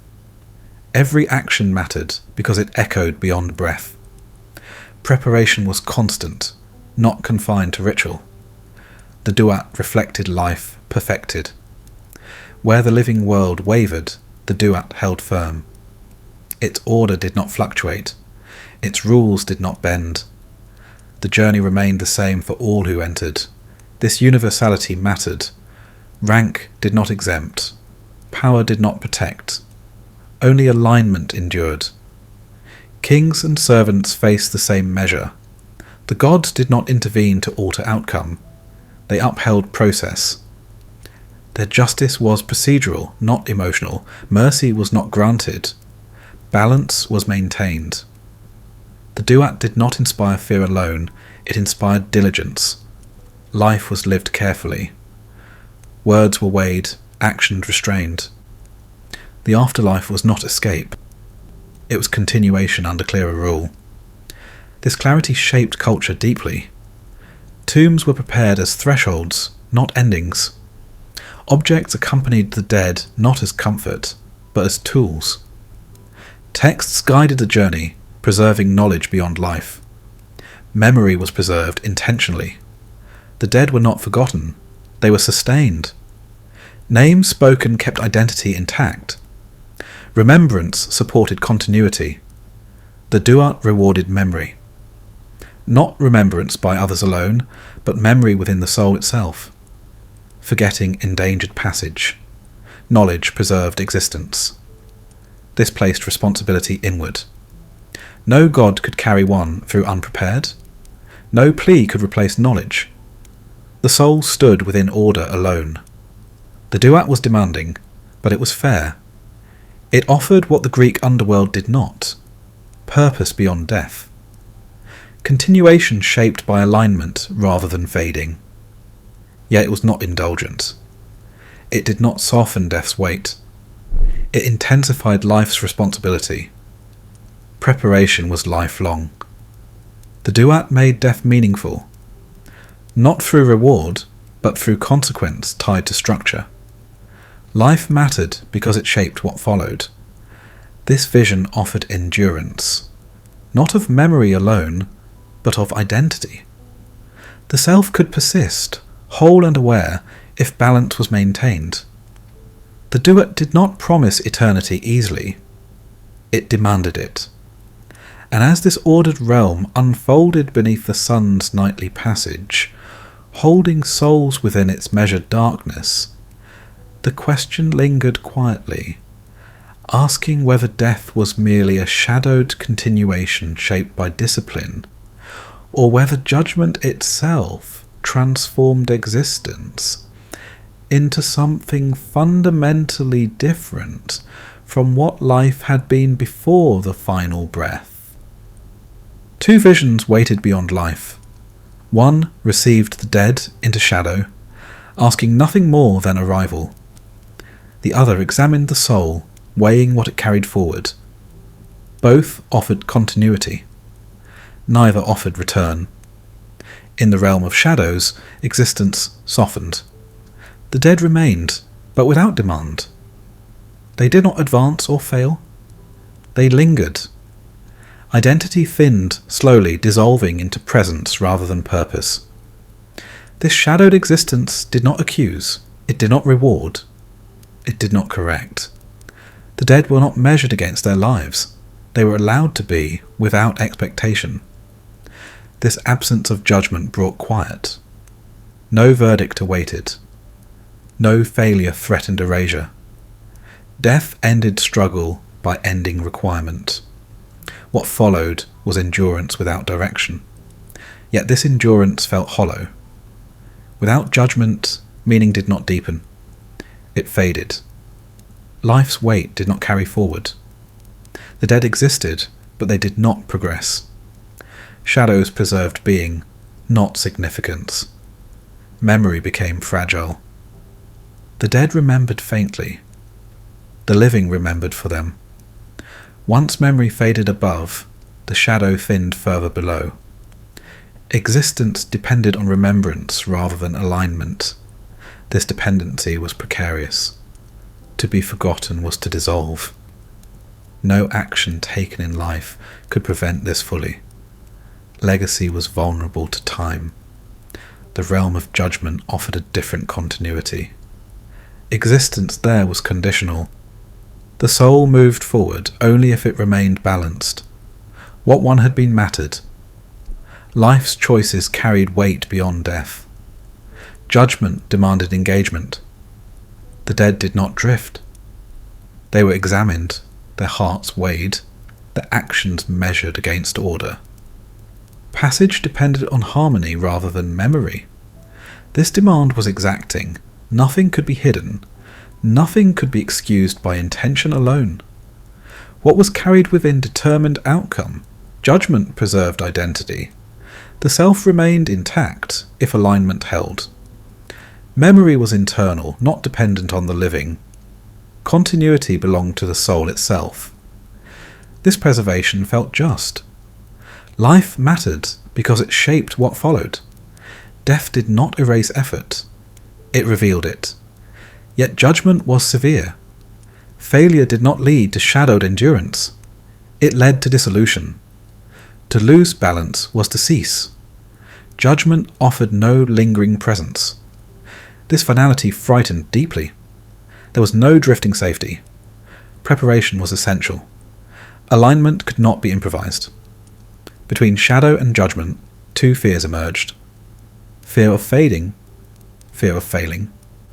One feared insignificance, the other feared erasure. The shadowed realm comforted through acceptance. Everyone arrived, no one was turned away. The cost was meaning. The judged realm challenged through demand. Not all continued, not all endured. The cost was certainty. Humans weighed these visions carefully. Which fear was heavier? Which comfort more bearable? To exist without purpose, or to risk non-existence entirely? These visions shaped life differently. Where shadows waited, life demanded intensity. Meaning had to be created before death. Nothing beyond would add to it. Where judgment waited, life demanded discipline. Preparation extended beyond desire. Alignment mattered more than glory. The gods embodied this contrast. Some presided over quiet reception, others over measured passage. Neither claimed superiority. Each reflected a worldview shaped by environment, memory, and survival. The shadowed vision mirrored lands of instability.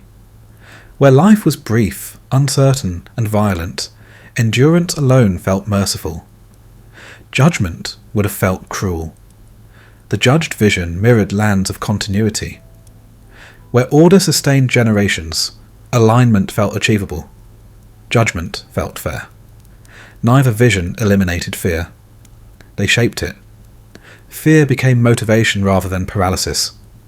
It guided behavior, belief, and preparation. Shadows taught remembrance.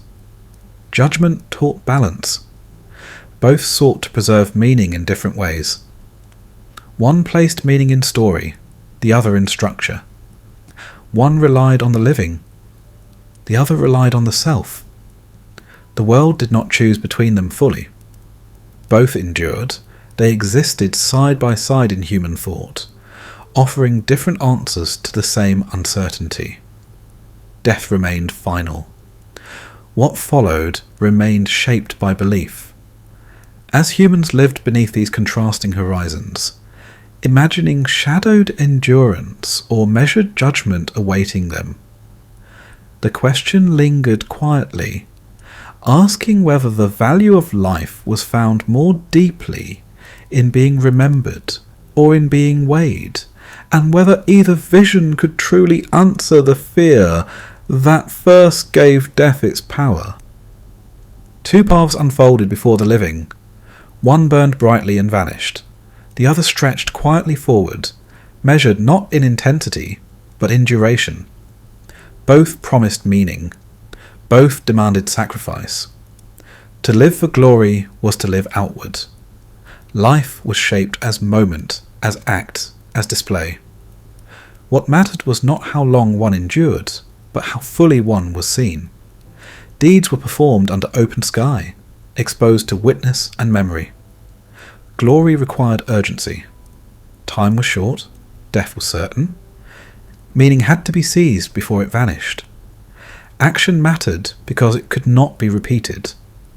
Those who lived for glory accepted impermanence. They did not seek preservation. They sought imprint. To leave a mark was enough, even if the self did not endure beyond it. Glory depended on recognition. A deed unseen dissolved quickly. Memory was the vessel that carried meaning forward. To be remembered was to outlast death indirectly. This dependence made glory fragile. Stories faded, names were forgotten. What burned brightly could still vanish. Glory required constant renewal through retelling. Yet glory felt alive. It demanded courage, risk, and presence. It transformed fear into momentum. Death sharpened purpose rather than dulling it. To live for eternity was different. It turned inward. Meaning was not sought in witness, but in continuity. The goal was not to be seen, but to endure. Life became preparation rather than performance. Eternity required discipline. Actions were measured not by impact, but by alignment. Excess threatened balance. Restraint preserved passage. Those who lived for eternity accepted limitation. Desire was tempered. Impulse restrained. The future mattered more than the present moment. Meaning unfolded slowly. Eternity depended on structure. Knowledge preserved identity. Memory was internalized rather than external. The self carried itself forward through order. This endurance felt secure. It did not rely on others to remember. It did not fade with time. Identity persisted because it was maintained, not because it was admired. Yet eternity felt distant. It demanded patience rather than passion. Life unfolded quietly. Achievement was measured privately. The world did not applaud. These paths shaped different lives. Glory favoured action. Eternity favoured consistency. Glory risked everything for moment. Eternity preserved everything through restraint. Neither path eliminated fear. Glory feared insignificance. Eternity feared imbalance. One feared being forgotten. The other feared being unprepared. The gods reflected these choices. Some embodied brilliance and collapse. Others embodied continuity and measure. Neither condemned the other. Both existed as valid responses to mortality. The world itself offered no answer. It allowed both paths to unfold. Some lives burned quickly and brightly. Others endured quietly, leaving little trace above, but preserving themselves beyond. Communities formed around these values. Some celebrated heroes. Others honoured caretakers. One preserved story. The other preserved structure. Conflict arose between them. Those who lived for glory accused eternity of stagnation. Those who lived for eternity accused glory of waste. Each saw the other as incomplete, yet both relied on the same truth. Death ended life. What differed was how that ending was faced. Glory answered death with defiance. Eternity answered death with preparation. Neither conquered it. Both shaped meaning around it. The choice was not always conscious. Environment guided belief. Lands shaped by conflict favoured glory. Lands shaped by continuity favoured eternity. Survival demanded different answers. Humans lived between these poles. They desired recognition and endurance. They sought to be remembered and to persist. Life became negotiation between impulse and restraint. Many lived hybrid lives. They acted boldly, yet prepared carefully. They sought achievement, yet maintained alignment. Meaning emerged in balance rather than purity. The gods did not resolve this tension. They allowed both visions to remain. They reflected humanity's divided response to mortality rather than correcting it. Glory and eternity remain parallel paths. Neither promised peace. Neither guaranteed fulfillment. Both offered meaning shaped by choice. As humans continued to live beneath the certainty of death, choosing moment or continuity, recognition or alignment, the question lingered quietly, asking whether meaning was found more deeply in burning once and being remembered, or in enduring unseen and remaining, and whether either path truly answered the silence that followed the final breath. Faith did not disappear suddenly. It thinned. It loosened its grip slowly, like mist lifting from stone at dawn. The gods did not fall silent all at once. Their voices simply became less necessary. Life continued. Seasons turned. Children were born. Fields were planted and harvested. The world did not collapse when prayer went unanswered or ritual was neglected. Continuity persisted without constant invocation. This persistence unsettled belief. If order endured without appeal, what role did faith still serve? If the sun rose regardless of offering, what power remained in devotion? Doubt entered quietly, not as rebellion, but as observation. People noticed that outcomes no longer aligned clearly with belief. Fortune came to the devout and the indifferent alike. Suffering spared neither worshipper nor skeptics. Faith lost precision. Where once it explained consequence, it now blurred. Events no longer felt directed. The gods seemed distant, their influence harder to trace. Ritual continued, but with less urgency. Gestures were repeated from habit rather than fear. Words spoken because they had always been spoken. Memory replaced expectation. This shift changed worship. Devotion softened into tradition. Belief became inheritance rather than conviction. Faith was practiced, not felt. The gods remained present. But their presence felt symbolic rather than immediate. They represented order, memory and identity more than active force. Their stories endured even as certainty weakened. Faith faded where explanation failed. When knowledge expanded, mystery contracted. Natural patterns replaced divine intervention. Causes became observable. The world felt less personal, more predictable. This predictability comforted some. It reduced fear. It offered control. Life felt navigable without appeasement.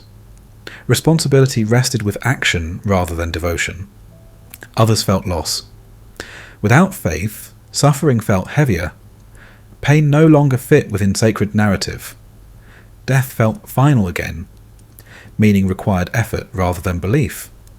Faith had once softened uncertainty. Its absence exposed it. Communities divided. Some clung tighter to belief, interpreting doubt as threat. Others drifted away quietly, not rejecting faith, but outgrowing its necessity. The gods did not intervene. Their silence deepened. Whether this silence was absent or completion remained unclear. Faith faded not because gods vanished, but because life no longer required constant explanation. Temples aged, stones weathered, offerings dwindled. Sacred spaces became historical rather than essential. The divine moved from presence into memory. Yet faith did not vanish entirely. It transformed. The gods lived on in story, symbol and art. Their names carried meaning even when belief weakened. They became language for forces still felt, but no longer personalized. Faith shifted inward. It no longer addressed gods directly. It addressed values. Order, justice, continuity, courage. the divine became metaphor rather than authority. This metaphor preserved relevance. The gods remained useful even when no longer believed.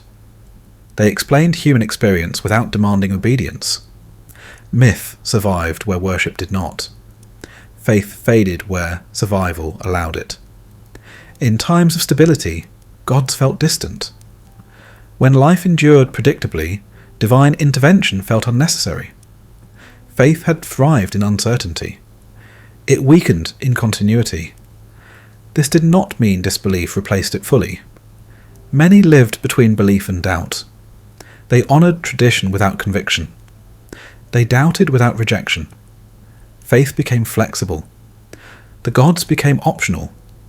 Invoked in crisis, remembered in ritual, forgotten in daily life. Faith no longer structured existence completely. This partial presence changed identity. People defined themselves less by devotion and more by action. Morality detached from command. Meaning became negotiated rather than inherited. Faith faded unevenly. Some gods lingered longer. Those tied to order and continuity endured beyond those tied to emotion and intervention. Stability preserved certain symbols. Others faded quickly.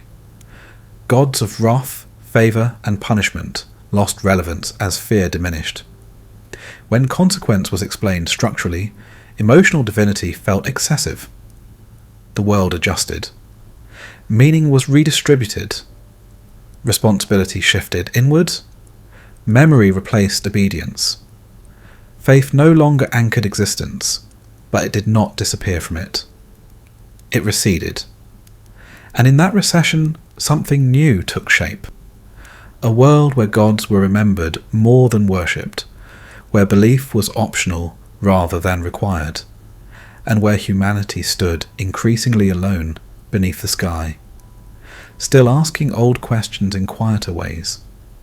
As faith thinned and certainty loosened, the question lingered softly, asking whether the gods were truly fading, or whether they were simply changing form, preparing to survive not as beings of worship, but as stories waiting to be told. The gods did not fall silent all at once. Their voices thinned, softened, and drifted farther away, like echoes fading across a widening distance. What once spoke through storm and omen now lingered only as murmur, difficult to place, easy to ignore. The world didn't notice immediately. Life continued with familiar rhythm. Crops grew, rivers flowed, cities rose and fell. The absence of divine voice did not halt movement. It simply removed commentary. Silence settled where command had been. No warnings preceded disaster. No assurances followed survival. Events unfolded without interpretation offered from above. Meaning no longer arrived with sound. This silence altered listening. People stopped waiting for signs. They stopped reading the sky for intention. Thunder became weather. Eclipse became shadow. The world spoke, but without message. The gods were still remembered. Their names endured. Their images remained carved in stone and painted on walls. But remembrance replaced response. The gods were recalled rather than encountered. Voice had been intimacy. It suggested presence, awareness, engagement. To hear a god was to be known. Silence removed that certainty. Without voice, the gods felt distant. Not hostile, not absent. Simply unreachable. They no longer answered questions. They no longer clarified meaning. They no longer intervened to correct. This distance changed fear. Fear of divine anger faded first.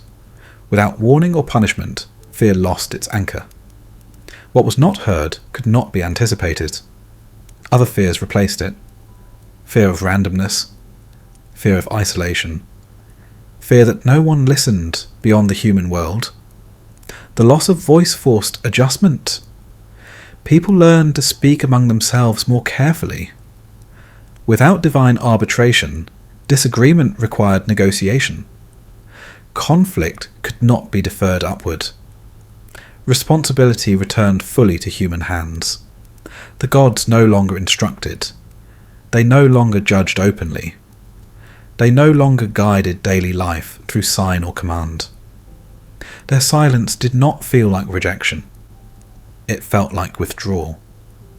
Whether chosen or inevitable remained unclear. Perhaps the gods had completed their work. Perhaps the world no longer required explanation. The gods became memory. Their voices preserved in texts, hymns, and stories. What they had once said was repeated, studied, debated. Interpretation replaced revelation. This transformation preserved authority differently. The gods no longer spoke, but they were spoken about. Their words were fixed rather than responsive. Meaning became interpretive rather than direct. This fixedness changed power. No new command could contradict the old. No fresh voice could clarify uncertainty. Tradition hardened into reference. Debate replaced devotion. Communities divided over interpretation. Without voice, certainty fractured. The gods became silent anchors. They no longer moved the world, but they shaped thought. Their silence did not erase influence. It redirected it. Some found comfort in this silence. The absence of command allowed freedom. Choice no longer competed with divine will. Life could be lived without fear of mishearing. Others felt loss. Without voice, prayer felt empty. Ritual felt mechanical. The relationship that once shaped identity dissolved into habit. Silence revealed dependence. People realized how much meaning had relied on response. Without it, existence felt heavier, less guided. Yet silence also revealed resilience. Life endured without instruction. Communities adapted. Values emerged without decree. The world did not collapse. The gods lost their voices, but not their presence entirely. They lingered as symbols of what once guided humanity through uncertainty. Their silence marked transition rather than disappearance. This transition was uneven. Some clung to imagined voices, insisting they still heard command. Others accepted silence fully, allowing gods to recede into story. The gods no longer corrected error. They no longer affirmed belief. Silence removed endorsement. Meaning became provisional. Truth required agreement rather than revelation. This shifted power from divine to human hands. The gods lost their voices, but humanity gained its own. Debate, philosophy, law, and story replaced command. The divine receded, and the human world grew louder. Yet something lingered. A memory of being addressed. A trace of having been seen by something beyond the world. Silence did not erase that memory. It sharpened it. The gods no longer spoke, but they remained present in absence. Their silence framed the world like a boundary, reminding humanity that what once explained everything now explained nothing directly. And as voices faded into echo and echo into story, the question lingered quietly, asking whether silence marked the end of the gods' relevance, or whether it was simply the final transformation, allowing them to survive not as speakers, but as enduring shadows within human thought. Temples did not vanish suddenly. They remained, long after voices faded, standing where belief had once gathered daily. Stone outlasted certainty. Columns endured where prayer had thinned.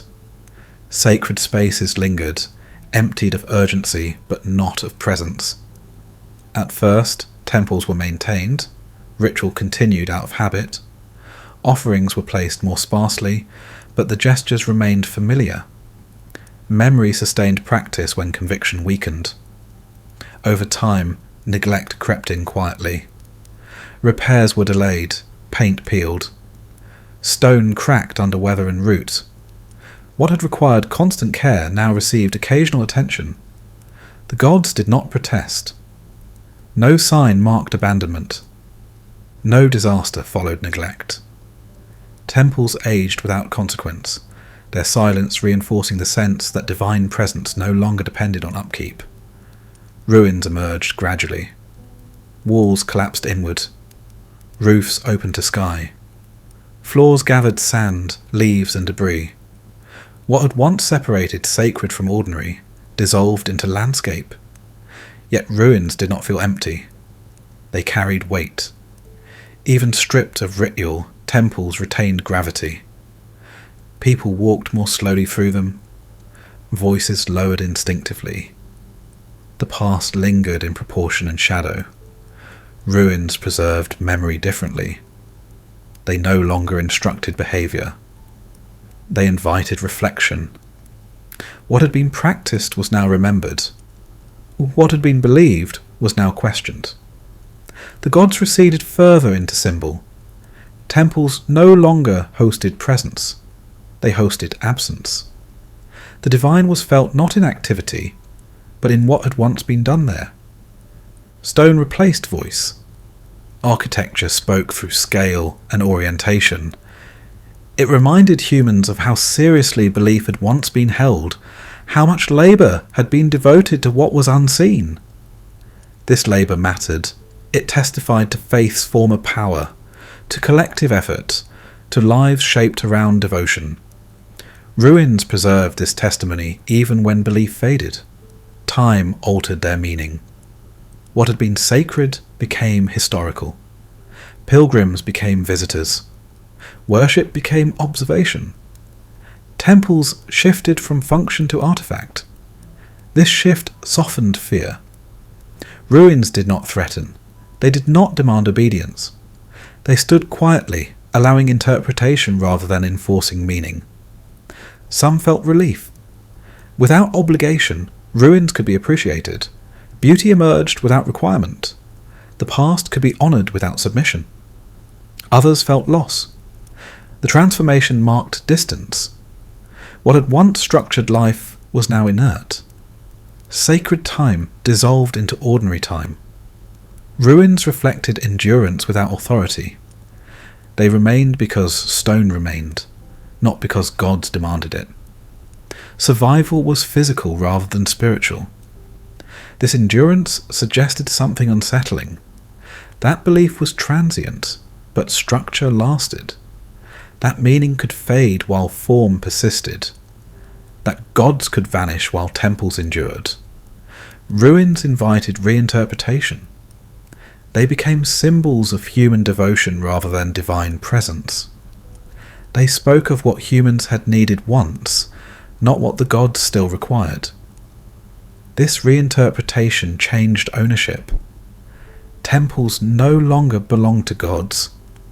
They belonged to history, to memory, to those who sought understanding rather than favour. Nature reclaimed them slowly. Vines climbed columns. Birds nested in alcoves. Rain carved stone smooth. The boundary between constructed and natural softened. This reclamation felt fitting. What had been built to defy time returned to it. The gods did not resist. The world absorbed what had once been set apart. Ruins became teachers. They taught impermanence without instruction. They showed that even what seemed eternal depended on belief to remain alive. Yet they also taught endurance. Stone outlived faith. Memory outlived ritual. Something remained even when devotion ended.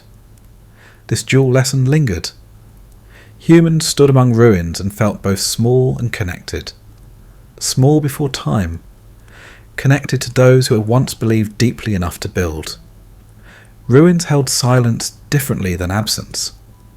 They did not erase the gods. They held space for them without voice or command. The divine survived as trace rather than presence. This trace influenced imagination. stories were retold differently. Gods became characters rather than authorities. Myth replaced worship. Ruins did not argue against belief. They allowed it to transform. The gods no longer required shelter. Temples no longer required purpose. What remained was relationship between past and present. As generations passed through these broken spaces, touching stone worn smooth by countless hands, the question lingered quietly, asking whether ruins marked the failure of belief, or whether they were its final achievement, preserving devotion long enough for meaning to outlast faith itself. When temples quieted and voices faded, the gods did not vanish. They moved. They slipped from altar into language, from ritual into narrative. What could no longer be summoned through prayer returned through telling. The divine survived as story. Stories required no belief. They asked only to be remembered. Spoken aloud, passed between generations, shaped and reshaped by time. The gods no longer demanded obedience. They invited listening. This invitation changed everything. A god in a story could be questioned, interpreted, even doubted. Authority softened into character. Power became symbolic rather than enforced. Stories preserved presence without command. They carried emotion, conflict, and meaning without consequence. The gods could rage, love, fail, and fall without threatening the world. Their actions no longer altered reality. They illuminated it. Stories explained human experience without claiming control over it. They reflected fear, desire, ambition, and loss in forms larger than life, yet safely contained within narrative. The gods became mirrors. Their flaws reflected human weakness. Their triumphs echoed human longing. Their conflicts externalized inner struggle. As stories, gods became approachable. One could admire without worship, criticize without fear, learn without submission. Myth replaced command with reflection. This transformation preserved relevance.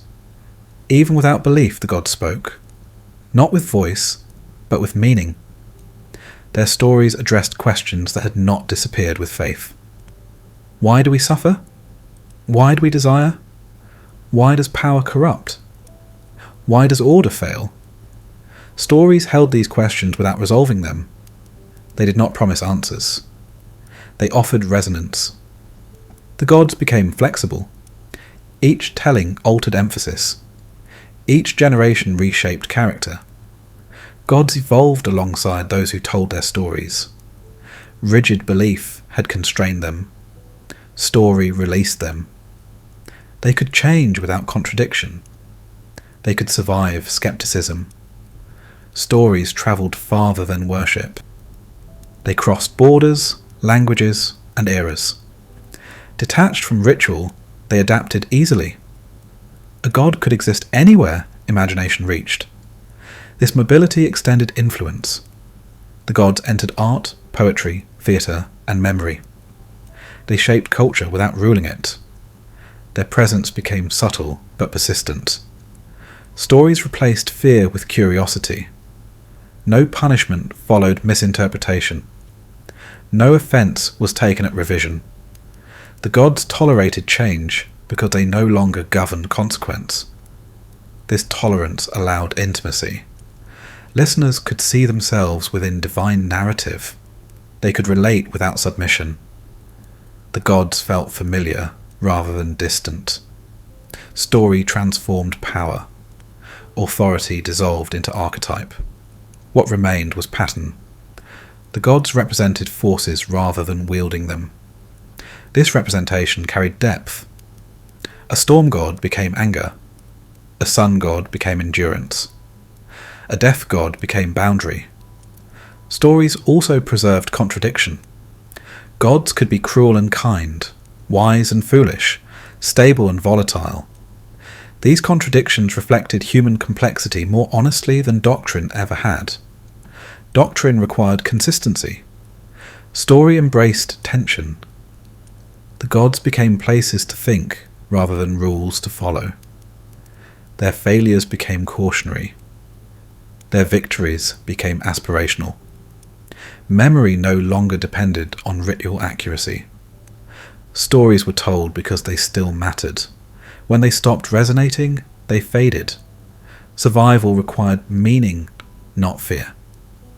This natural selection reshaped the divine. Only the gods who reflected enduring human experience survived. Those tied narrowly to ritual or location faded first. The gods that remained were those who spoke to internal states. Conflict, desire, loss, order, chaos. These did not vanish with faith. Stories became inheritance, not imposed, but offered. One could choose to engage or not. The gods no longer demanded loyalty, they accepted attention. This acceptance changed relationship. Humanity stood alongside the gods, not beneath them. Myth became conversation rather than command. The sacred became reflective. No longer enforced from above, it emerged from within. Stories invited introspection rather than obedience. The gods did not object. As stories, they no longer needed defense. They survived through usefulness rather than power. Their silence became strength. They could not be disproven because they made no claims. They could not be overthrown because they ruled nothing. They endured because they explained. And as fires burned lower and voices gathered closer, as stories passed from mouth to ear without altar or offering, the gods lived on quietly, reshaped into narrative form, asking no more than remembrance. As these stories settled into memory, carried forward without worship or fear, the question lingered softly, asking whether gods, once freed from belief, became weaker, or whether as stories they finally found a form that could never truly fade. When stories settled into familiarity, the gods shifted again. They no longer moved through narrative as characters alone. They condensed, they simplified. What had once spoken and acted became sign, image, and idea. The gods became symbols. A symbol did not demand belief. It required recognition. The god no longer needed a story to be present. A shape, a name, a gesture was enough. Meaning gathered instantly, carried by memory rather than plot. Symbols moved faster than stories. They travelled without explanation. A single image could hold centuries of association. What once required ritual now required only sight. This compression changed the divine. Emotion softened into concept. Conflict resolved into contrast. The gods no longer argued or desired, they represented. A god of storm no longer raged. It stood for upheaval. A god of sun no longer journeyed. It stood for endurance. A god of death no longer ruled. It stood for boundary. Symbols removed unpredictability. They could not surprise. They could not contradict themselves. Their meaning stabilized through repetition. This stability made them useful. Symbols entered daily life quietly. They appeared in architecture, language, gesture, and art. They framed thought without commanding it. The gods no longer intervened. They oriented. A symbol did not act upon the world. It shaped how the world was understood. Meaning shifted from event to interpretation. This shift altered power. Symbols did not rule. They influenced. They suggested rather than enforced. They offered perspective rather than command. The divine turned inward. No longer encountered as presence, it was recognized as pattern. The gods existed as ways of seeing rather than beings who acted. This inwardness preserved relevance. Even as belief faded, symbols remained. They did not require worship to function. They required only understanding. Symbols carried weight without fear. They did not punish misuse. They did not withdraw when ignored. They waited, available when needed.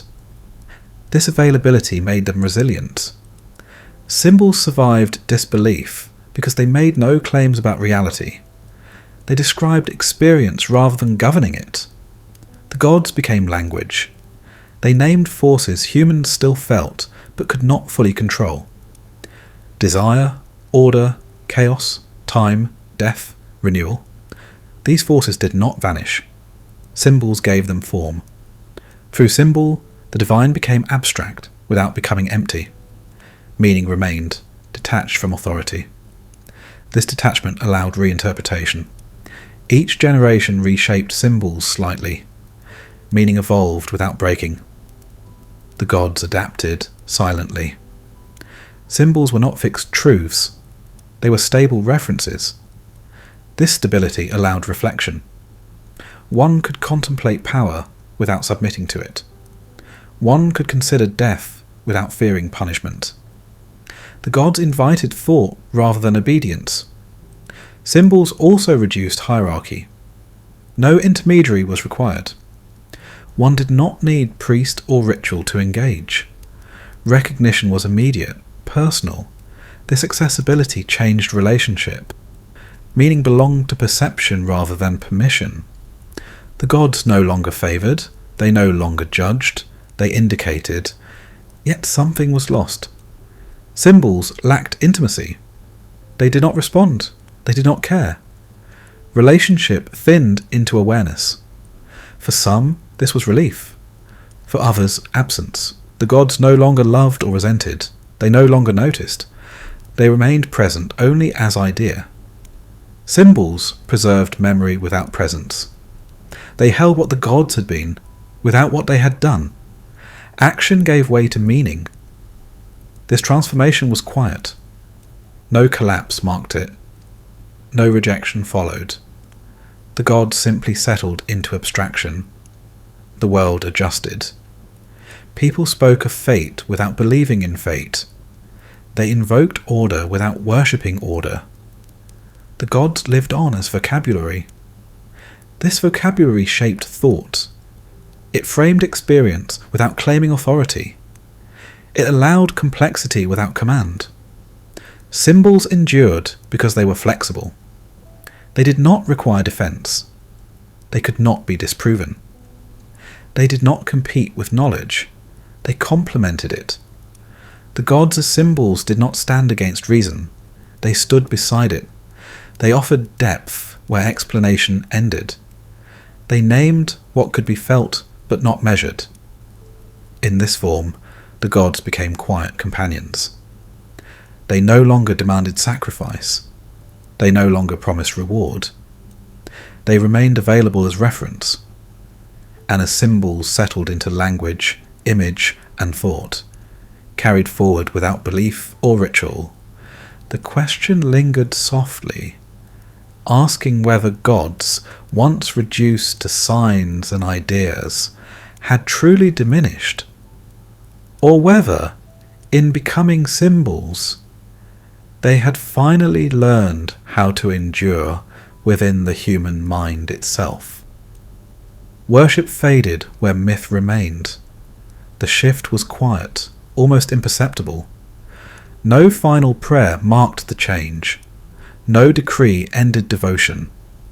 The gods simply stopped being addressed and began being told. Myth did not require reverence. It required attention. Stories replaced offerings. Listening replaced obedience. What had once demanded posture and ritual now asked only for memory and imagination. This change altered the divine profoundly. Worship positioned the gods above. Myth placed them within reach. They were no longer forces to appease, but figures to understand. Myth carried no obligation. It did not promise protection. It did not threaten consequence. It offered reflection without demand. The gods no longer ruled life. They illuminated it. This illumination felt safer. Without punishment or reward, stories could be explored freely. One could question the gods without fear. Their actions could be admired or criticised. Myth made space for doubt. It allowed contradiction to exist without collapse. A god could be noble in one telling and cruel in another. Truth was not fixed, it was layered. This layering preserved complexity. Life was not simple. Neither were the gods. Myth reflected this honestly. It did not reduce experience to rule or lesson. Worship had required precision. Myth allowed variation. Each retelling altered emphasis. Each generation reshaped meaning.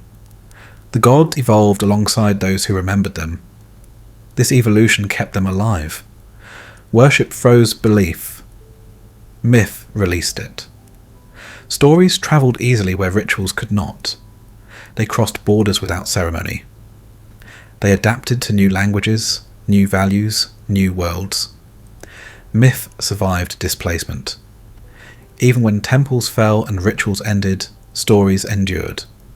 They required no space set apart. They lived wherever people gathered. This portability preserved influence. The gods entered literature, art, and thought. They shaped imagination without commanding behaviour. Their presence became cultural rather than authoritative. Myth transformed fear. What had once inspired dread now inspired contemplation. Punishment became plot. Judgment became theme. The gods' power was contained within narrative. This containment softened anxiety. One could face divine cruelty safely through story. Suffering could be examined without being inflicted. Myth provided distance. Distance allowed insight. The gods' failures became warnings rather than threats. Their excesses became reflections rather than commands. Myth taught without enforcing. This teaching was subtle. It did not instruct directly. It revealed patterns. Listeners recognized themselves within divine conflict. Myth spoke to inner life, to ambition, to jealousy, to chaos. The gods embodied these forces without controlling them. Worship had demanded alignment. Myth invited interpretation.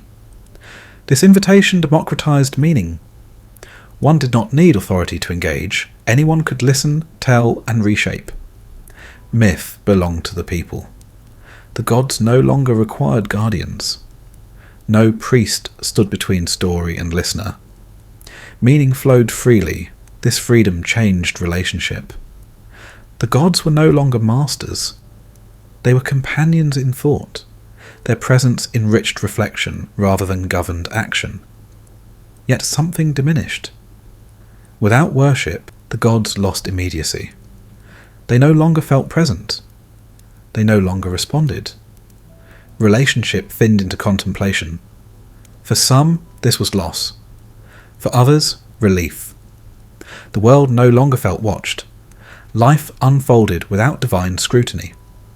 Responsibility rested fully with human choice. Myth supported this shift. It did not intervene, it observed. It allowed humanity to examine itself through divine lens without surrendering agency. The gods became frameworks. They organized experience rather than directing it. They gave language to forces still felt deeply. Myth replaced command with meaning. It did not require belief to function. One could doubt and still be moved. One could reject worship and still understand.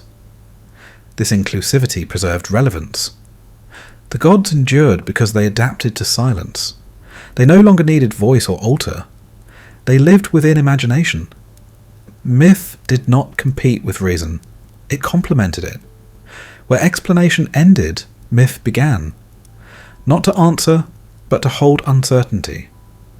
The sacred shifted inward. No longer enforced from above, it emerged from reflection. Myth invited contemplation rather than obedience. The gods did not resist this change, they survived it. As myth, they could not be silenced. They could not be disproven. They could not be overthrown. They existed wherever humans sought meaning beyond function.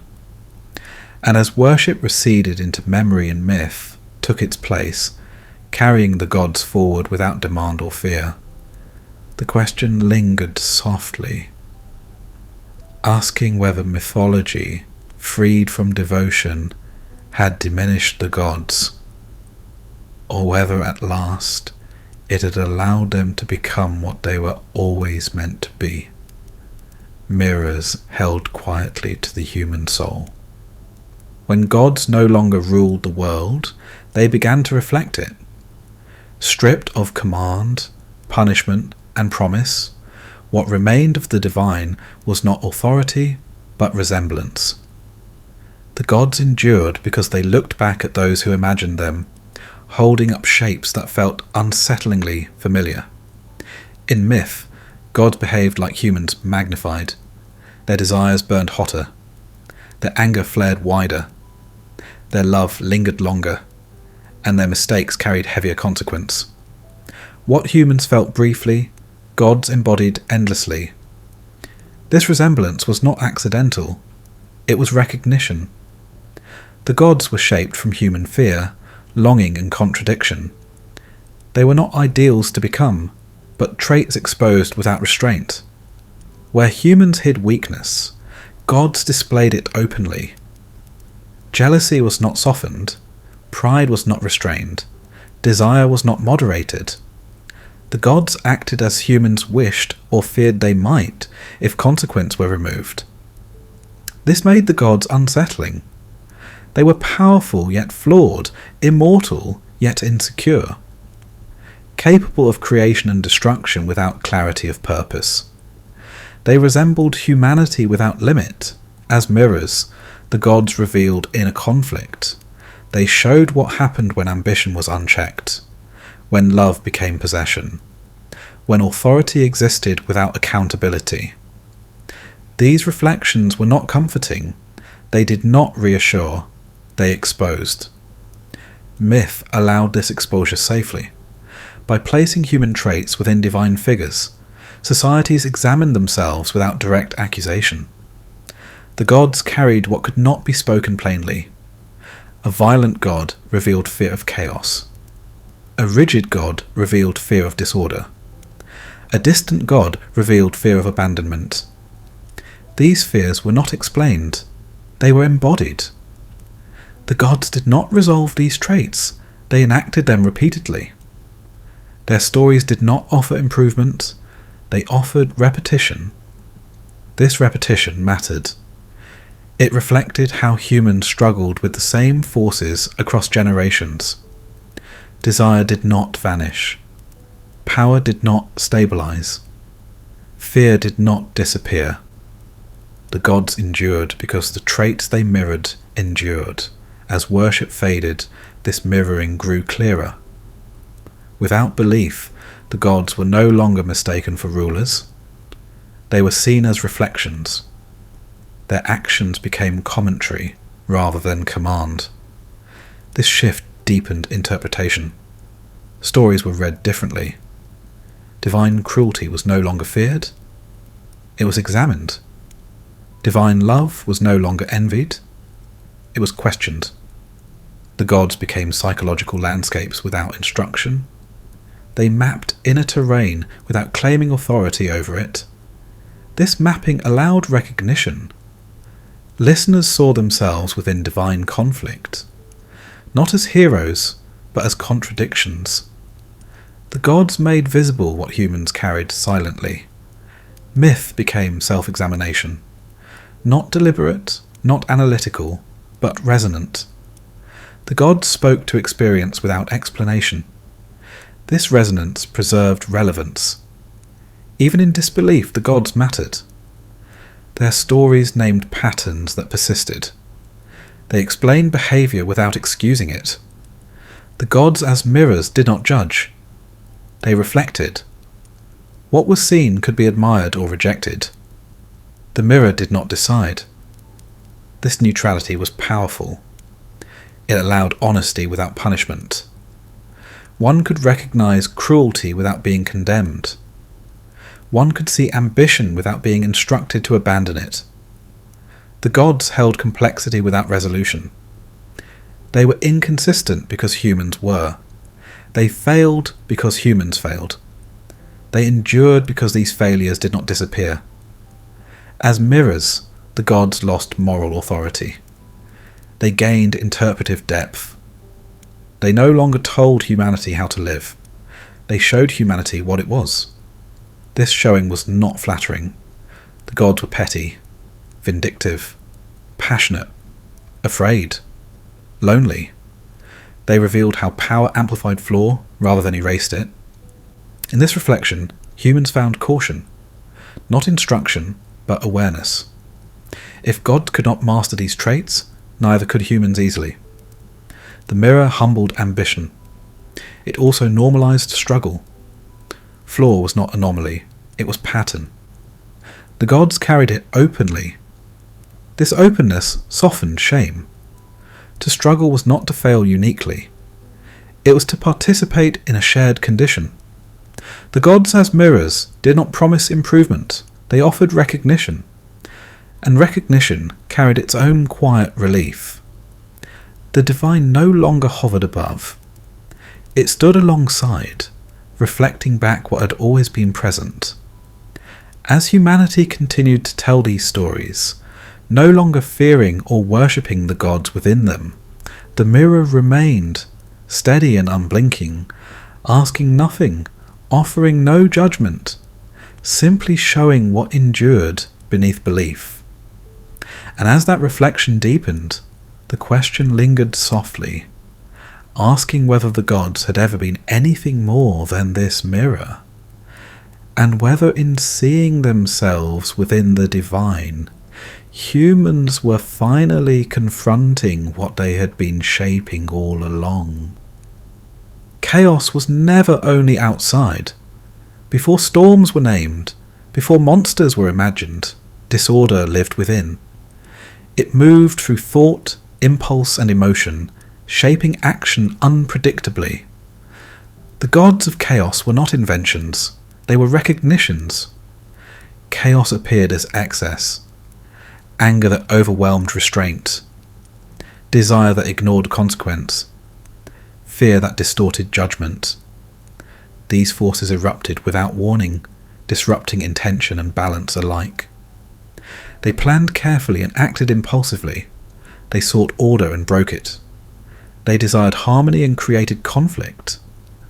Chaos did not arrive from beyond. It rose from within. The gods reflected this truth. They embodied chaos openly, without apology. Their rages were legendary, their passions destructive, their decisions inconsistent. What humans struggled to control, gods enacted without limit. Chaos was not anomaly. It was part of being. Attempts to suppress it entirely failed. Control slipped, order fractured. Chaos returned in new forms. The gods did not conquer chaos, they personified it. Their stories did not end disorder. They repeated it.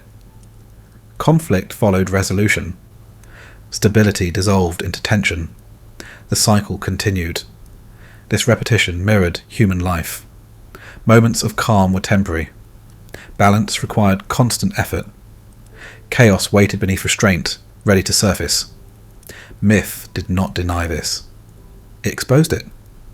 By placing chaos in divine figures, societies acknowledged its permanence. Chaos was not sin. It was condition. What was named could be managed. What was denied became destructive. The gods made chaos visible enough to confront. Yet confrontation did not mean control. Chaos could be understood without being mastered. The gods demonstrated this limit. Even with power, chaos endured. This endurance reframed morality. Failure was not always choice. Loss of control was not always weakness. Chaos intruded regardless of intention. The gods suffered their own chaos. They acted, regretted, reacted again. Immortality did not grant wisdom. It prolonged consequence. This suffering mirrored human experience magnified. What humans felt briefly, gods endured eternally. Their chaos had no final resolution. This eternal unrest explained divine cruelty. It was not calculation. It was overflow. Power amplified chaos rather than restrained it. Humans recognized themselves in this. They saw how authority intensified impulse, how freedom magnified desire. The gods became warnings rather than ideals. Chaos inside humans demanded response. Some traditions feared it. They sought to suppress it through law, ritual, or command. Chaos was treated as threat. Others acknowledged it. They sought balance rather than elimination. Chaos was integrated, restrained, redirected. The gods represented both approaches. Some embodied unchecked chaos. Others embodied containment. The contrast revealed choice rather than solution. Chaos could not be erased. It could be shaped. This shaping required awareness. Without recognition, chaos erupted blindly. With recognition, it could be anticipated, softened, limited. The gods offered no instruction manual. They demonstrated consequence. Chaos unchecked led to destruction. Chaos denied led to collapse. Chaos acknowledged allowed endurance. Not through command, but through repetition. The gods failed repeatedly in the same ways. Humans learned by watching. Chaos shaped creativity. Desire fueled art. Anger fueled change. Fear fueled caution. Without chaos, movement stalled. Life hardened into stagnation. The gods embodied this vitality. Their chaos generated narrative. Their instability drove story. Without it, myth would be static. Chaos made life dynamic. Yet it also made life dangerous. Balance became the response, not purity. Order existed to contain chaos, not abolish it. The gods of order stood beside gods of chaos. Neither prevailed completely. The world endured through tension. Humans mirrored this arrangement internally. Reason countered impulse. Habit countered desire. Memory countered fear. Balance was maintained imperfectly. Chaos inside us explained contradiction. Why kindness coexisted with cruelty. Why wisdom failed under pressure. Why intention collapsed under emotion.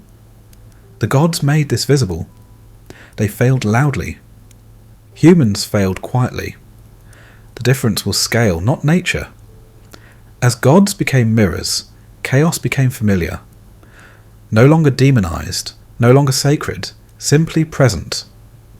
This familiarity allowed honesty. To admit chaos was not to surrender to it. It was to acknowledge the terrain of being human. The gods did not judge chaos. They lived it.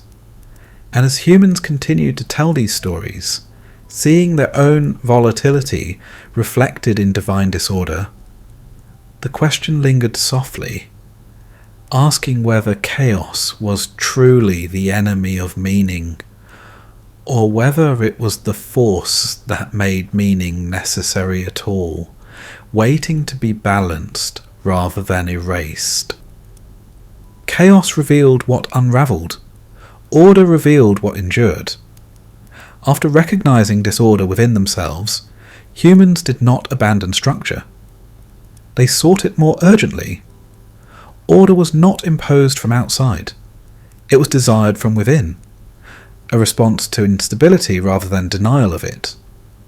Order promised relief, not from pain, but from confusion. It offered pattern where impulse scattered. It suggested that life could be shaped rather than merely survived. This craving was ancient. Humans noticed repetition long before they named it. The return of light, the rhythm of breath, the cycle of growth and decay. Order appeared as reassurance that chaos was not total. The gods of order reflected this longing. They were steady where others raged, predictable where others shifted. They did not thrill, but they held. Their presence suggested that continuity was possible. Order was not excitement. It was trust. Trust that tomorrow would resemble today closely enough to prepare for. Trust that effort would not dissolve instantly into disorder. This trust mattered deeply. Without it, planning collapsed. Memory lost value. Hope thinned into wish. Order allowed intention to persist beyond moment. Humans craved order because it preserved meaning. If action led nowhere, meaning dissolved. Order connected cause and effect. It allowed consequence to follow pattern rather than impulse. The gods of order embodied restraint. They limited rather than expanded. They maintained rather than conquered. Their power was measured by what did not happen. This restraint felt distant, but it felt safe. Order did not overwhelm. It did not surprise. It did not demand attention. It endured quietly. The craving for order was not desire for control. It was desire for reliability. Humans did not seek to eliminate chaos entirely. They sought boundaries around it. Places where chaos could move without destroying structure. Order created space. Space for growth without collapse. Space for difference without fragmentation. Space for life to continue even when disrupted. This space was fragile. It required maintenance. Neglect allowed disorder to spread. Order did not sustain itself automatically. The gods of order didn't intervene constantly. They established pattern and withdrew. Their presence was structural rather than reactive. This withdrawal forced participation. Humans learned that order depended on action. Ritual preserved rhythm. Law preserved boundary. Memory preserved continuity. Order became cooperative, not commanded, maintained. This cooperation shaped identity. Individuals were no longer central. The pattern mattered more than the moment. One life was meaningful because it contributed to continuity. Order reduced fear differently than chaos. Chaos frightened through unpredictability. Order frightened through obligation. To maintain structure required effort. Failure carried consequence. Yet humans accepted this burden. Order was worth the cost. It allowed inheritance. It allowed future. It allowed meaning to stretch beyond one lifetime. The gods reflected this endurance. They were not admired for beauty or strength. Their greatness lay in reliability rather than intensity. Order did not promise justice immediately. It promised survival. Excess was corrected slowly. Imbalance adjusted over time. Order valued endurance over satisfaction. This patience frustrated desire. Humans wanted resolution. Order offered process, yet process endured where reaction failed. The craving for order deepened with memory.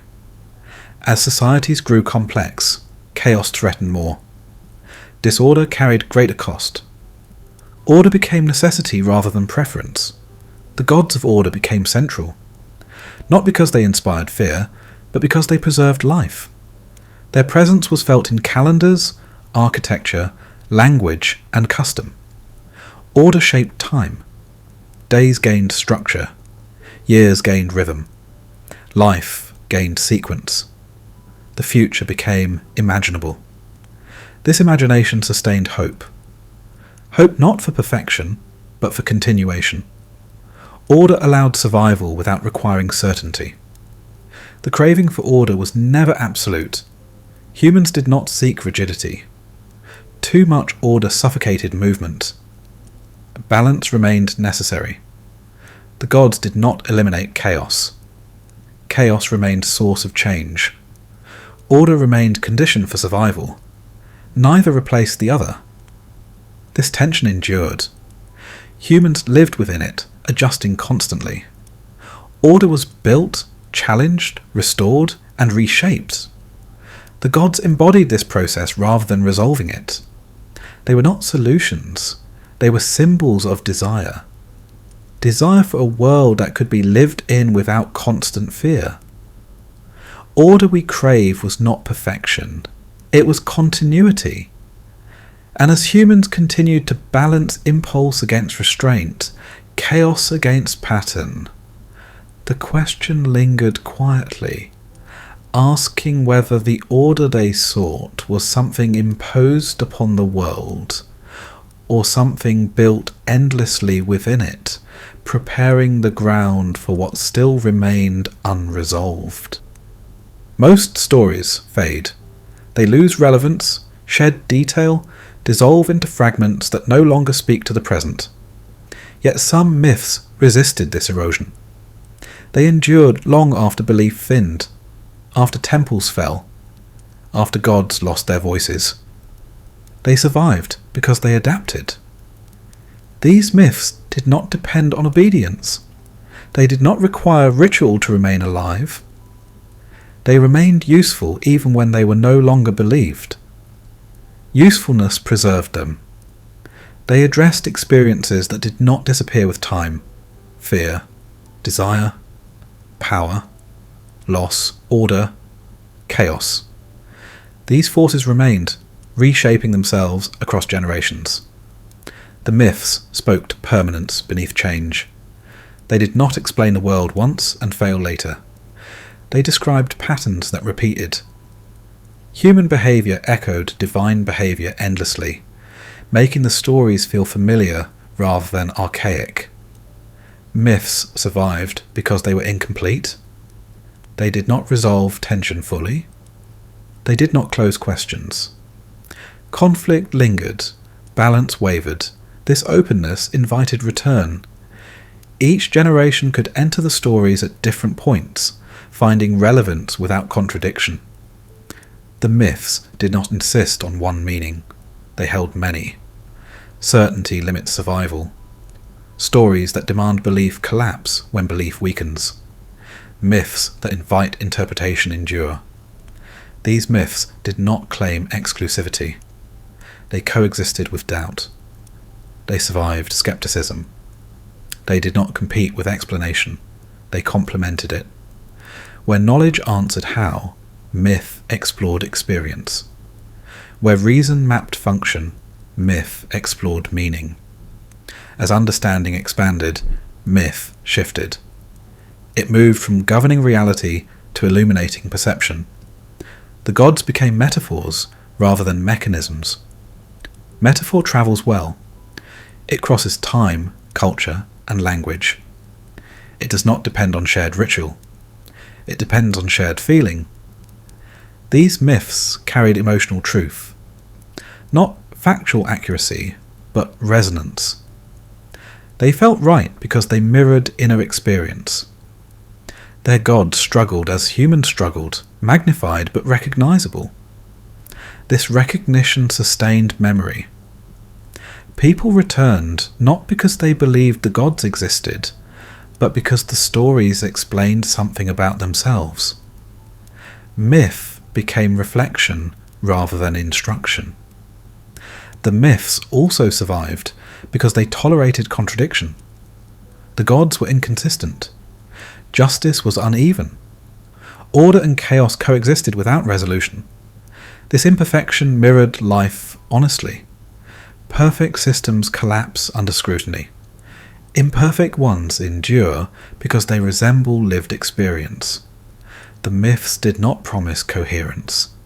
They acknowledged fracture. This honesty preserved trust. Listeners sensed that the stories were not manipulating them toward belief. They were revealing complexity without comfort. The myths survived because they were not moral manuals. They did not offer prescriptions. They showed consequence without instruction. The gods acted, failed, repeated. Humans observed. This indirectness preserved agency. People could learn without command. They could reject or accept without punishment. Myth respected freedom. The myths also survived because they were vivid. Storms, fire, stone, sun, sea, desert. These images anchored memory. The world itself reflected the stories constantly. A storm recalled rage, a rising sun recalled endurance, a barren land recalled boundary. Myth lived within landscape. The myths survived because they asked enduring questions. What is power? What is justice? What is fate? What is order? These questions did not expire.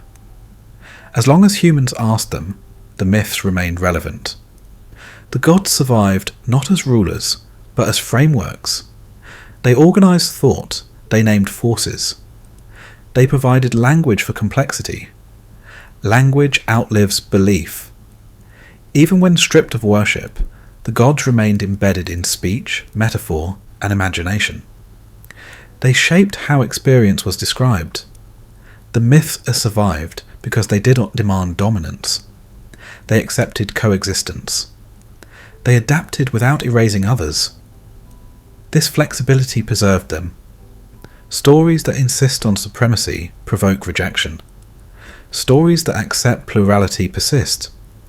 The myths endured because they were never finished. They invited retelling. Each telling renewed them. As long as uncertainty endured, the myths remained useful. They did not solve the world, they accompanied it.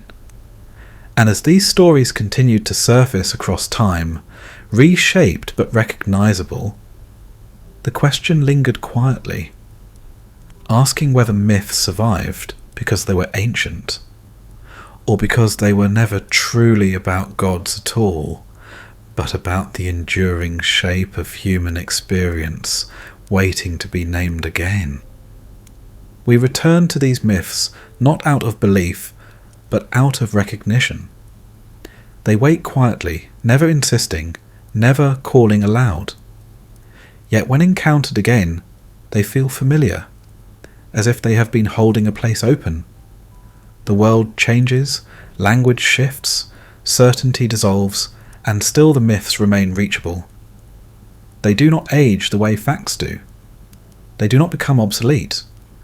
What they describe does not expire. Power still unsettles. Desire still disrupts. Order still struggles against chaos. These forces repeat, and the myths repeat with them. We return because the questions remain.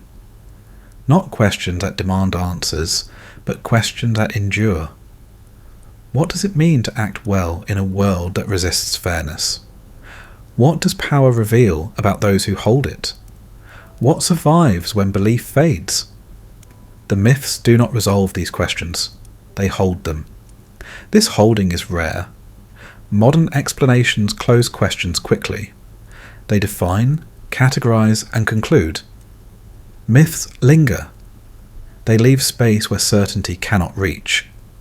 We return to that space. It offers room to feel without deciding, to reflect without resolving, to recognize patterns without being instructed. The gods no longer demand reverence. They offer perspective.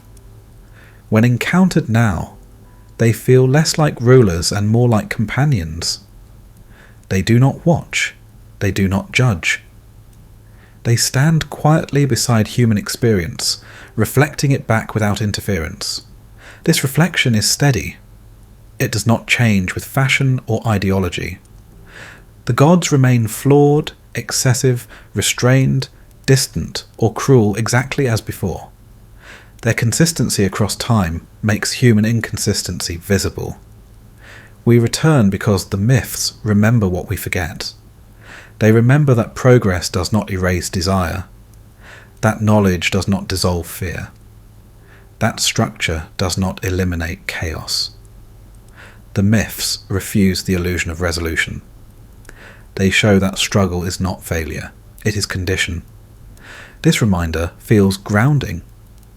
In a world that insists on solutions, myths accept tension. They allow contradiction to exist without apology. They do not hurry toward harmony. We return because the myths do not flatter us. They do not present humanity as ascending steadily toward wisdom. They show repetition. The same mistakes, the same ambitions, the same conflicts enacted again and again. This honesty is bracing. It removes the pressure to be exceptional. It reveals that struggle is shared across time, not unique to any era. The myths also offer distance. They place human experience within a wider frame. Suffering becomes part of pattern rather than isolated event. Joy becomes fleeting without being diminished. This distance allows endurance. It makes pain survivable without denying it. It makes success meaningful without making it permanent. We return because the myths are patient. They do not rush interpretation. They wait for the listener to be ready. What felt irrelevant once may feel urgent later. Meaning changes with experience. The myths accommodate this change. They do not resist reinterpretation. They expect it. Each return reveals something different, not because the story changed, but because the listener did. We return because the myths do not demand agreement. One can approach them skeptically, analytically, emotionally, or aesthetically. They do not require allegiance. They accept curiosity. This openness preserves accessibility. The myths do not belong to belief systems anymore. They belong to human inheritance. Anyone may enter. We return because the gods, stripped of authority, feel safer. Their power no longer threatens. Their presence no longer demands submission. They can be observed rather than obeyed. This safety allows intimacy. One can sit with a god's floor without fear. One can examine cruelty, ambition, or indifference without consequence. The myth becomes space for contemplation. We return because the myths speak without noise. They do not shout. They do not compete. They wait quietly until something within the listener recognizes itself. This recognition is subtle. It arrives as resonance rather than revelation. A line lingers. An image persists. A pattern feels familiar. The myths do not claim relevance. They reveal it. We return because even without belief, we still seek meaning beyond function. Explanation tells us how the world works. Myth tells us how it feels to live within it. That need does not disappear. As long as humans feel uncertainty, loss, desire and wonder, the myths remain usable. They wait without impatience.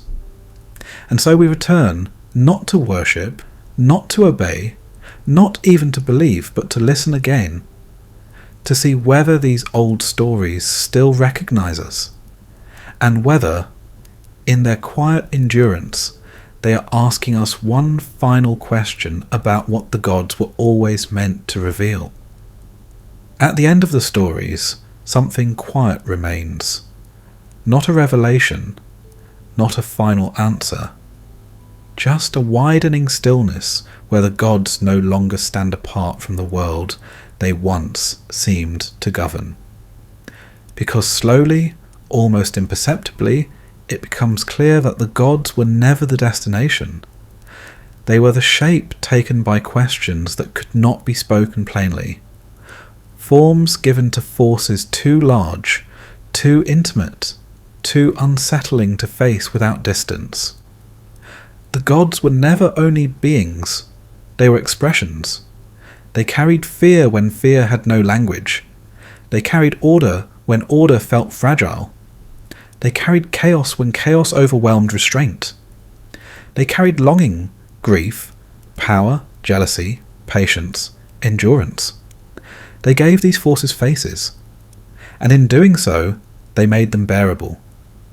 The gods allowed humans to look outward at what lived inward, to see desire rage across the sky, to see order rise with the sun, to see death walk a boundary rather than arrive without warning. This distance mattered. Without it, experience would have been overwhelming. The gods softened reality by shaping it into story. They made the unseen visible, the unbearable narratable.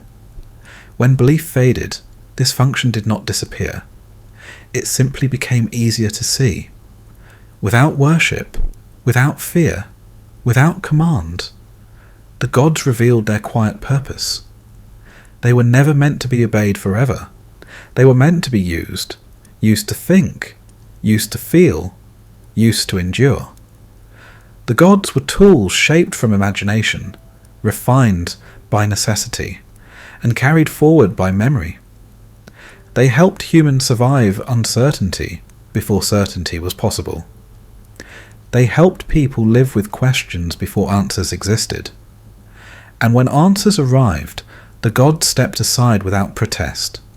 They did not collapse. They did not resist. They transformed. Because they were never anchored to belief alone. They were anchored to experience. Experience does not end. Humans still face power without clarity, still struggle with desire that exceeds restraint, still crave order while generating chaos, still fear death while seeking meaning. The gods remain present wherever these tensions exist, not as rulers, as reflections. They appear when humans tell stories about ambition that consumes itself, about order that stabilizes and suffocates, about love that creates and destroys, about silence that follows loss. In these stories, the gods are no longer mistaken for truth. They are recognized as language for what it feels like to be human in a world that does not explain itself fully. This recognition does not diminish them, it completes them. Freed from the burden of being real in a literal sense, the gods become real in a deeper one. They live where facts cannot reach. They operate where explanation stops. They are not answers. They are companions to uncertainty. When humans stop asking whether the gods exist and start noticing what they express, something shifts. The myths stop pointing upward and begin pointing inward. Not toward ego, toward condition. Toward the shared instability, hope, fear, and persistence that define human life across time. The gods were never above humanity. They were within it. They were not watching from the sky.